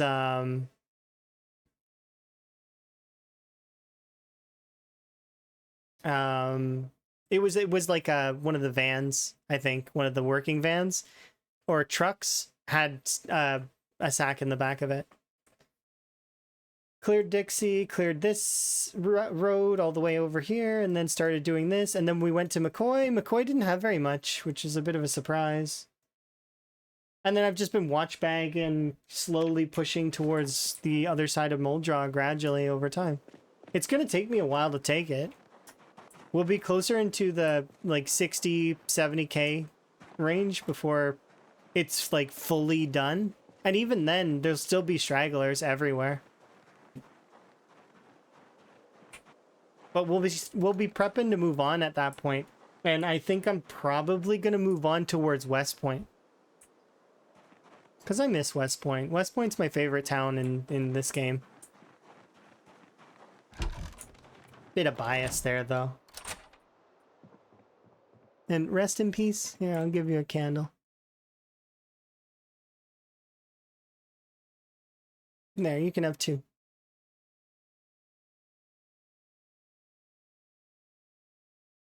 Rest in peace. Unless you're playing with no infection on, then go survive. If that's the case. Because there are people that play with no infection, and that's okay. If you get away, then you get to survive. Like the virus doesn't actually cause people to turn. That it's already done that part of it, and that it's evolved, and that no longer is part of the disease. Oh, you're playing Rat Race? Oh, nifty.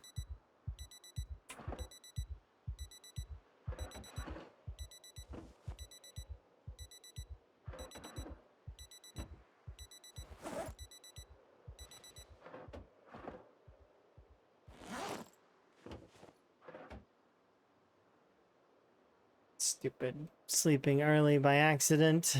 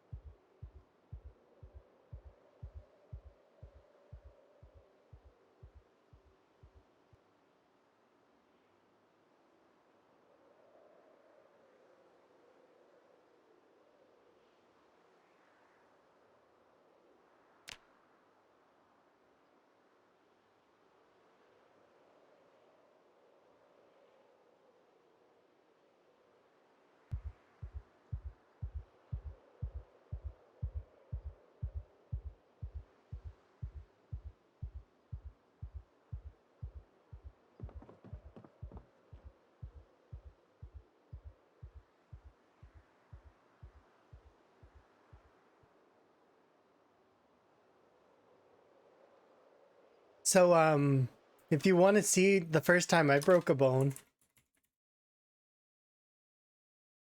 There you go. I fell off a billboard, and that's the first time I broke a bone in Project Zomboid. And I didn't know. And actually, if you listen very carefully, you can hear the zombies coming up behind me as I ascend the rope up. I do survive. So, but it was hilarious because I'd never broken a bone up to that point, and then, well, I mean. So I'm sitting there fiddling with logs on the ground. I think I remember Karumi was like, "What are you doing?" And I was like, "But I'm trying, I've never had this before. I'm trying to splint it." And I didn't know how to make a splint. I fumbled that so hard. It was so funny. But I lived. I didn't die. It didn't kill me. It was and then Tower can confirm this, but I was playing on Tower's multiplayer server, and I ran around, killed a bunch of stuff, and then I went and did fall damage testing to see if it would have killed me if I had just a little bit more weight, and it did.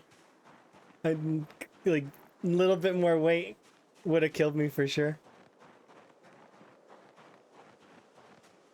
That was funny. It was so good.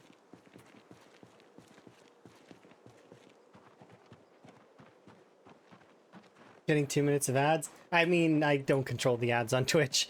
I am not in charge of that.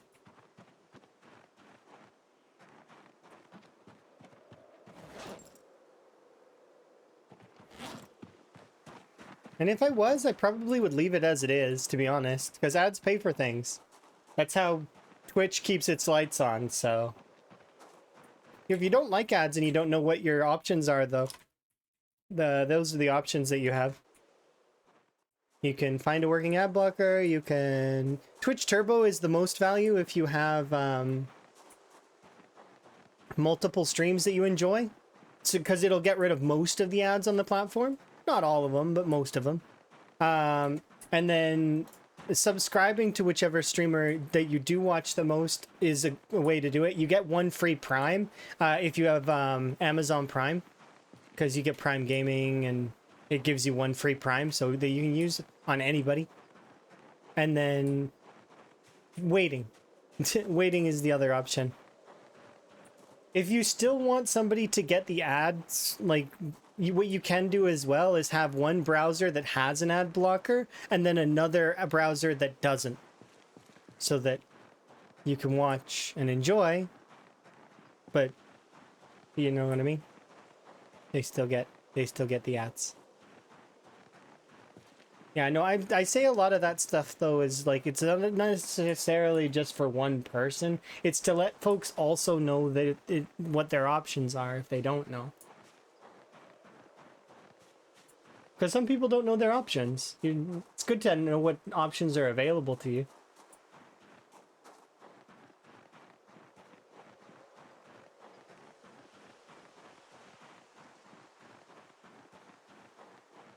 I think the same thing works on YouTube for members, but I'm not sure exactly how that works.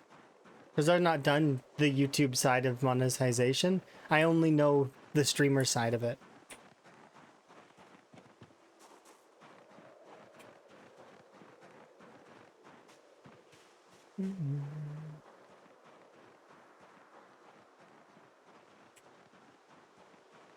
Either skippable or under a minute. I mean, the reason why Twitch does 3 minutes of ads every hour is because it's not that much if you really consider it. Think about it. Growing up for me, you would get 1/3 of your programming would be ads. So of a 30-minute program, you're looking at 10 minutes of ads. So if you multiply that by the amount of time, you know, it'd be 20 minutes of ads every hour, right? 20 minutes of ads as opposed to 3. So they did streamline it a bit. It's not as bad as back then. And you know what we used to do during that time? Run, use the bathroom, run, get snacks, and then hurry back because it never felt like enough time. The show felt like it come on real quick. So we run, go to the bathroom, quickly get your snacks, and then rush back.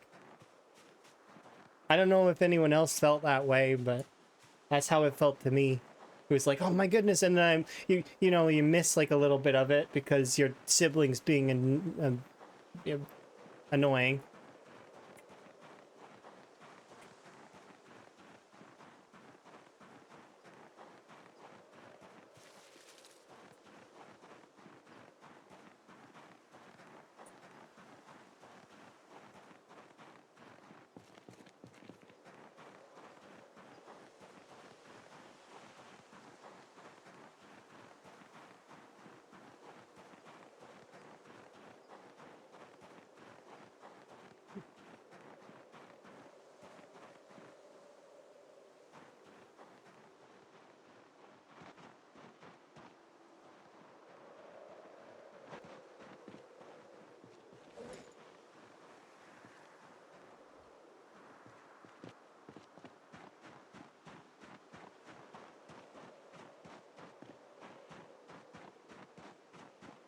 Just if you get ads, just tell the streamer that you have ads, or you know, because I'm gonna go into the ad ramble when people say that, but at the end of the day, I if you ask a question and you get ads, ask the question again.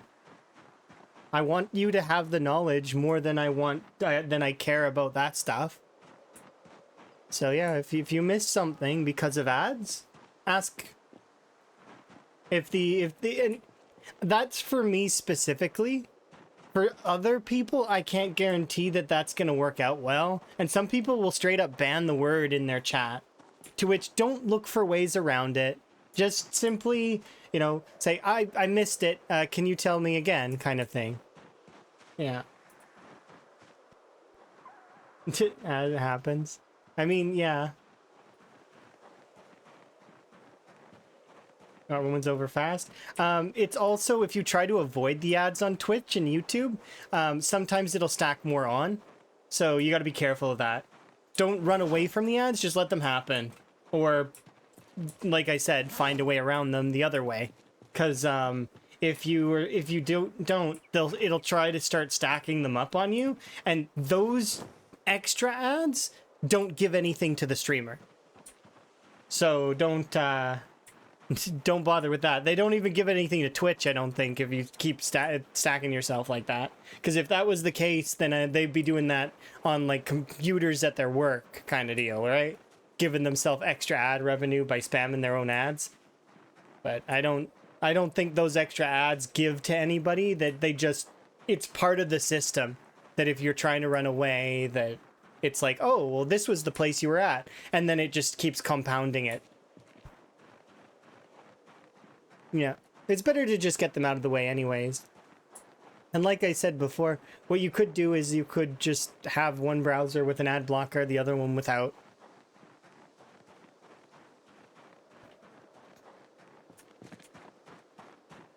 That's what I would do. If I didn't have Twitch Turbo, which I do. So I don't have to worry about ads. Because Twitch Turbo gives the revenue to the streamer anyways, and I don't have to watch the ads. So that's the useful part of Twitch Turbo. Turbo users are great. They're great folks, because they're helping more than one streamer. Same for the folks that sub to their favorite streamers.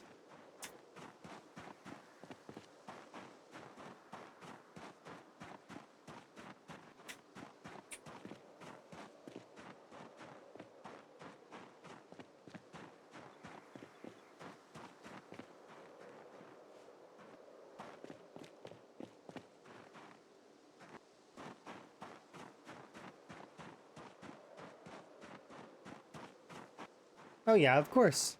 Me too. Like if I had the means, I would easily be sub to everyone. But I don't. I've got a limited pool of income and I do the best I can with it. Sometimes I get a little bit of extra, and when I do get the little bit of extra, I usually save it so that for like those times when I don't have extra and I'm under. But there are times when I splurge and I make someone else's day better. It just depends.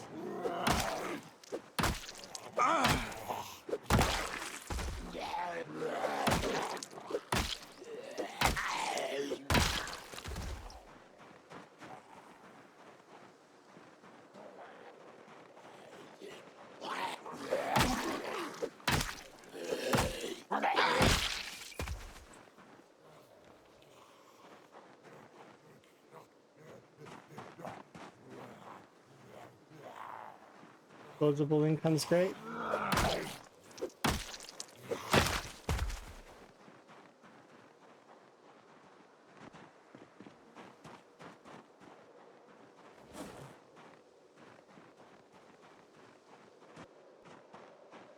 Hmm.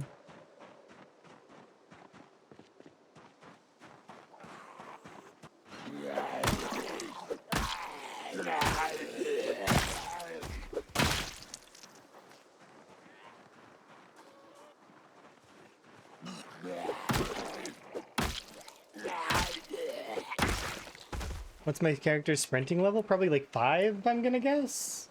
Oh. Sprinting. 7. I was close. I do run around a lot though. That's normal. When a character lives really long time, you're gonna see most of your skills max out. I'm still not quite there on strength and fitness, but I am. This character started with 0 fitness, 0 strength, so. And it was quite interesting. That's, you know, Rat Race is fun. It's a time 16. It's interesting.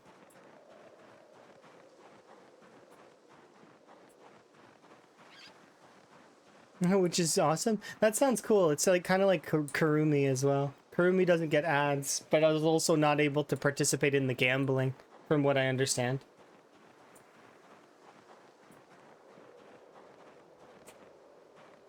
Zero to hero, yes, it does mean starts with 0 fitness, 0 strength, and then also usually a weight trait. It's not to be confused with the no skill or a no bonuses run. No bonuses means you can't take anything. And you can kind of combine the two. But in order to combine the two, you actually do need to take some traits. So it's not a traitless run. Yeah. Yeah, it is. You're not wrong. It is bad. And you can still take some traits with a no bonuses run. For example, keen hearing is a frequent one to snag for a traitless run. Because you're going to have a lot of extra points left over, so you might as well grab something. Now, there are people that run traitless, but... or traitless plus 0 to... Like, they do like a mixture where they're not allowed to take positive traits. So it becomes like a negative traits only run. It's rough. Those are super rough runs. And then there's the worst run of them all, which would be... all negatives, no positives. Those runs are just miserable because your character is never good. They're always tired. They're just, even once you get them higher level, it's just the worst. Would also mean deaf. Deaf isn't that bad a trait actually. It's actually not the worst. Deaf and the worst part of deaf would be that zombies can appear behind you really quickly, and that you don't have. But that's the same as normal. Like the distance that you see behind your character on a normal character with regular hearing is the same as deaf and the same as hard of hearing. So yeah, no sound is boring. I mean, you can listen to music, vibe, and there's still some sounds on deaf runs.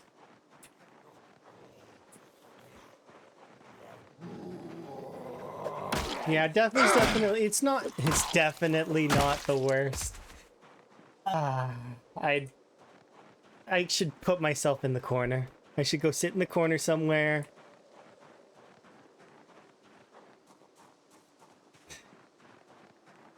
Ooh.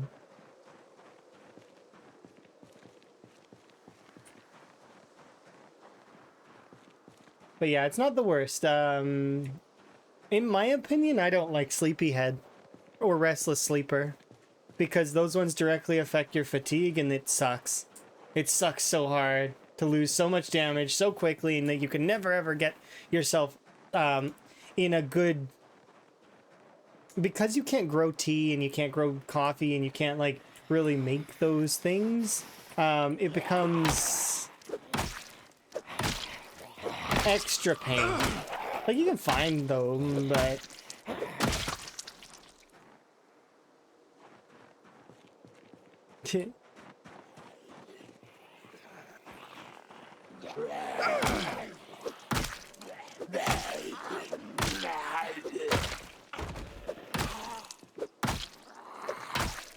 yeah, but when soda meta was active, I saw so many people taking Restless Sleeper and Sleepyhead, and I was like, this is not gonna last.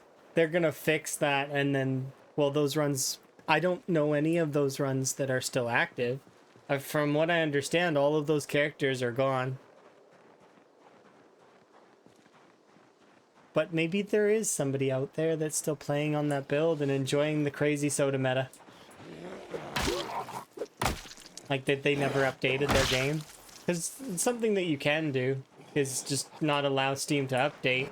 And then you get to play on a variant of the game that is somewhat locked in. That said, though, there will be a lot of bugs, and it's better to just update, because there's a lot of things that you can get that are better in the update.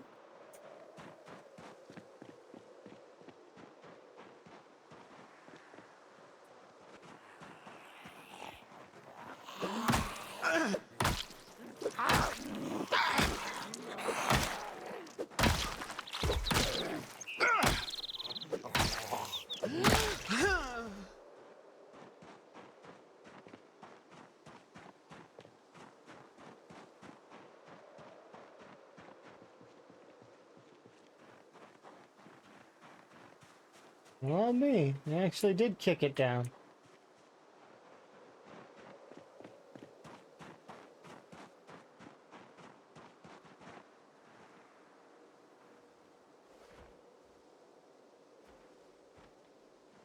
It's funny because they've not smashed down the fence You're there where I amazing. thought they would. Like, I set up a backpack and everything, and I tried to get them to smash the fence down over here, but they didn't. Thank you for the follow, by the way. Do appreciate. The, yeah, they didn't break my fence over here.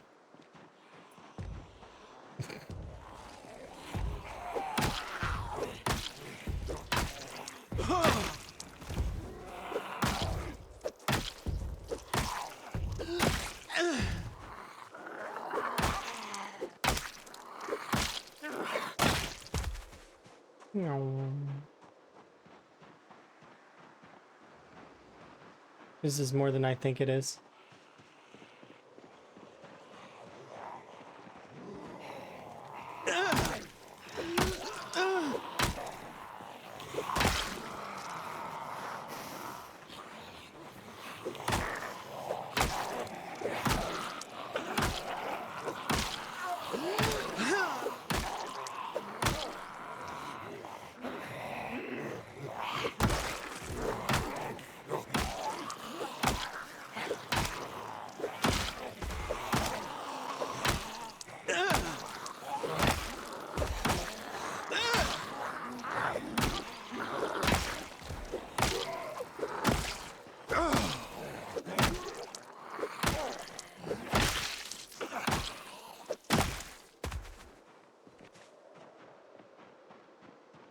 Let's get arrested.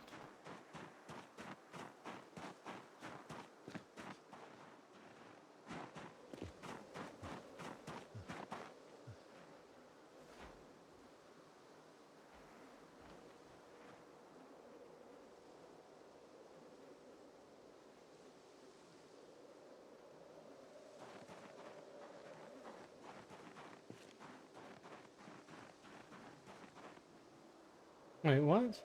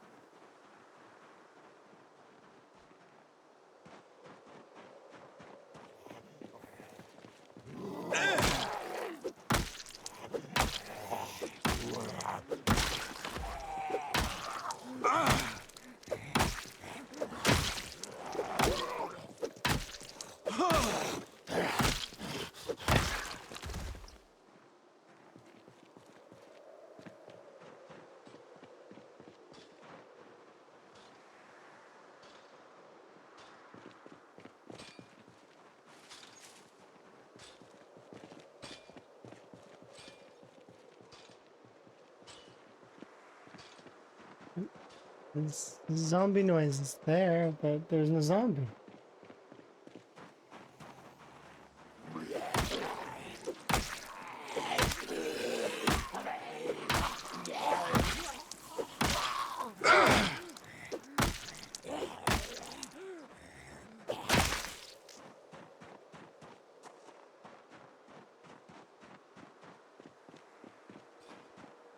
She's hidden behind the tree.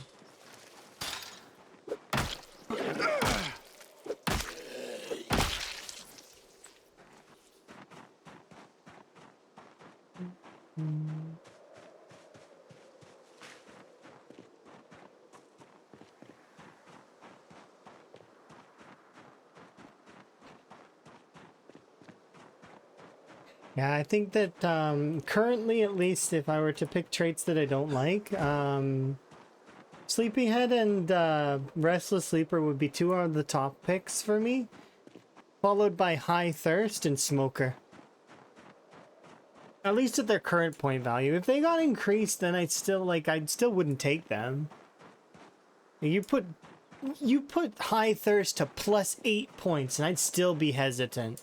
I'd be like, I don't know. That's still a lot of water. I'm not sure.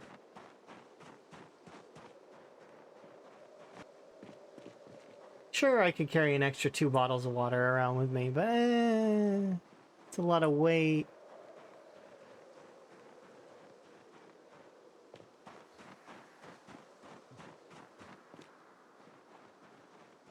Nah.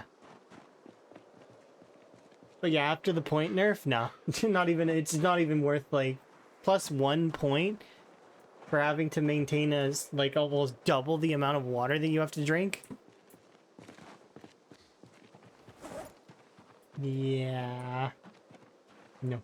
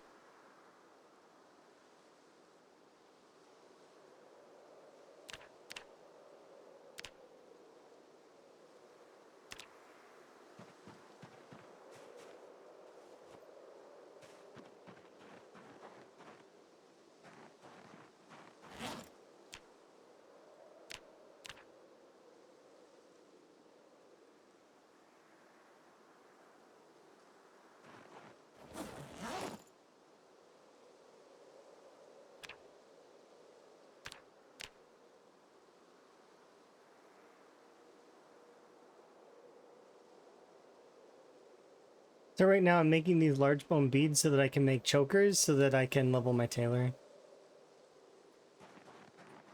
So it's not a bad way to level tailoring.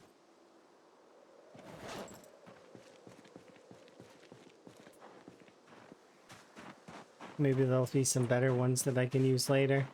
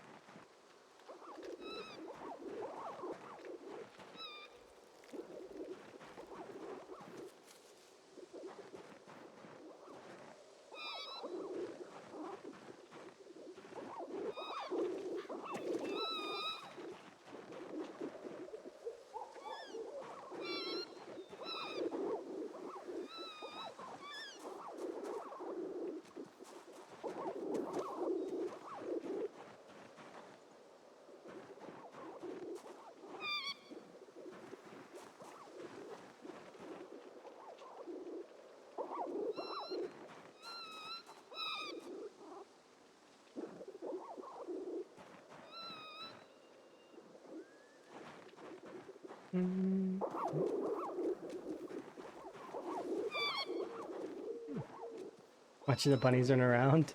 Yeah.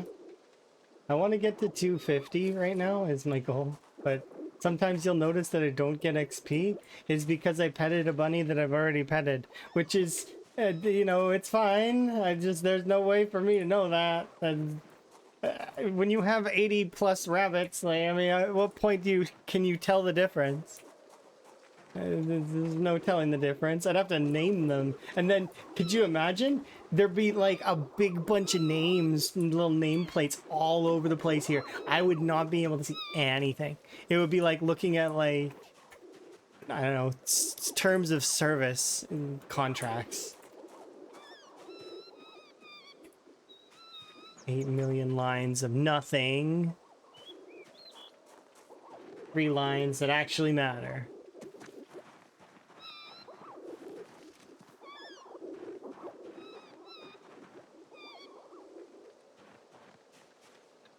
Sir Timothy the 51st, the 52nd, and the 53rd. And you know what? This one here I won't eat. But that one there, that one's dinner. The 22nd dinner.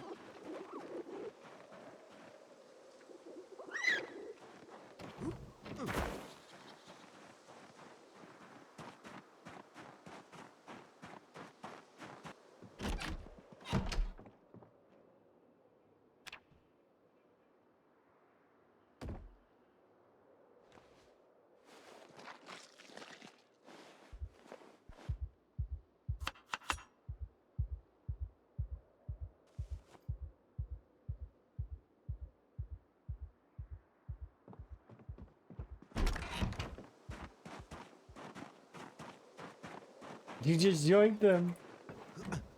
Yeah. It is a requirement that Van needs to eat. He needs to maintain his weight. And that is actually the purpose of these rabbits.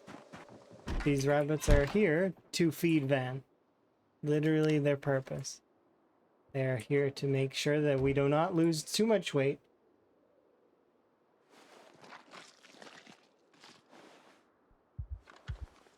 Oh.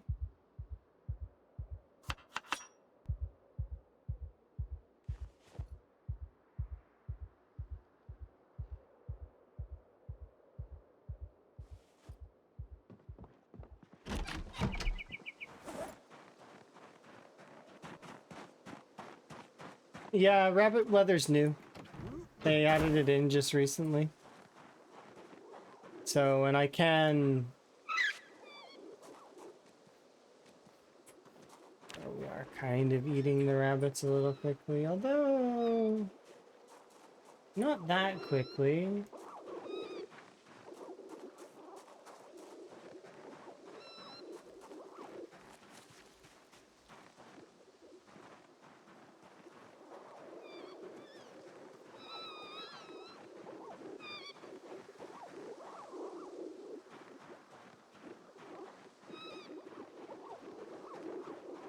Yeah, it's fine. We'll do one more.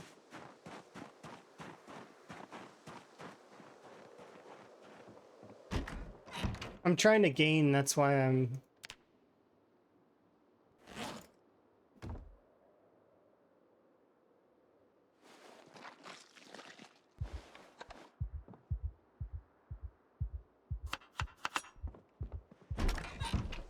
Yeah.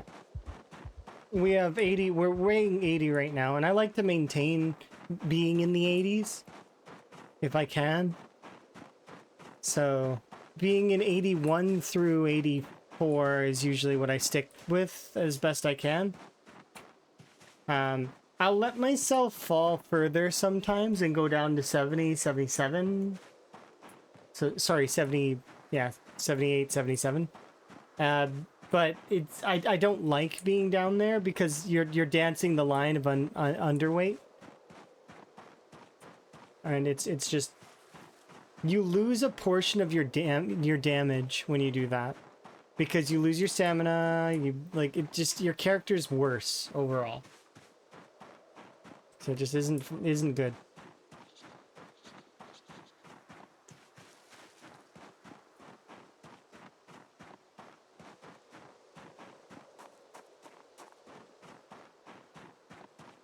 So we'll cook up this food, and then we'll be able to head back out.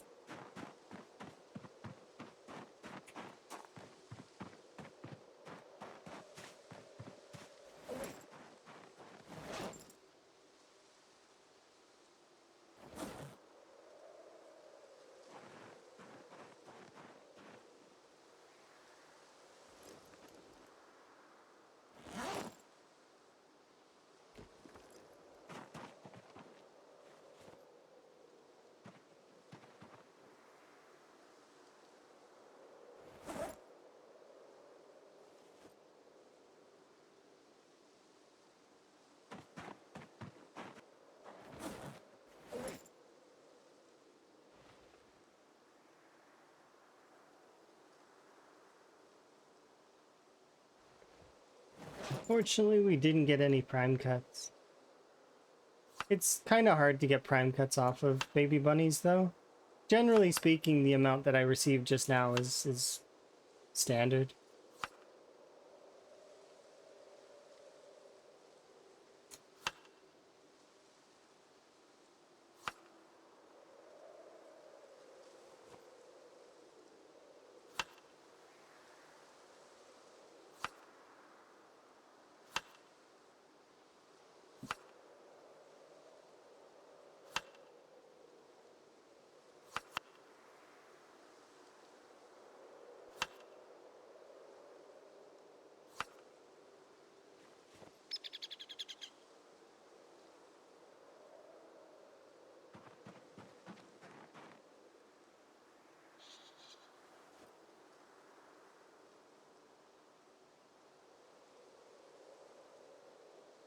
And removes a fitness level? I don't know if it removes a fitness level. It might if you're like maxed out. I don't know. I'm not sure. I don't generally try to go underweight. I don't remember that being a mechanic, but maybe. Have a good one.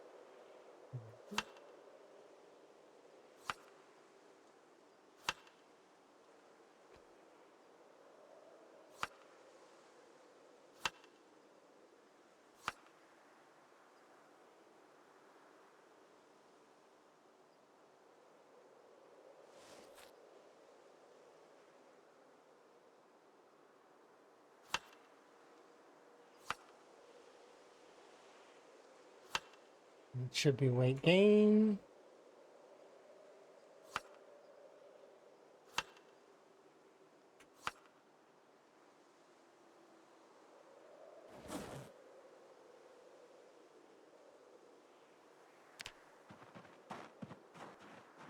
Okay, we'll finish off this in-game day with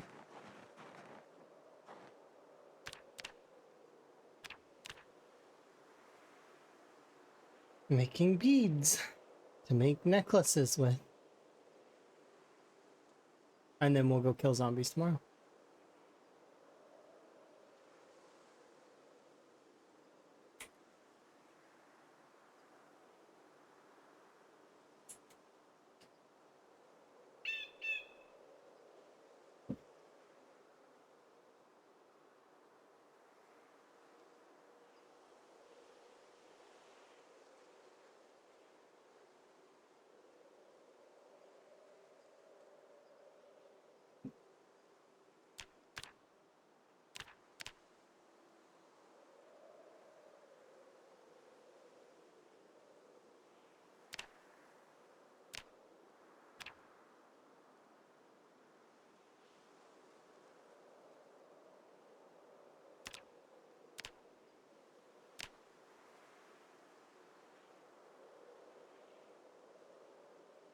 Nice, 4.2 XP.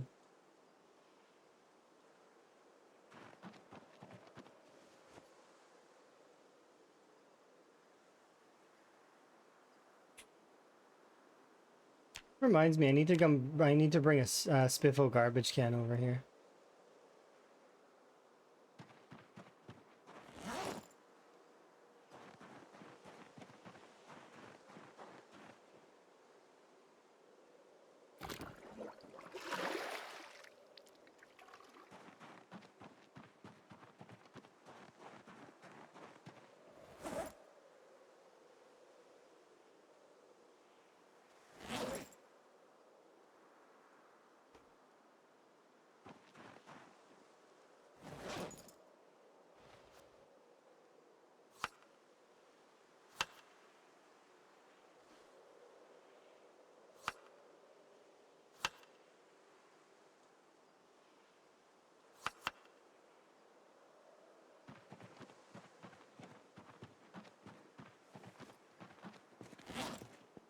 Okay.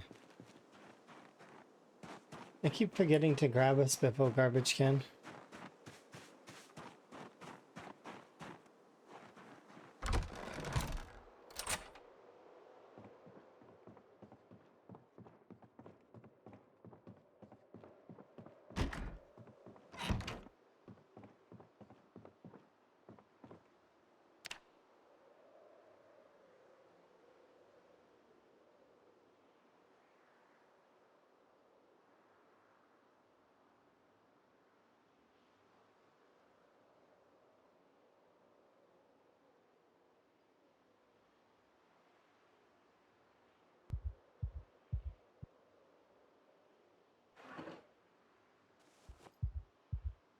Hello.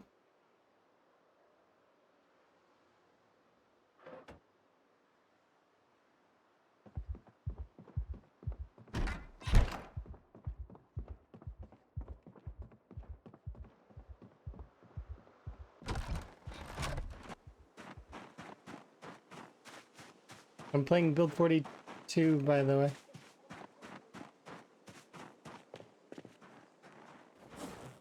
Build 42.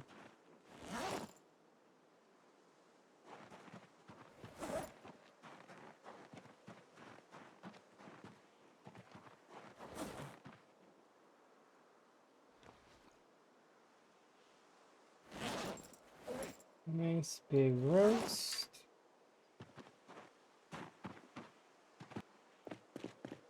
Let's go out and get more work done.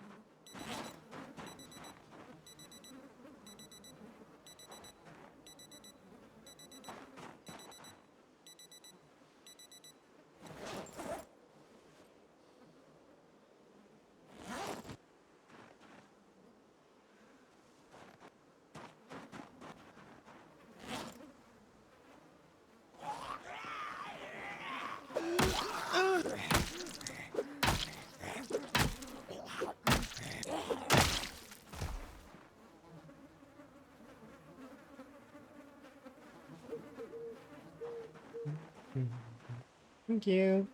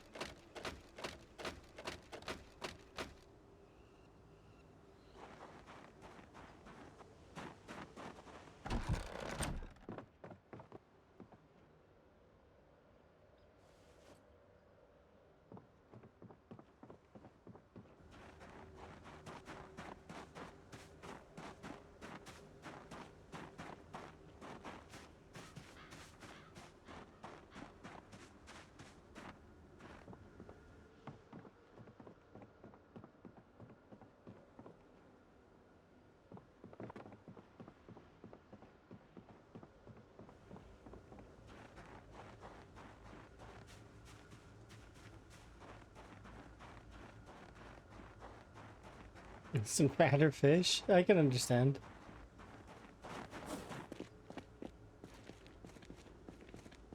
Bigger fish.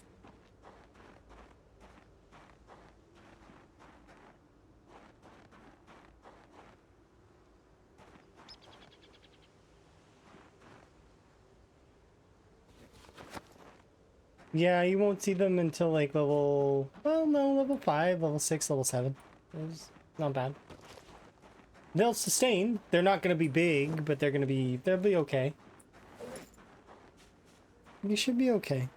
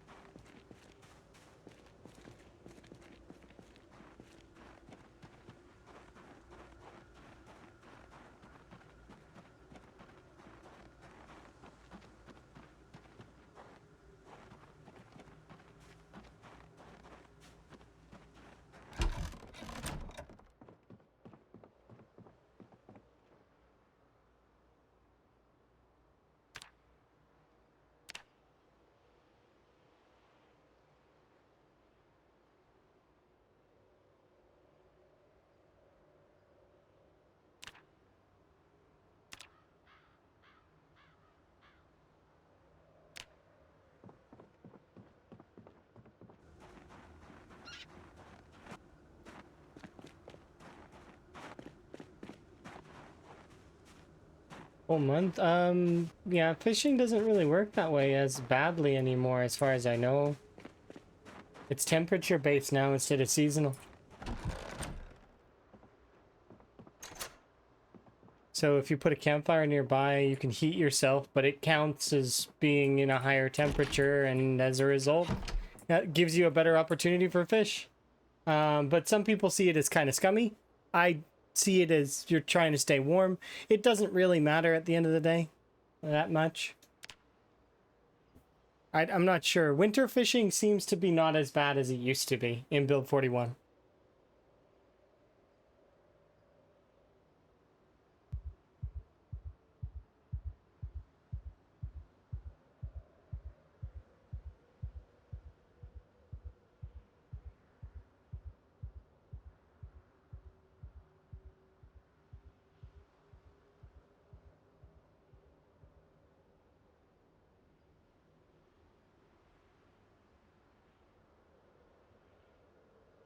I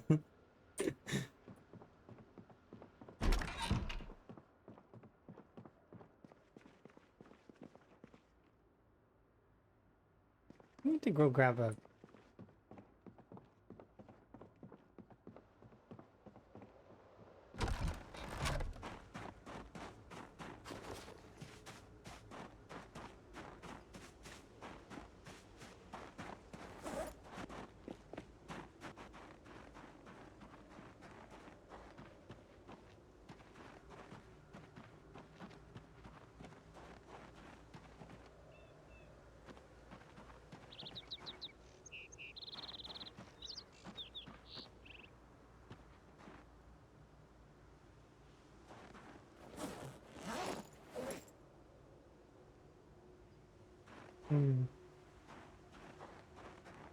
We need a screwdriver.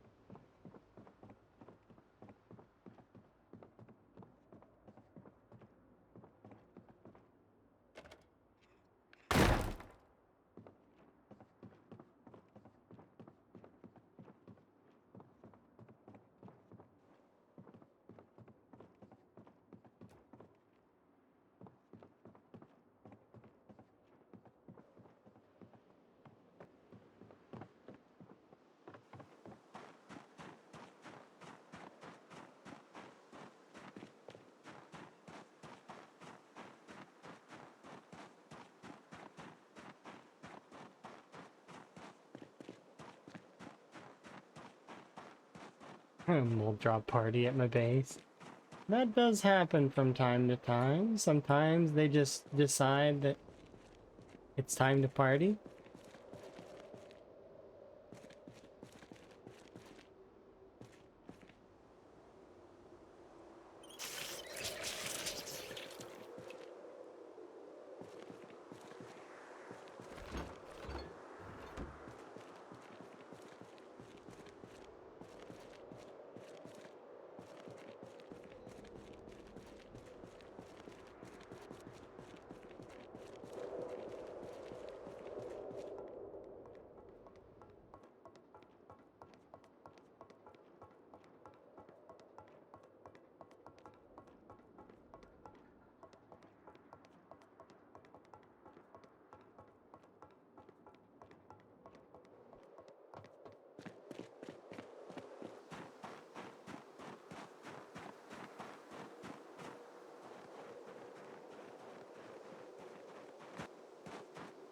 I'm surprised you don't move into that military base. If there is like one that's near you to live in. But maybe you like the warehouse. Nothing wrong with that.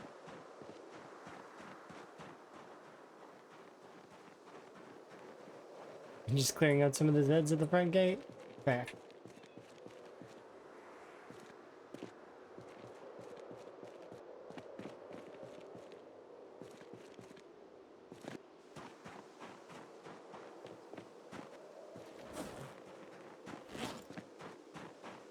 Should be times 16? Okay. Well, it'd be times 16 in any of the new cells you go to. Any of the old cells will still be times 4. So that's something you can thank your stars about. Little bit. So it'll be like, you'll be able to ease yourself into the slightly worse pop areas.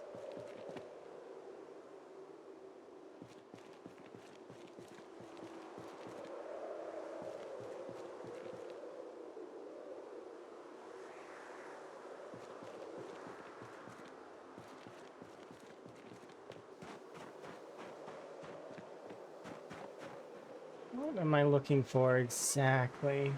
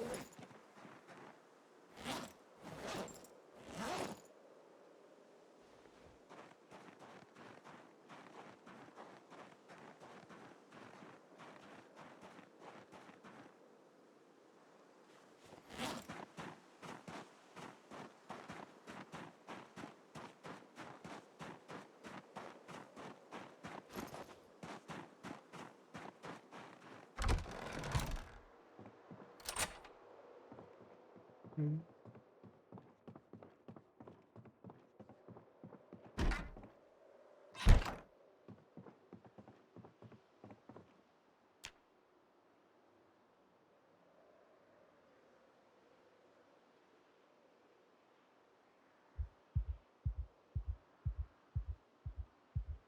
Another nightmare. Jeez. What's with these nightmares?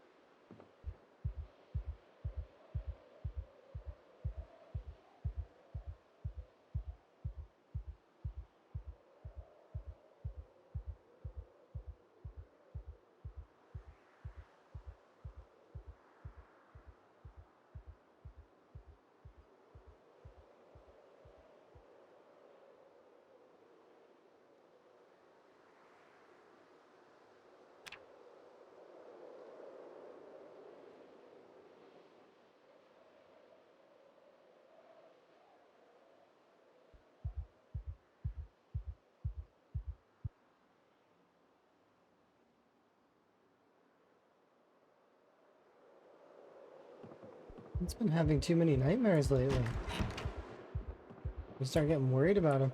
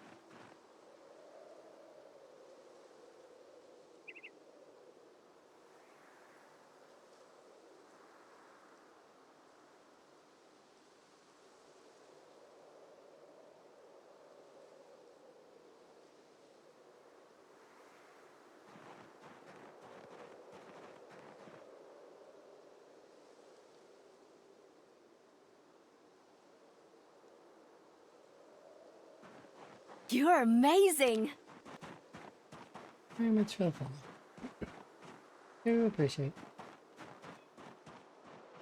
Mm.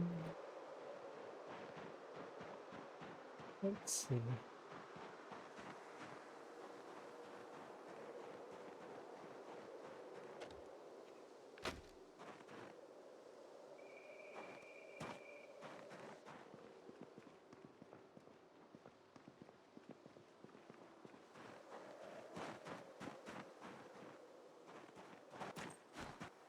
I feel like there'd be a clock in the laundromat.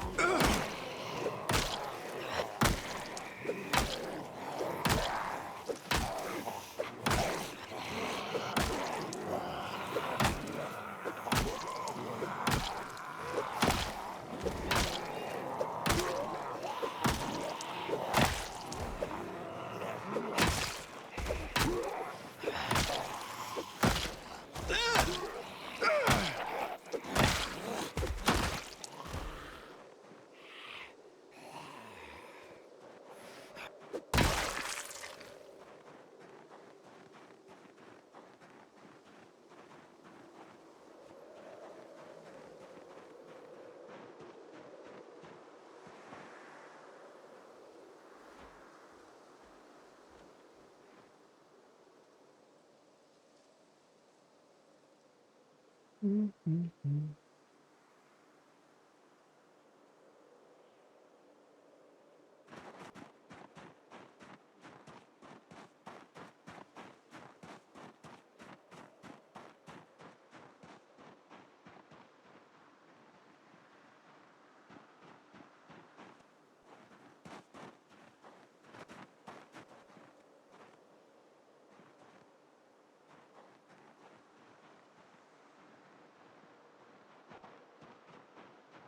Oh, look, there's Spiffos. And look, there's a giant Spiffo.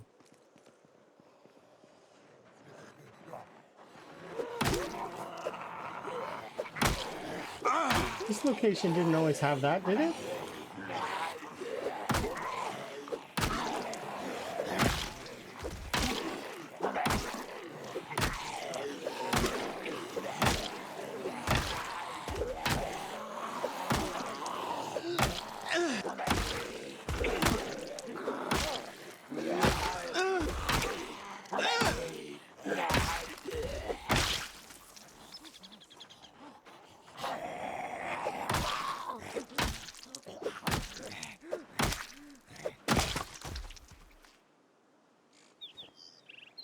I have to see if I can pick that up now. I don't think I can, though.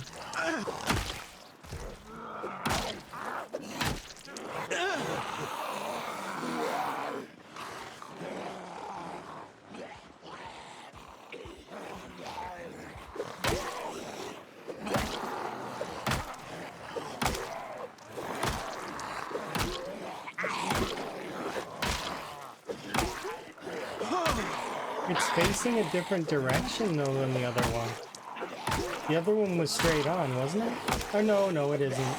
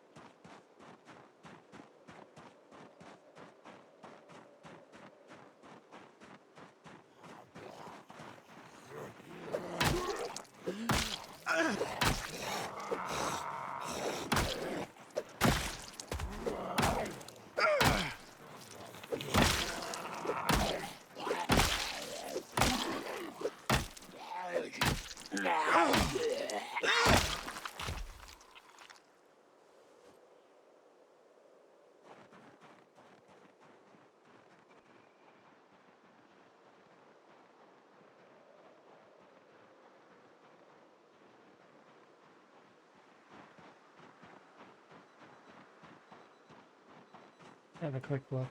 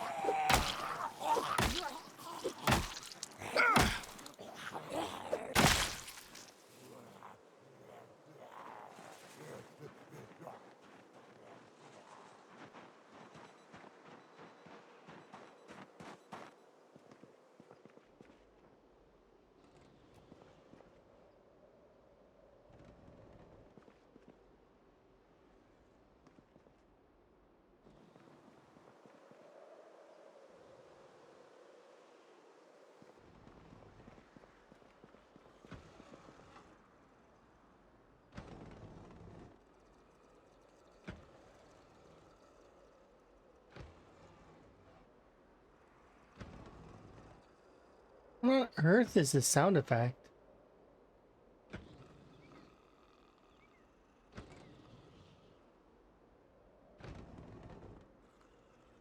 Is the zombie sleeping?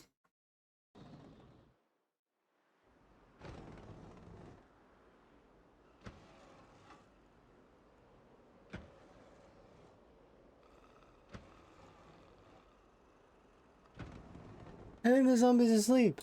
I think it's asleep in the bathroom and it's snoring, and that's what the noise is. Noise is zombie snores. That'd be so cool if that was the case. I know it can't possibly be the case, but I mean, if it was, that would be pretty neat. Zombie being asleep, just like snooze in there. That'd be a cool feature. Just zombies dozing off. Why didn't that zombie hear me? Oh, because it was asleep the whole time. That's why.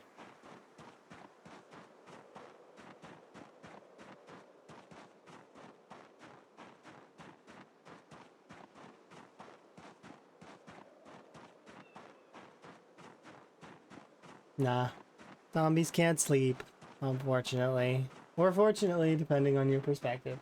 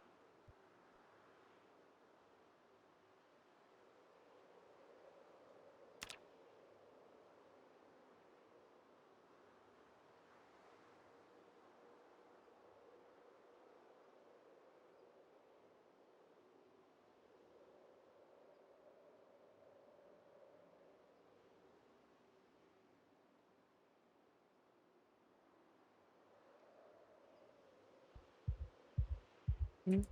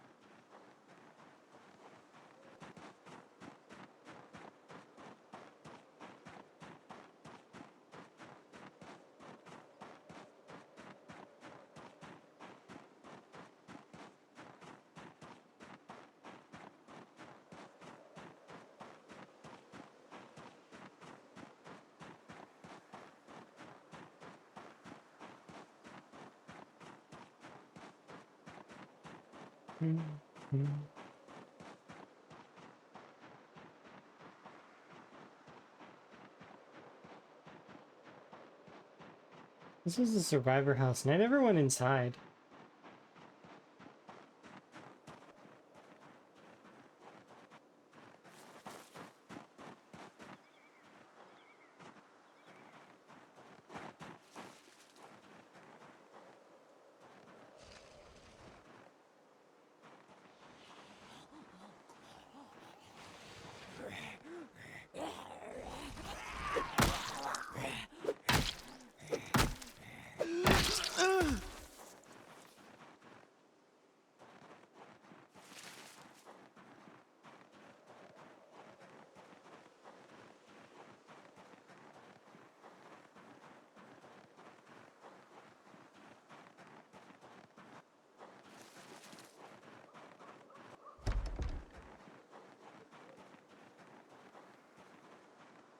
I don't really want to go inside right now.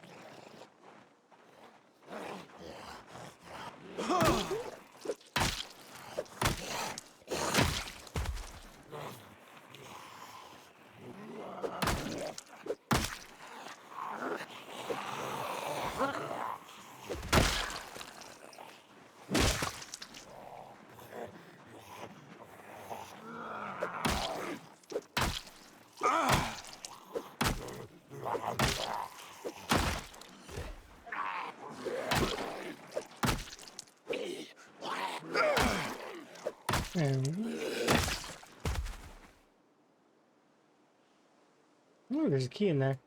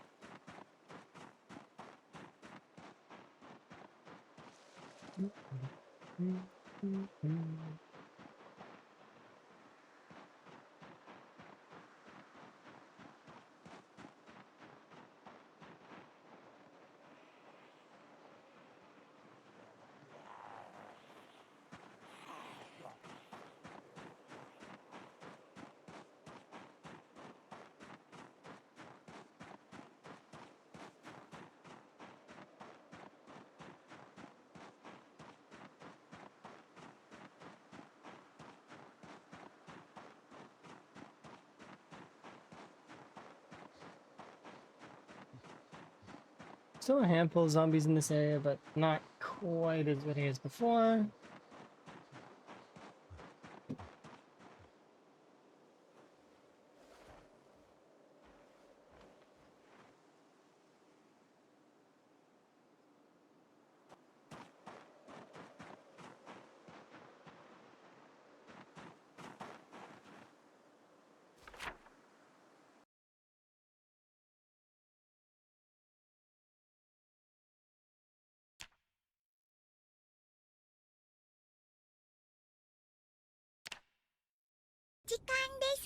Up there.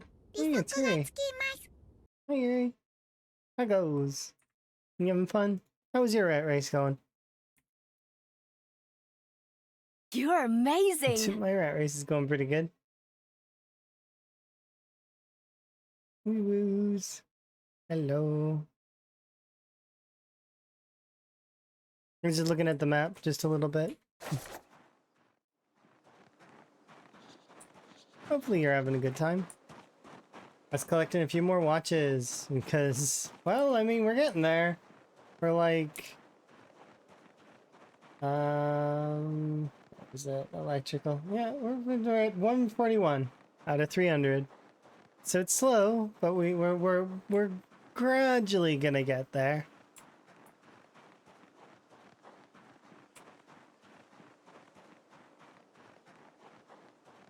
Did you fix the base game? Nifty. Yeah, that happens sometimes. Fair.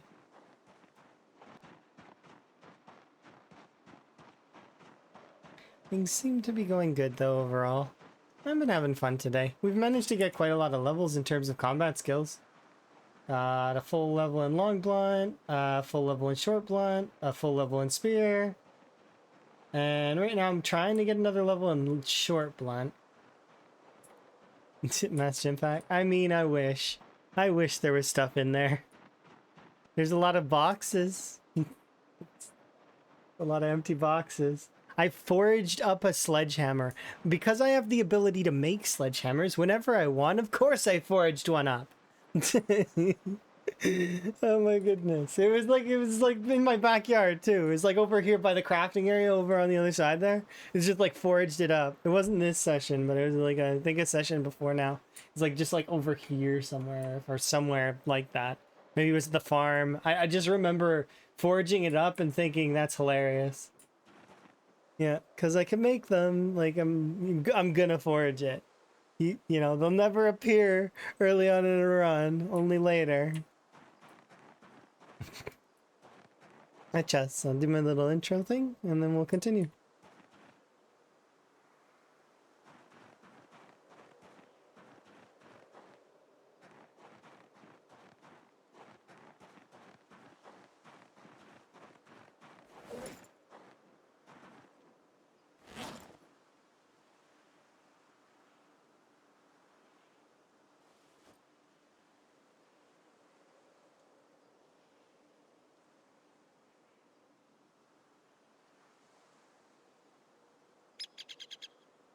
And if you need self-care, Yuri, make sure to get self-care.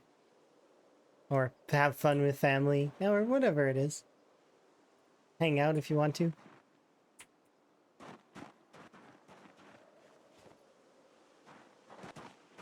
Yeah.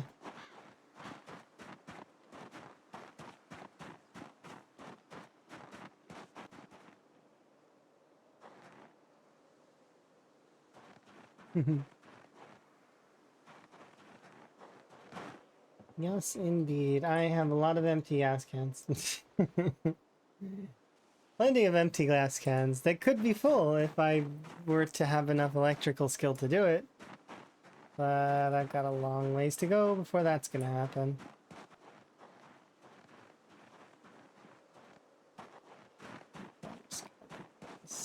Inside.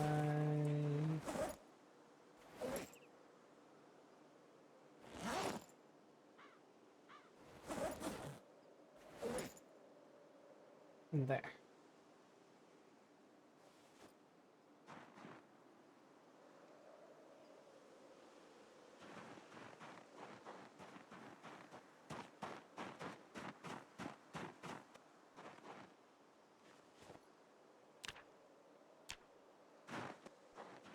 Okay.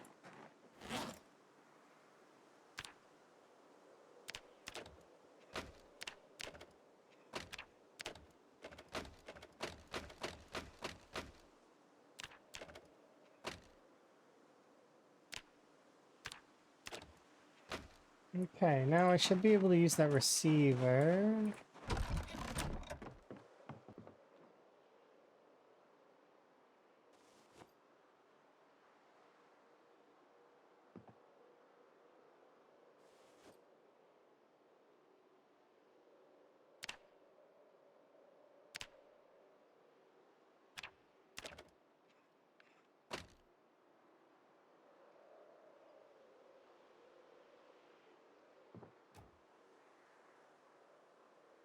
That radio sure did change.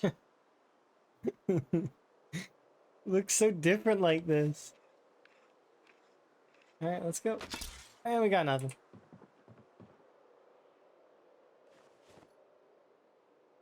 Well, that's okay though.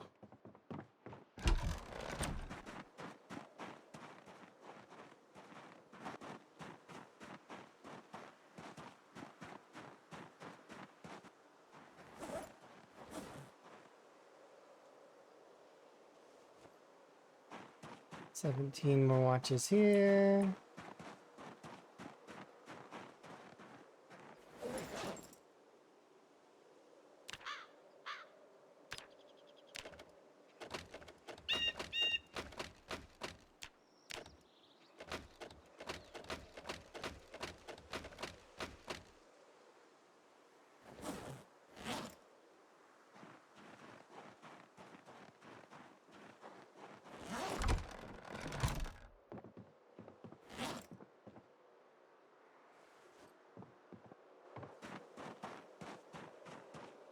Okay, we need to go get some snack or something.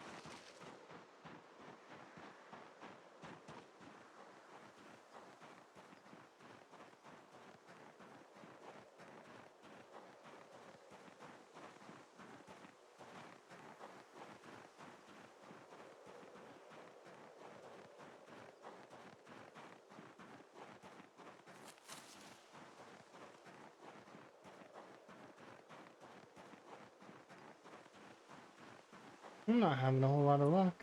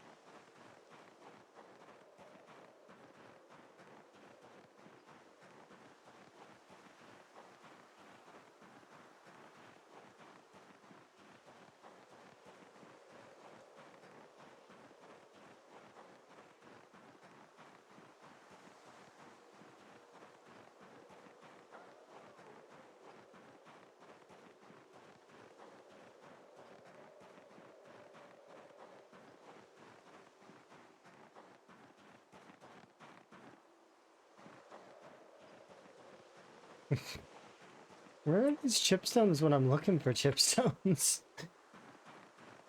They always seem to appear when I'm not looking for them in large amounts.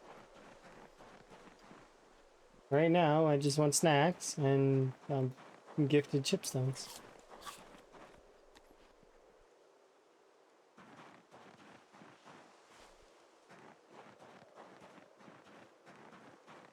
Always how it is.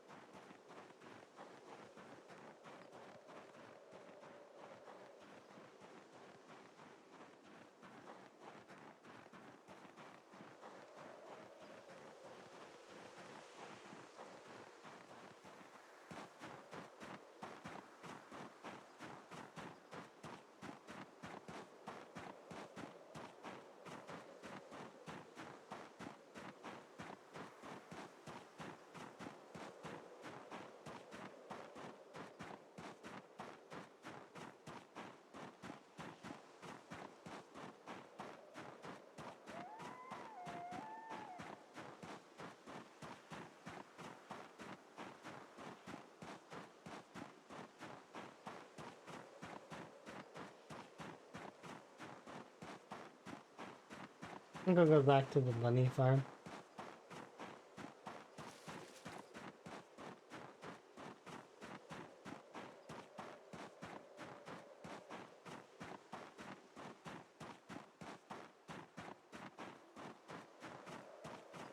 We can go back. We'll have some bunnies and then we'll have a rest.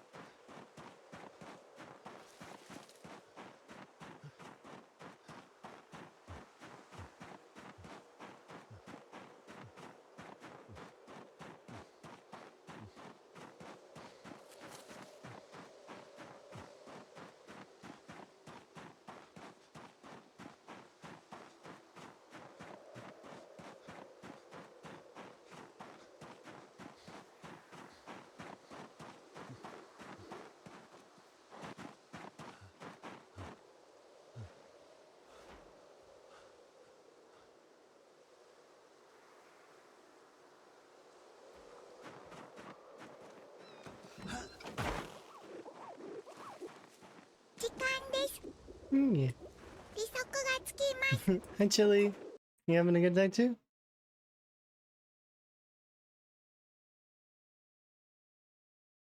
Yeah, I'm having a good day. I seen you earlier. How goes your run? You rated? Well, your run's going good. I'm making dinner. Kind of late though, like I mean, 9. Not the best time for dinner.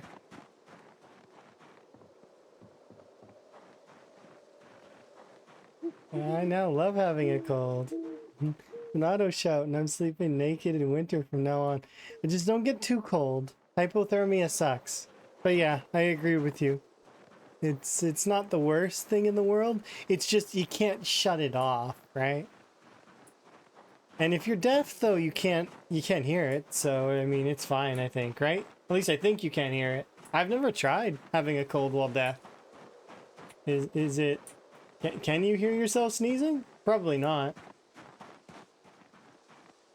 But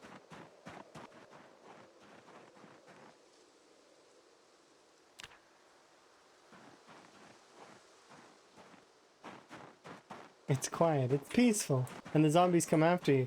Yeah. Well, if you're enjoying having a cold, then that's good. You found the silver lining. Enjoy your lurkage. And I am gonna continue I've got a couple of goals that I want to hit. So I've been gonna slow trudge towards those goals.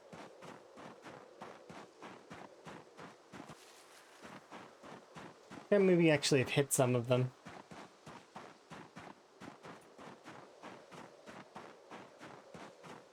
We're so close to Electrical 3, we're so close to Mechanics 2, we're really close to Short Blunts 3.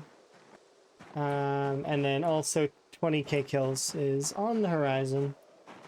Lots of good things.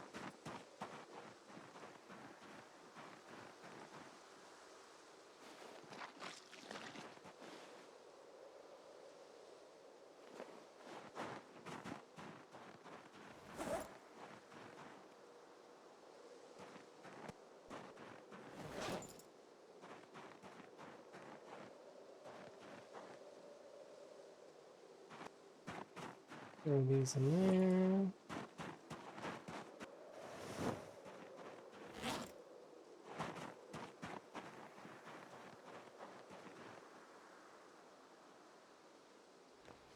Yeah, having a cold is not necessarily the worst. The only problem about it is if you're trying to lose zombies, it gets kind of annoying because they'll follow you for a while. There is a sort of range on it, though. Once you've got the range down, it's fairly easy.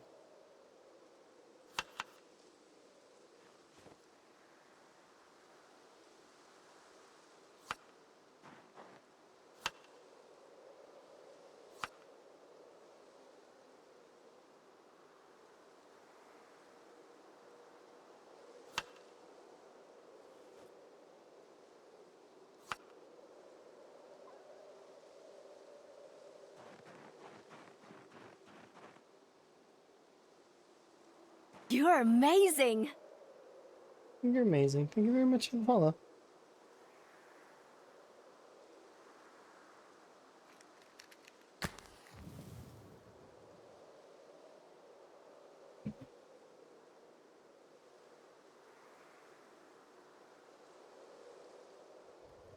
Ah, nice, relaxing fire.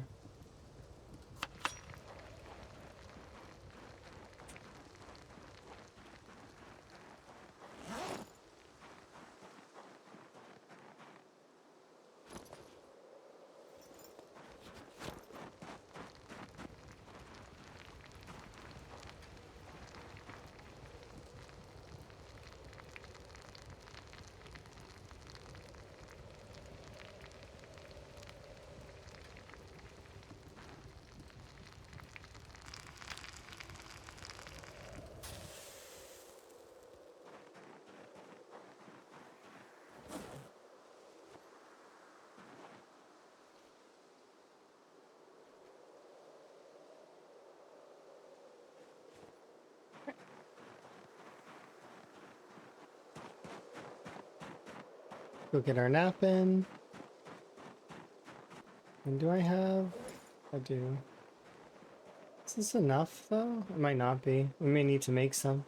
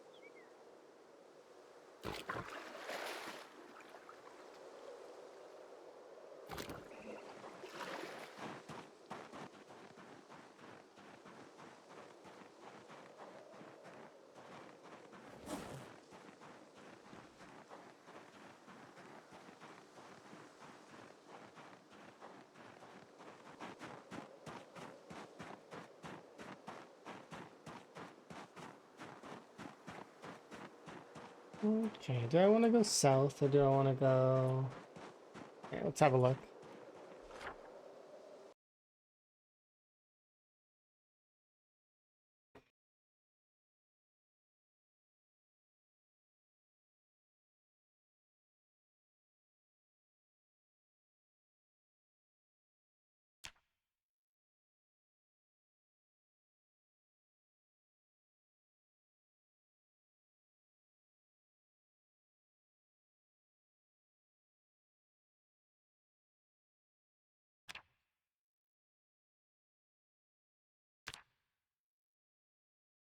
I think we'll go down the road all the way.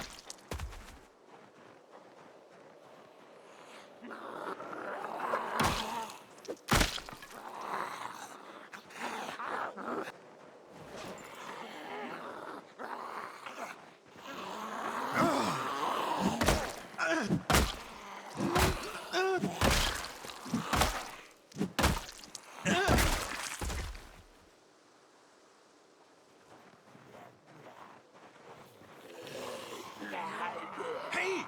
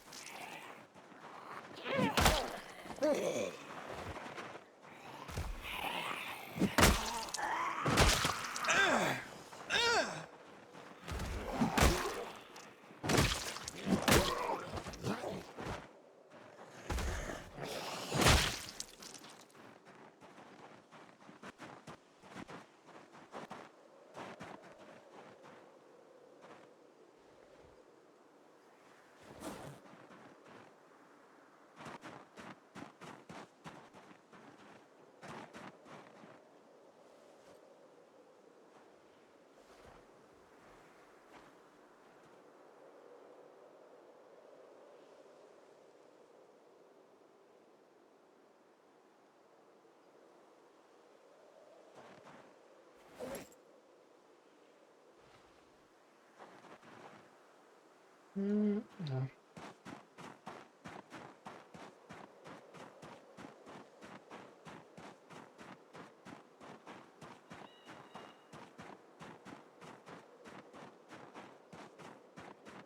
We didn't really get very far. We didn't get very many in terms of watches.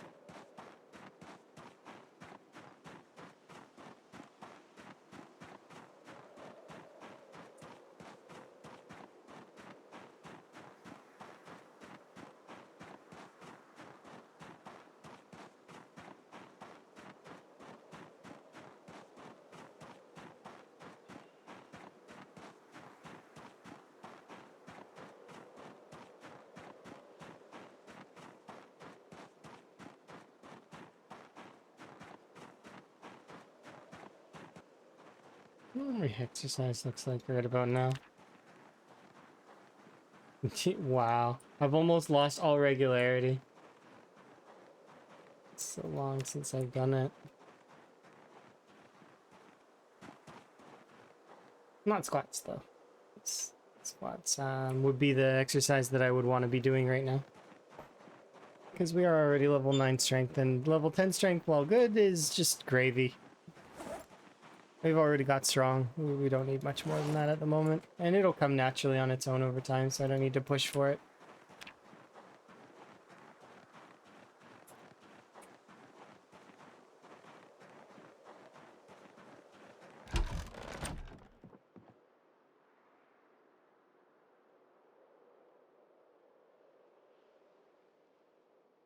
These are progressing really, really slowly.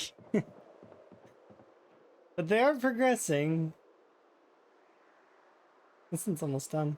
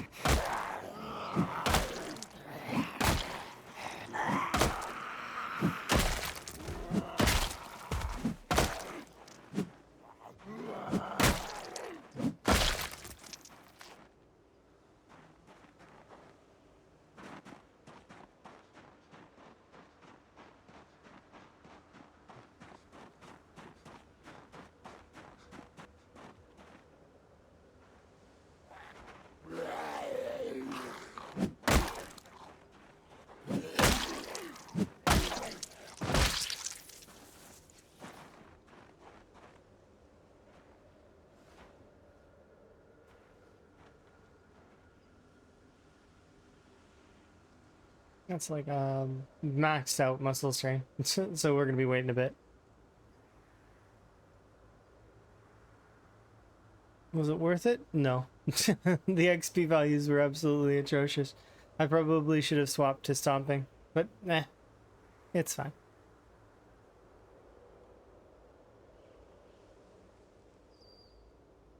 And there we go.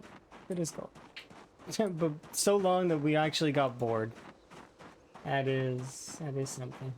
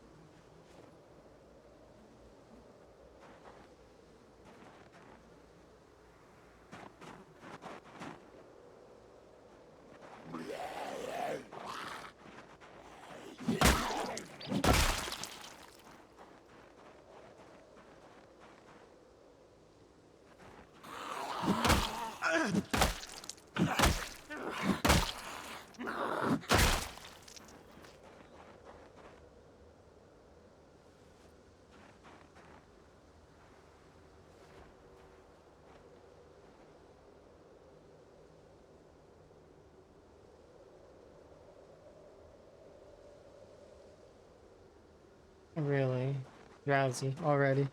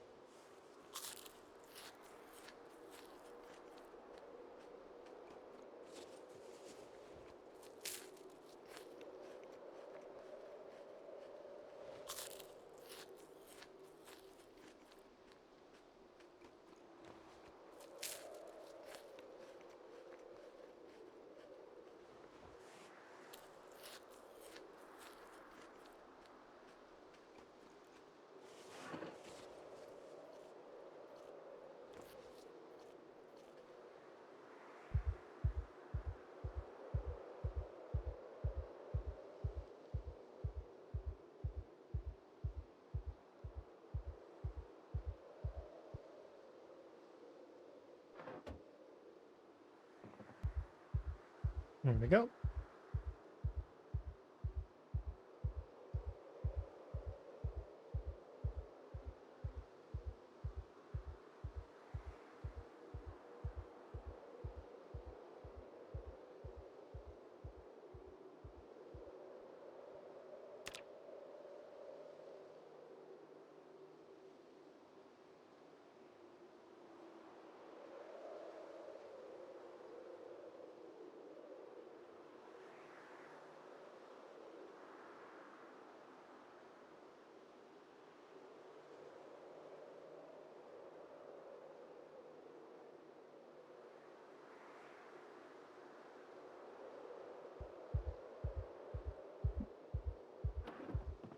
All right.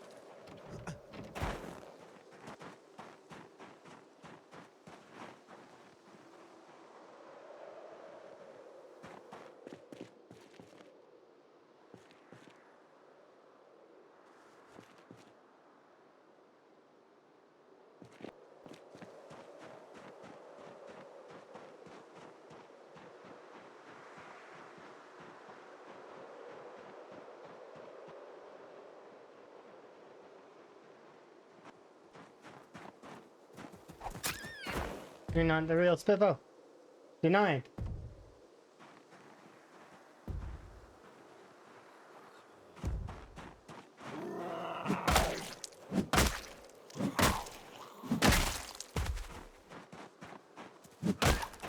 No.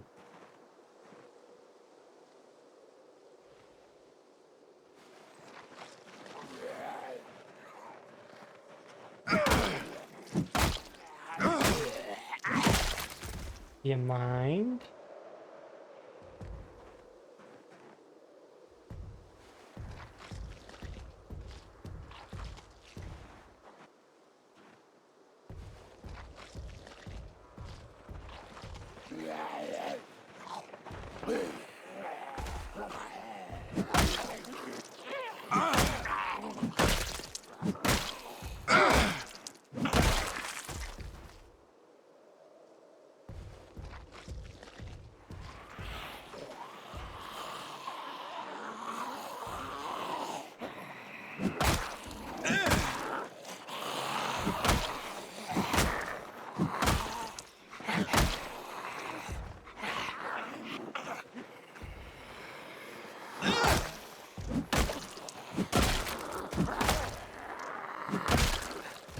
Hello.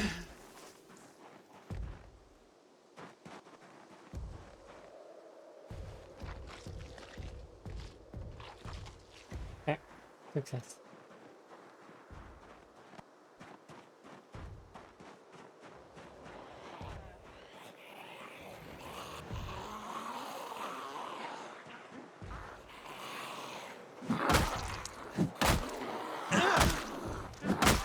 Oh, we're encumbered? Oh, I'm wondering why.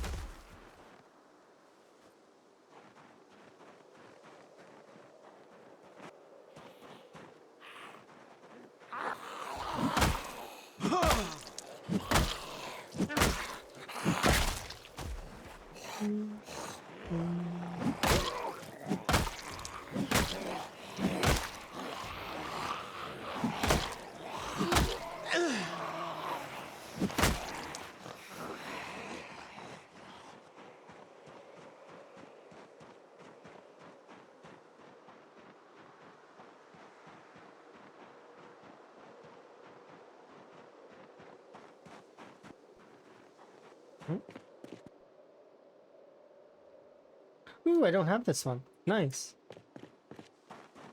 I found a magazine.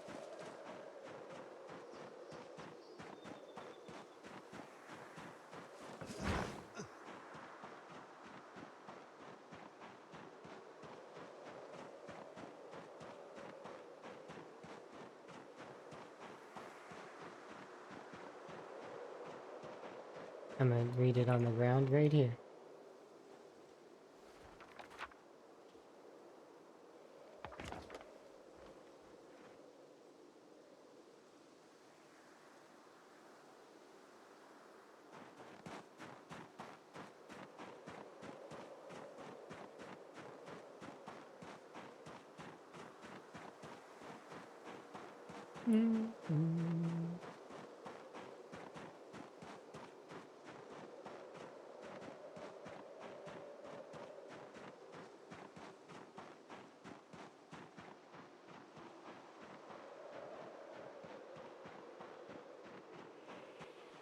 Hey!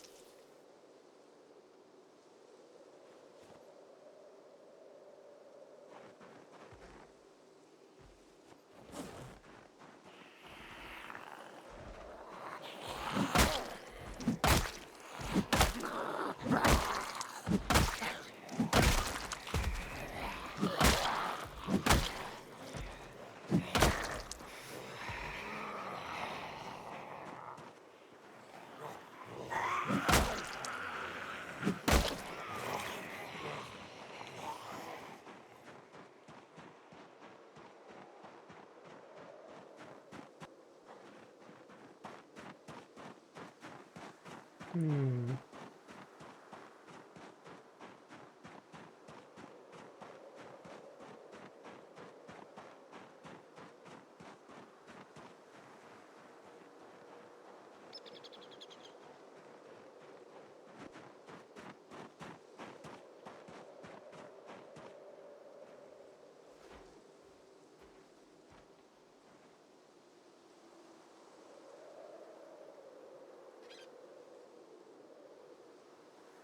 A little bit.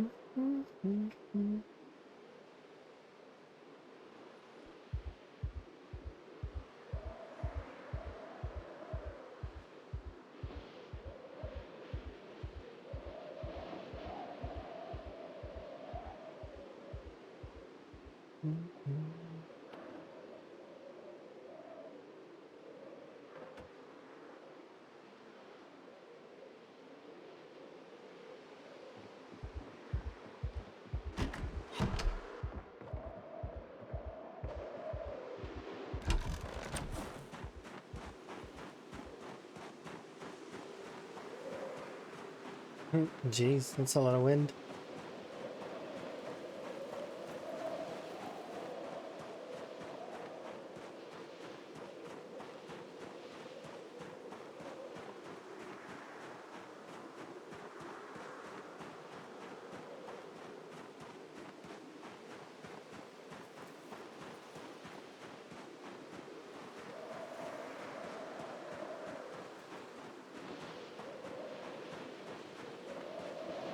Um, hmm.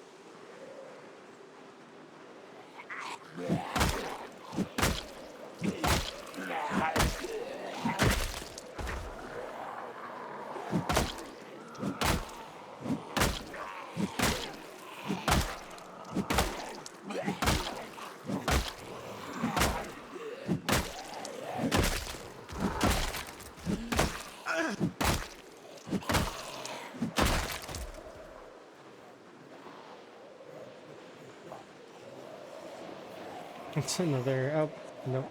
I was gonna say another 3, but no, that's 5. That's another 5.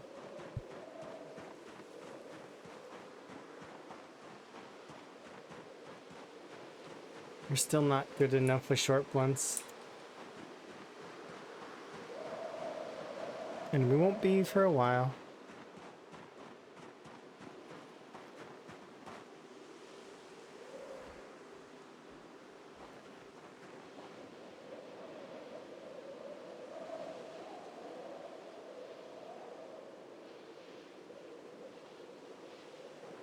Maybe 90 XP though, and we'll at least be level 3.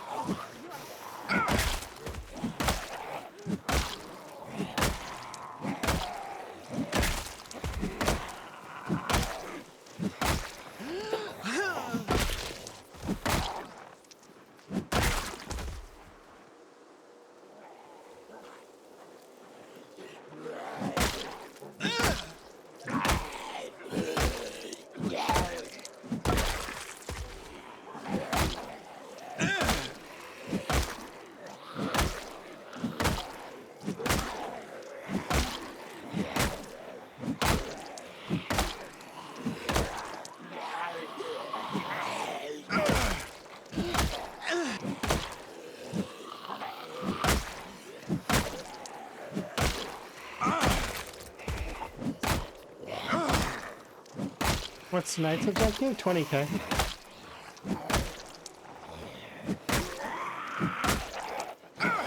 Comboed with the levels we already got. I already hit all the goals that I had set.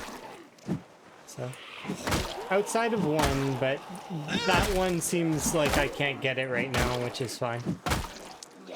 I put a little more dent in it, so I'm at least happy with progress on it. But I underestimated the amount of XP that one would require. So that one would being electrical 3. But everything else, we've hit every single other goal possible that I've set for today. Except for one. We are just You're short amazing. of 20,000. So, thank you very much for the follow, by the way. Do appreciate it. But yeah, hopefully we'll hit the 20k here soon. The plan is that, well, I'll probably swap weapons here in a moment to hit it. And then we can hit the remainder of Short Blunts 3 later. And then we'll be doing Spears 3, and then I'll probably do Long Blade 4. And then once everything is level 4, then I can start grinding all of things to level 5, which would be starting with Axe going down. Yeah, I figure we've got 20k in the bag. I just need to finish it off, sort of. So what I'm going to do now is I'm going to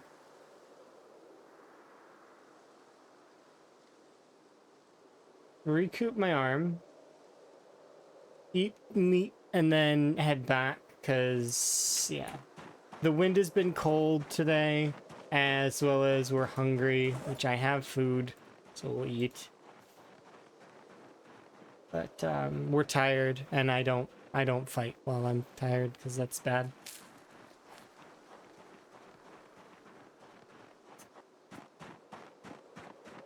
We'll just bail. It's fine.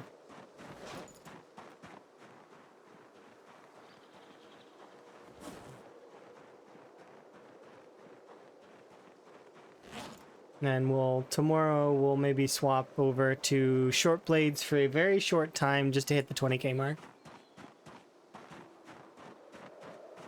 And we'll do it down Main Street, I think. We'll do it down the strip. Muldraw strip. Which is... should have most of the bodies despawned by now.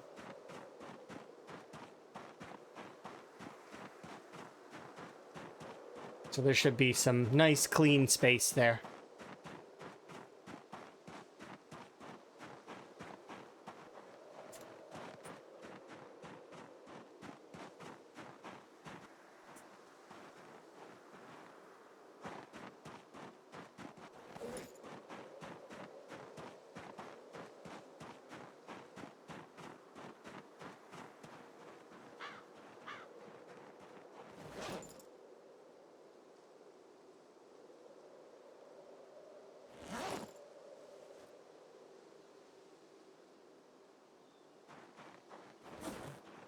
Yeah, we'll do the rest of short bats later.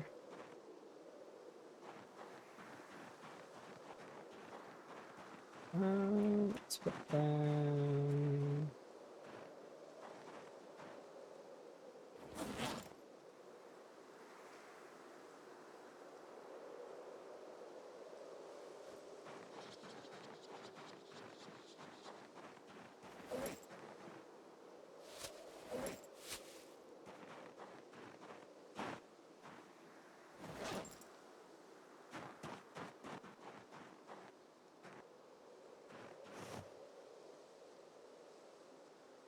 Those are the regular ones. I want the big ones.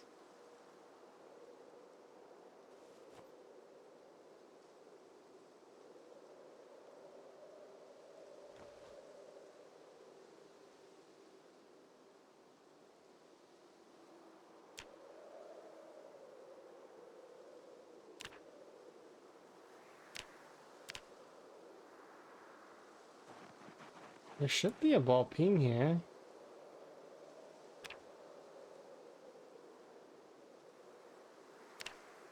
As well assemble these short swords. Any other assembly? There's assembly though.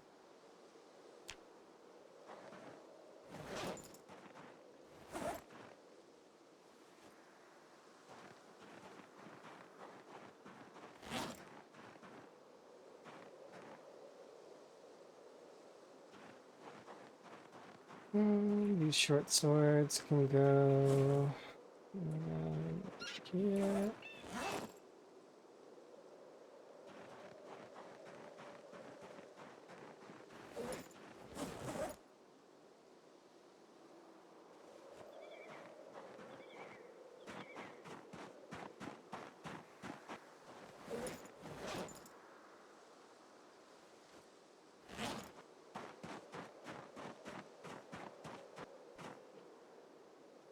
Fast forward along.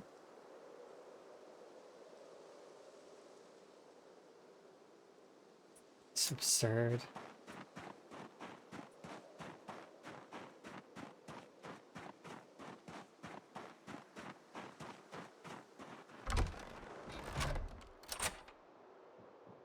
I actually don't know if I will get warm enough. Well, maybe I will. I think it'll be fine. Only 2. We're wearing kind of warm clothes. Tier 4 tiredness, though. That's pretty bad.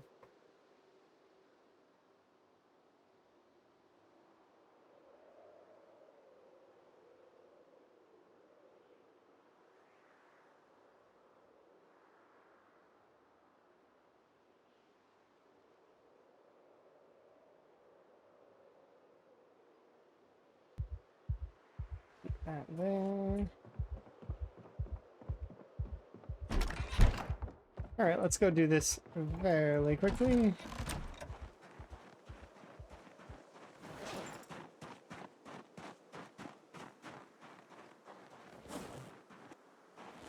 The difference between the weapons I've been using and these weapons that I'm about to use is night and day.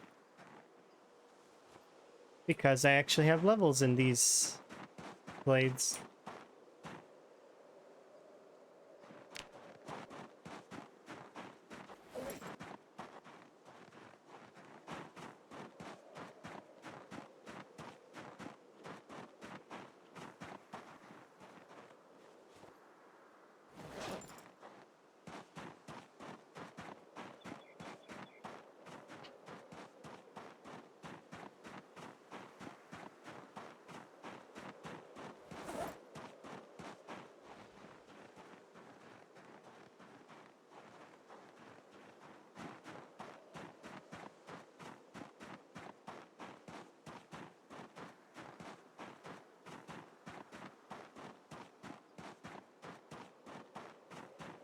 We got quite a few weapon skills. We got spear, we got long blunt, we got short blunt. Next time I do short blunt will be 3. We've got quite a ways to go in the rest of it, but I mean, you know, it's progress.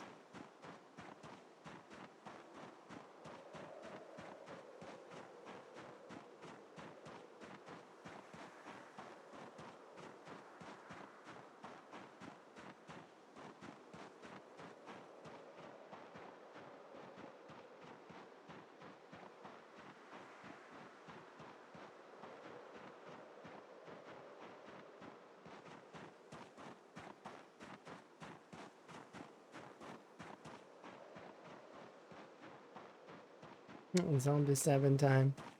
Yeah. You having a good day, Rat?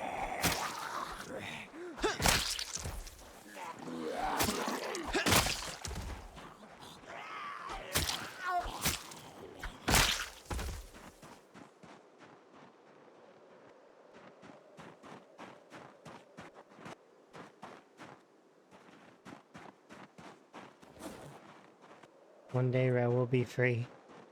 Free!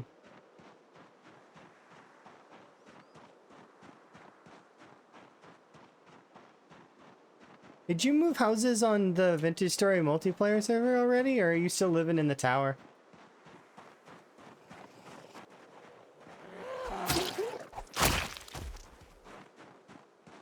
Because I went on and I looked very briefly, and I was like, what do I want to do? And then I did up a little doodle, and I'm keen on it. I think it's good. But I also am thinking about using the part of my build that I've got drawn in the multiplayer RP. So it's like, I could do it on both.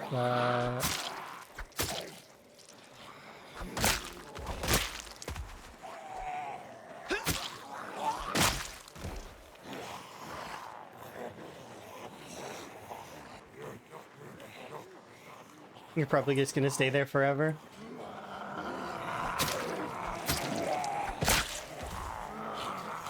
It is understandable.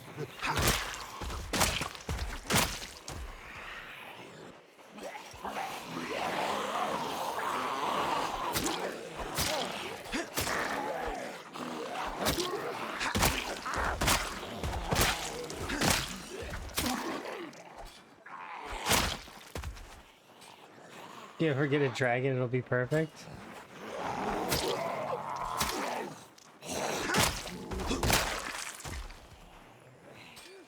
Well, I hope you find a dragon.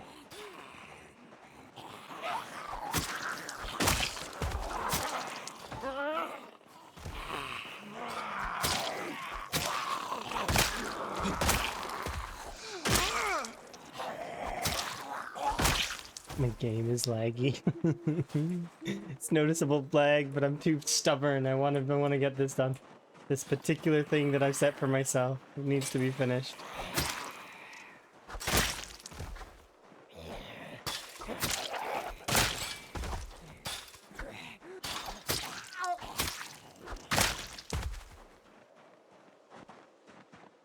Must succeed.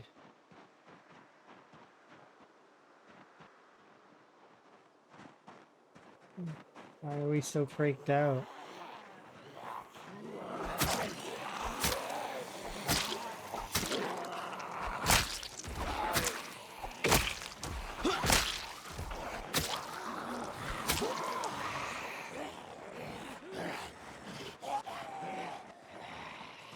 Yeah, because they were banging on the fence. That's why. You're forgetting that that's a thing. Well, they can bang on the fence and cause me anxiety. Because for me, them banging on the fence doesn't cause me anxiety at all. There's no anxiety. I don't get anxiety with it, and I don't think I wouldn't if there were, like, you know, it'd be like, okay, yeah, there's enemies there. It's a zombie apocalypse. Of course there's zombies there. That's not a huge surprise.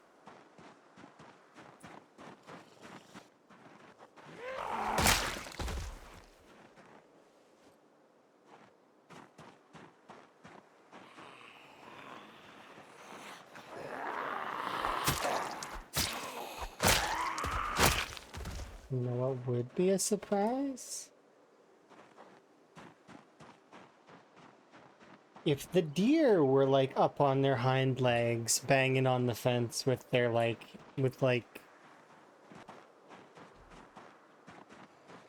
would be kind of more concerning.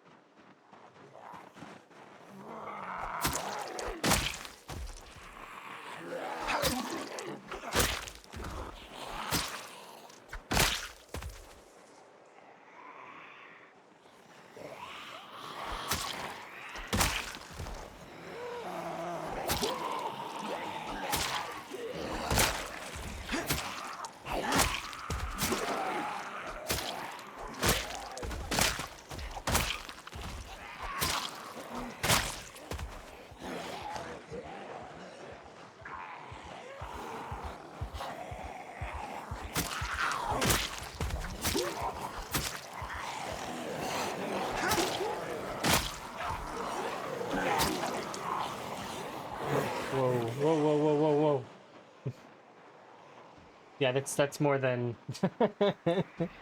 that's more than a couple. That's like I'm like no, that's more than a couple. That's more than one or two. That's more than probably I don't know how many that is. That's a lot though. Coming out of the woods. I don't trust it.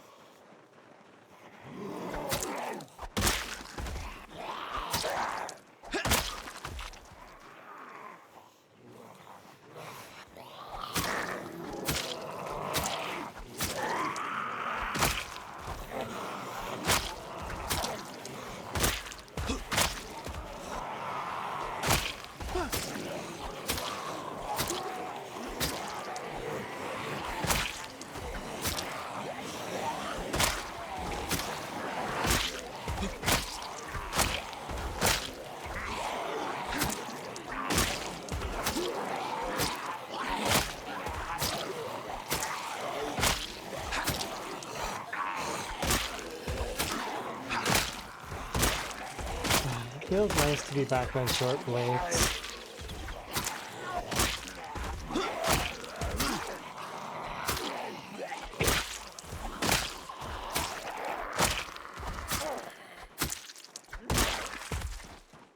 We actually got a bit exerted. It's a bit of a surprise. Tiny bit of muscle strain.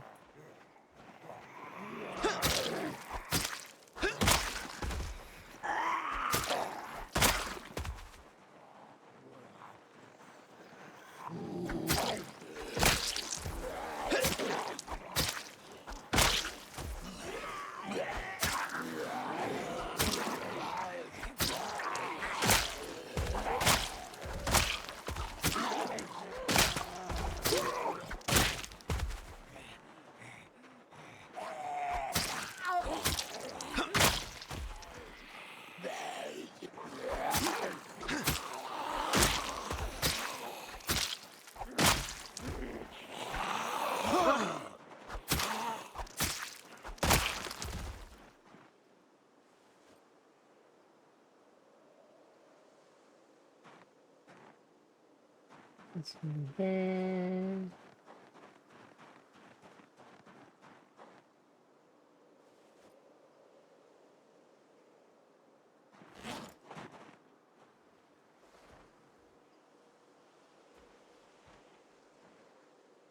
Recoup. 44 more. No, 34.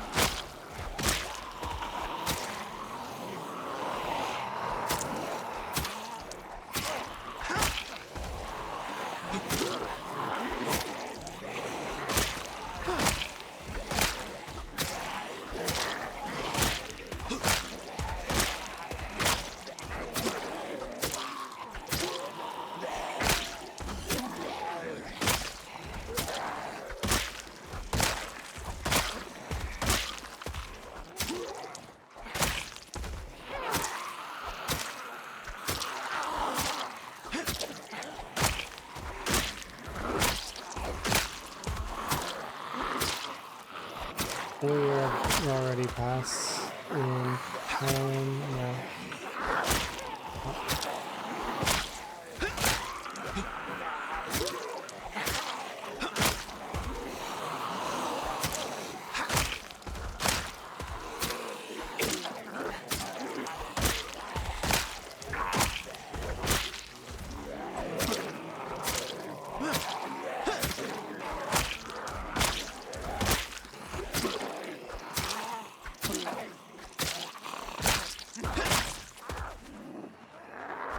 Hooray. 20k. And change.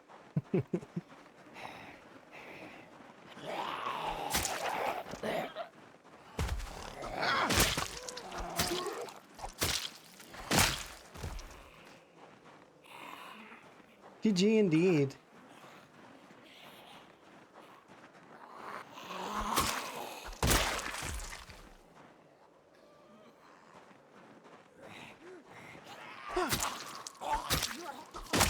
This Higgins will surpass the previous Higgins. All of his predecessors. He will succeed where the others have failed.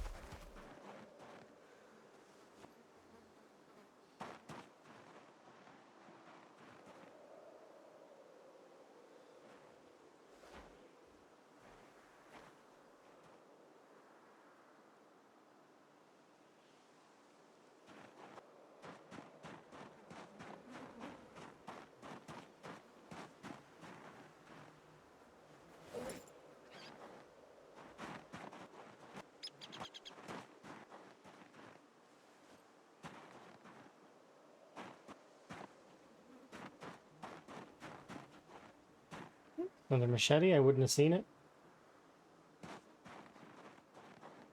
Those machetes are stealthy now. They've got them hidden in, basically looking like large knives. And that's the reason why I went back for it, actually. I didn't think it was a machete. I thought it was a large knife. I'm like, yeah, this is what I want in the world. I keep giving me the knives. It's like, nope, it's a machete. Oh, darn. I guess I'll just have to settle for a machete then. It's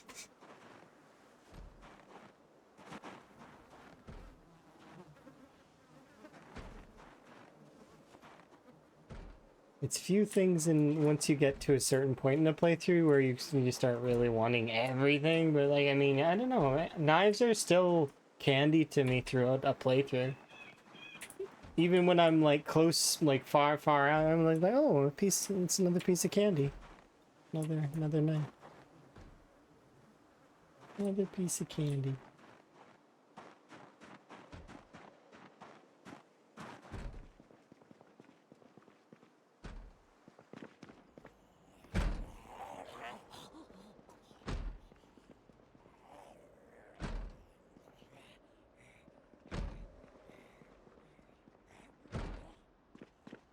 Can I even access that door? Oh wow, there's a little group over here.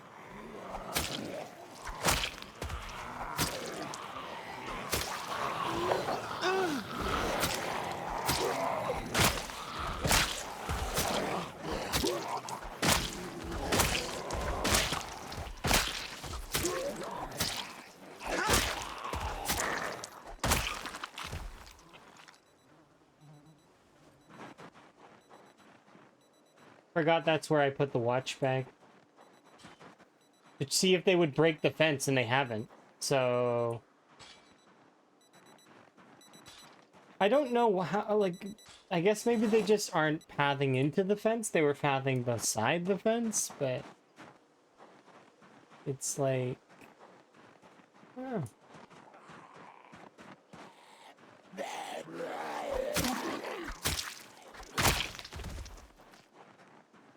Still, I'm gonna go put this down the street a bit because that's the whole point, and we should be pushing towards the Sunstar Motel because there's a decent amount of lamps there.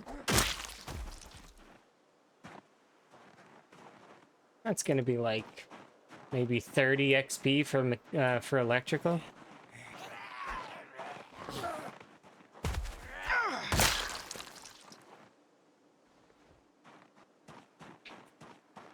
We're getting there.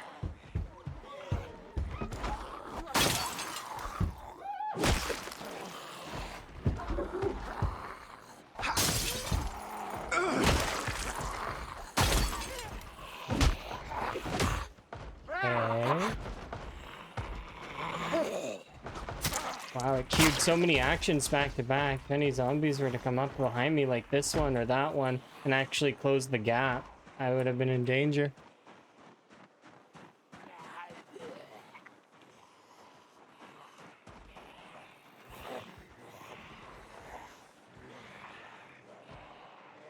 when queuing actions turns bad.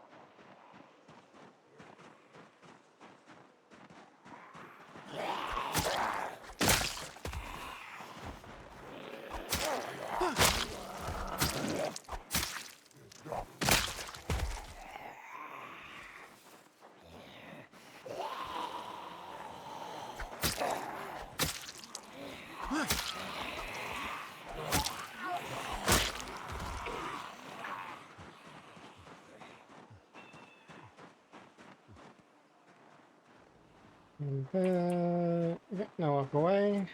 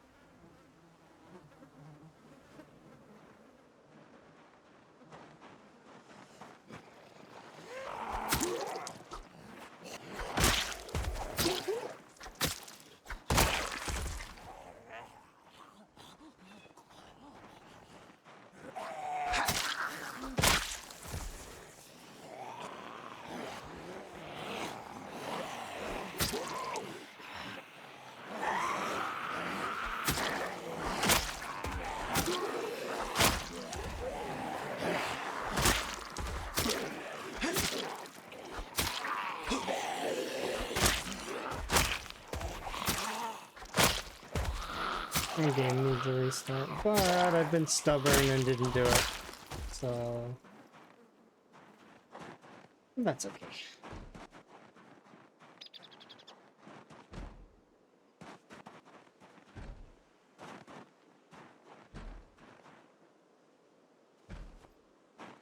Let's go grab one of the Spiffo garbage cans.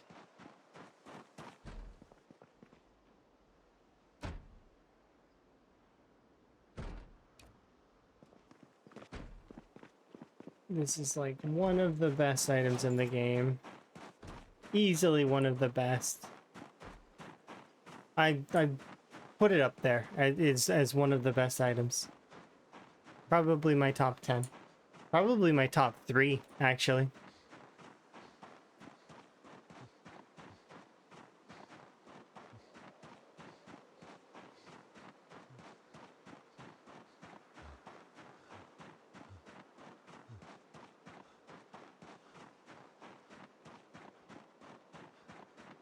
What would my top 3 favorite items in Zomboid be? This garbage can is definitely one of them.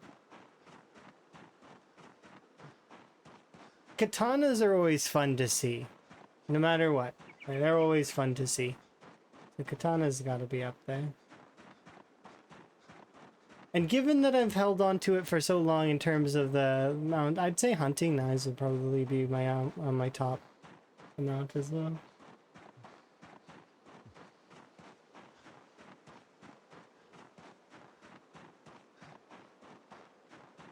Something about seeing that pommel sticking out of a zombie is just kind of interesting. It's like somebody tried to defend themselves, couldn't quite get away. Or maybe they did get away, but maybe the zombie still bit them. Kind of like storytelling almost. The one that's kind of interesting more than that a little bit would be the nightstick jammed into a zombie. Because that one's like, how did that happen? My theory is that there's secretly a strong survivor that's like way stronger than we could ever hope to dream to be, and they're jamming items into zombies.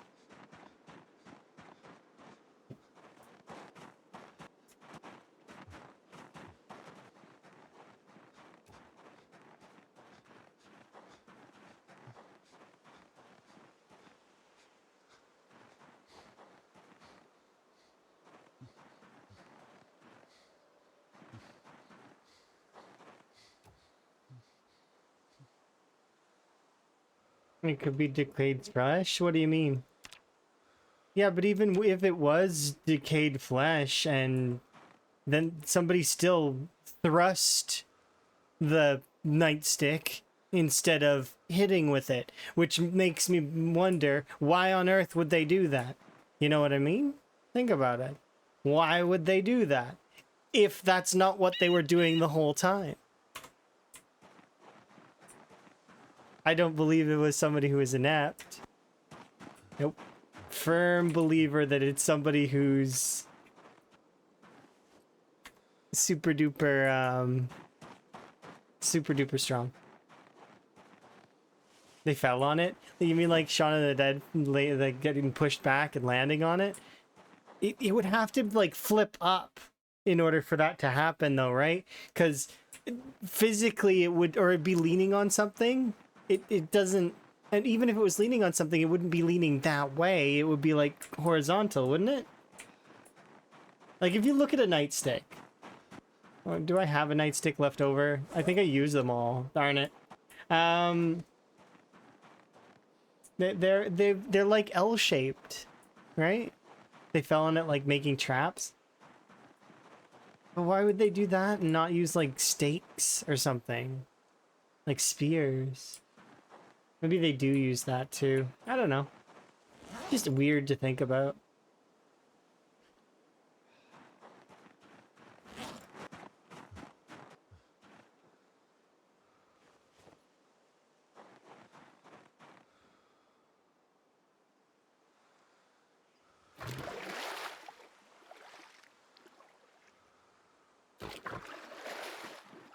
Okay.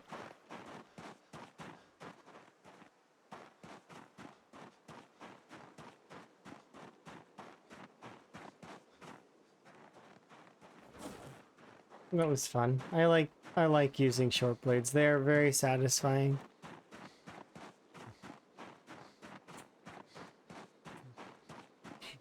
Out of all items chosen though, why would you choose to use a nightstick? It doesn't seem to me like a good trap material, you know? If they had nothing else, but nothing? Like, not even a branch? Like, a branch would probably be better.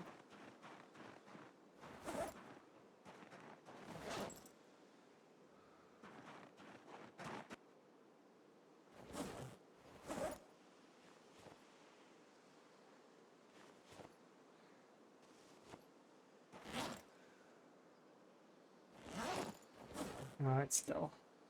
Well, that just means it's gonna break eventually, and we'll keep you in my bag too.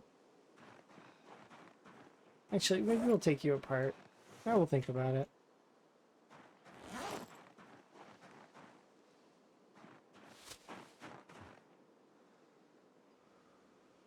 There we go.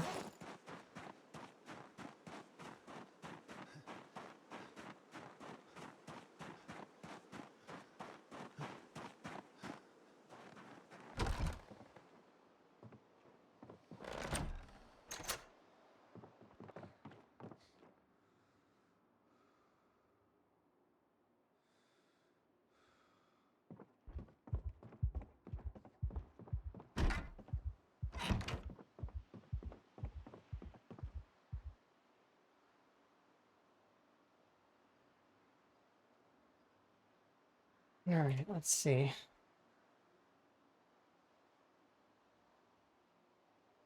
We're actually almost at 5,000 XP for level 9 short blades. So then we've only got 2,500 more to go. And then 9,000, and then that's it. The short blades will be done. I've been kind of like easing away from it though in order to try and do other things because I don't want it to end yet. But I mean, I can keep using them after. It's just that it's good to finish my XP trains before I do that.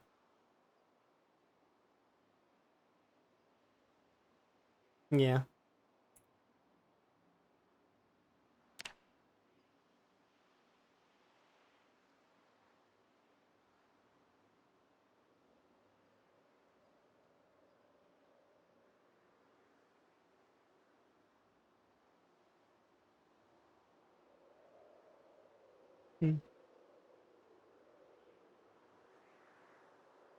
Today was productive. I hit all my goals except one.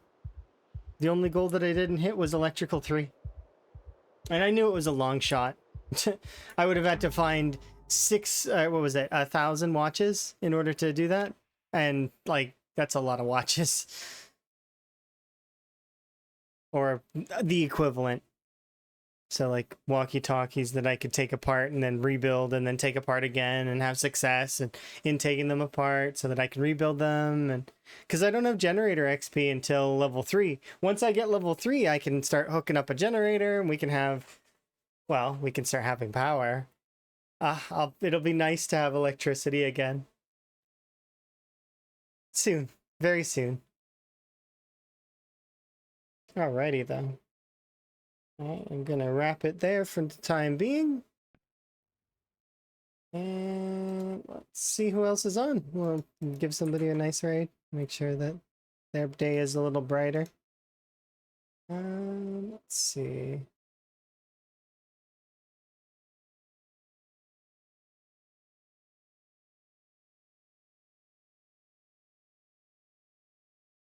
Can you just... Yeah, you can.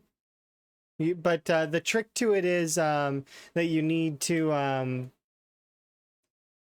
it needs things to power in order to work properly. So if you don't have anything powering, then it won't work. Go. Alrighty, you guys can go exploring.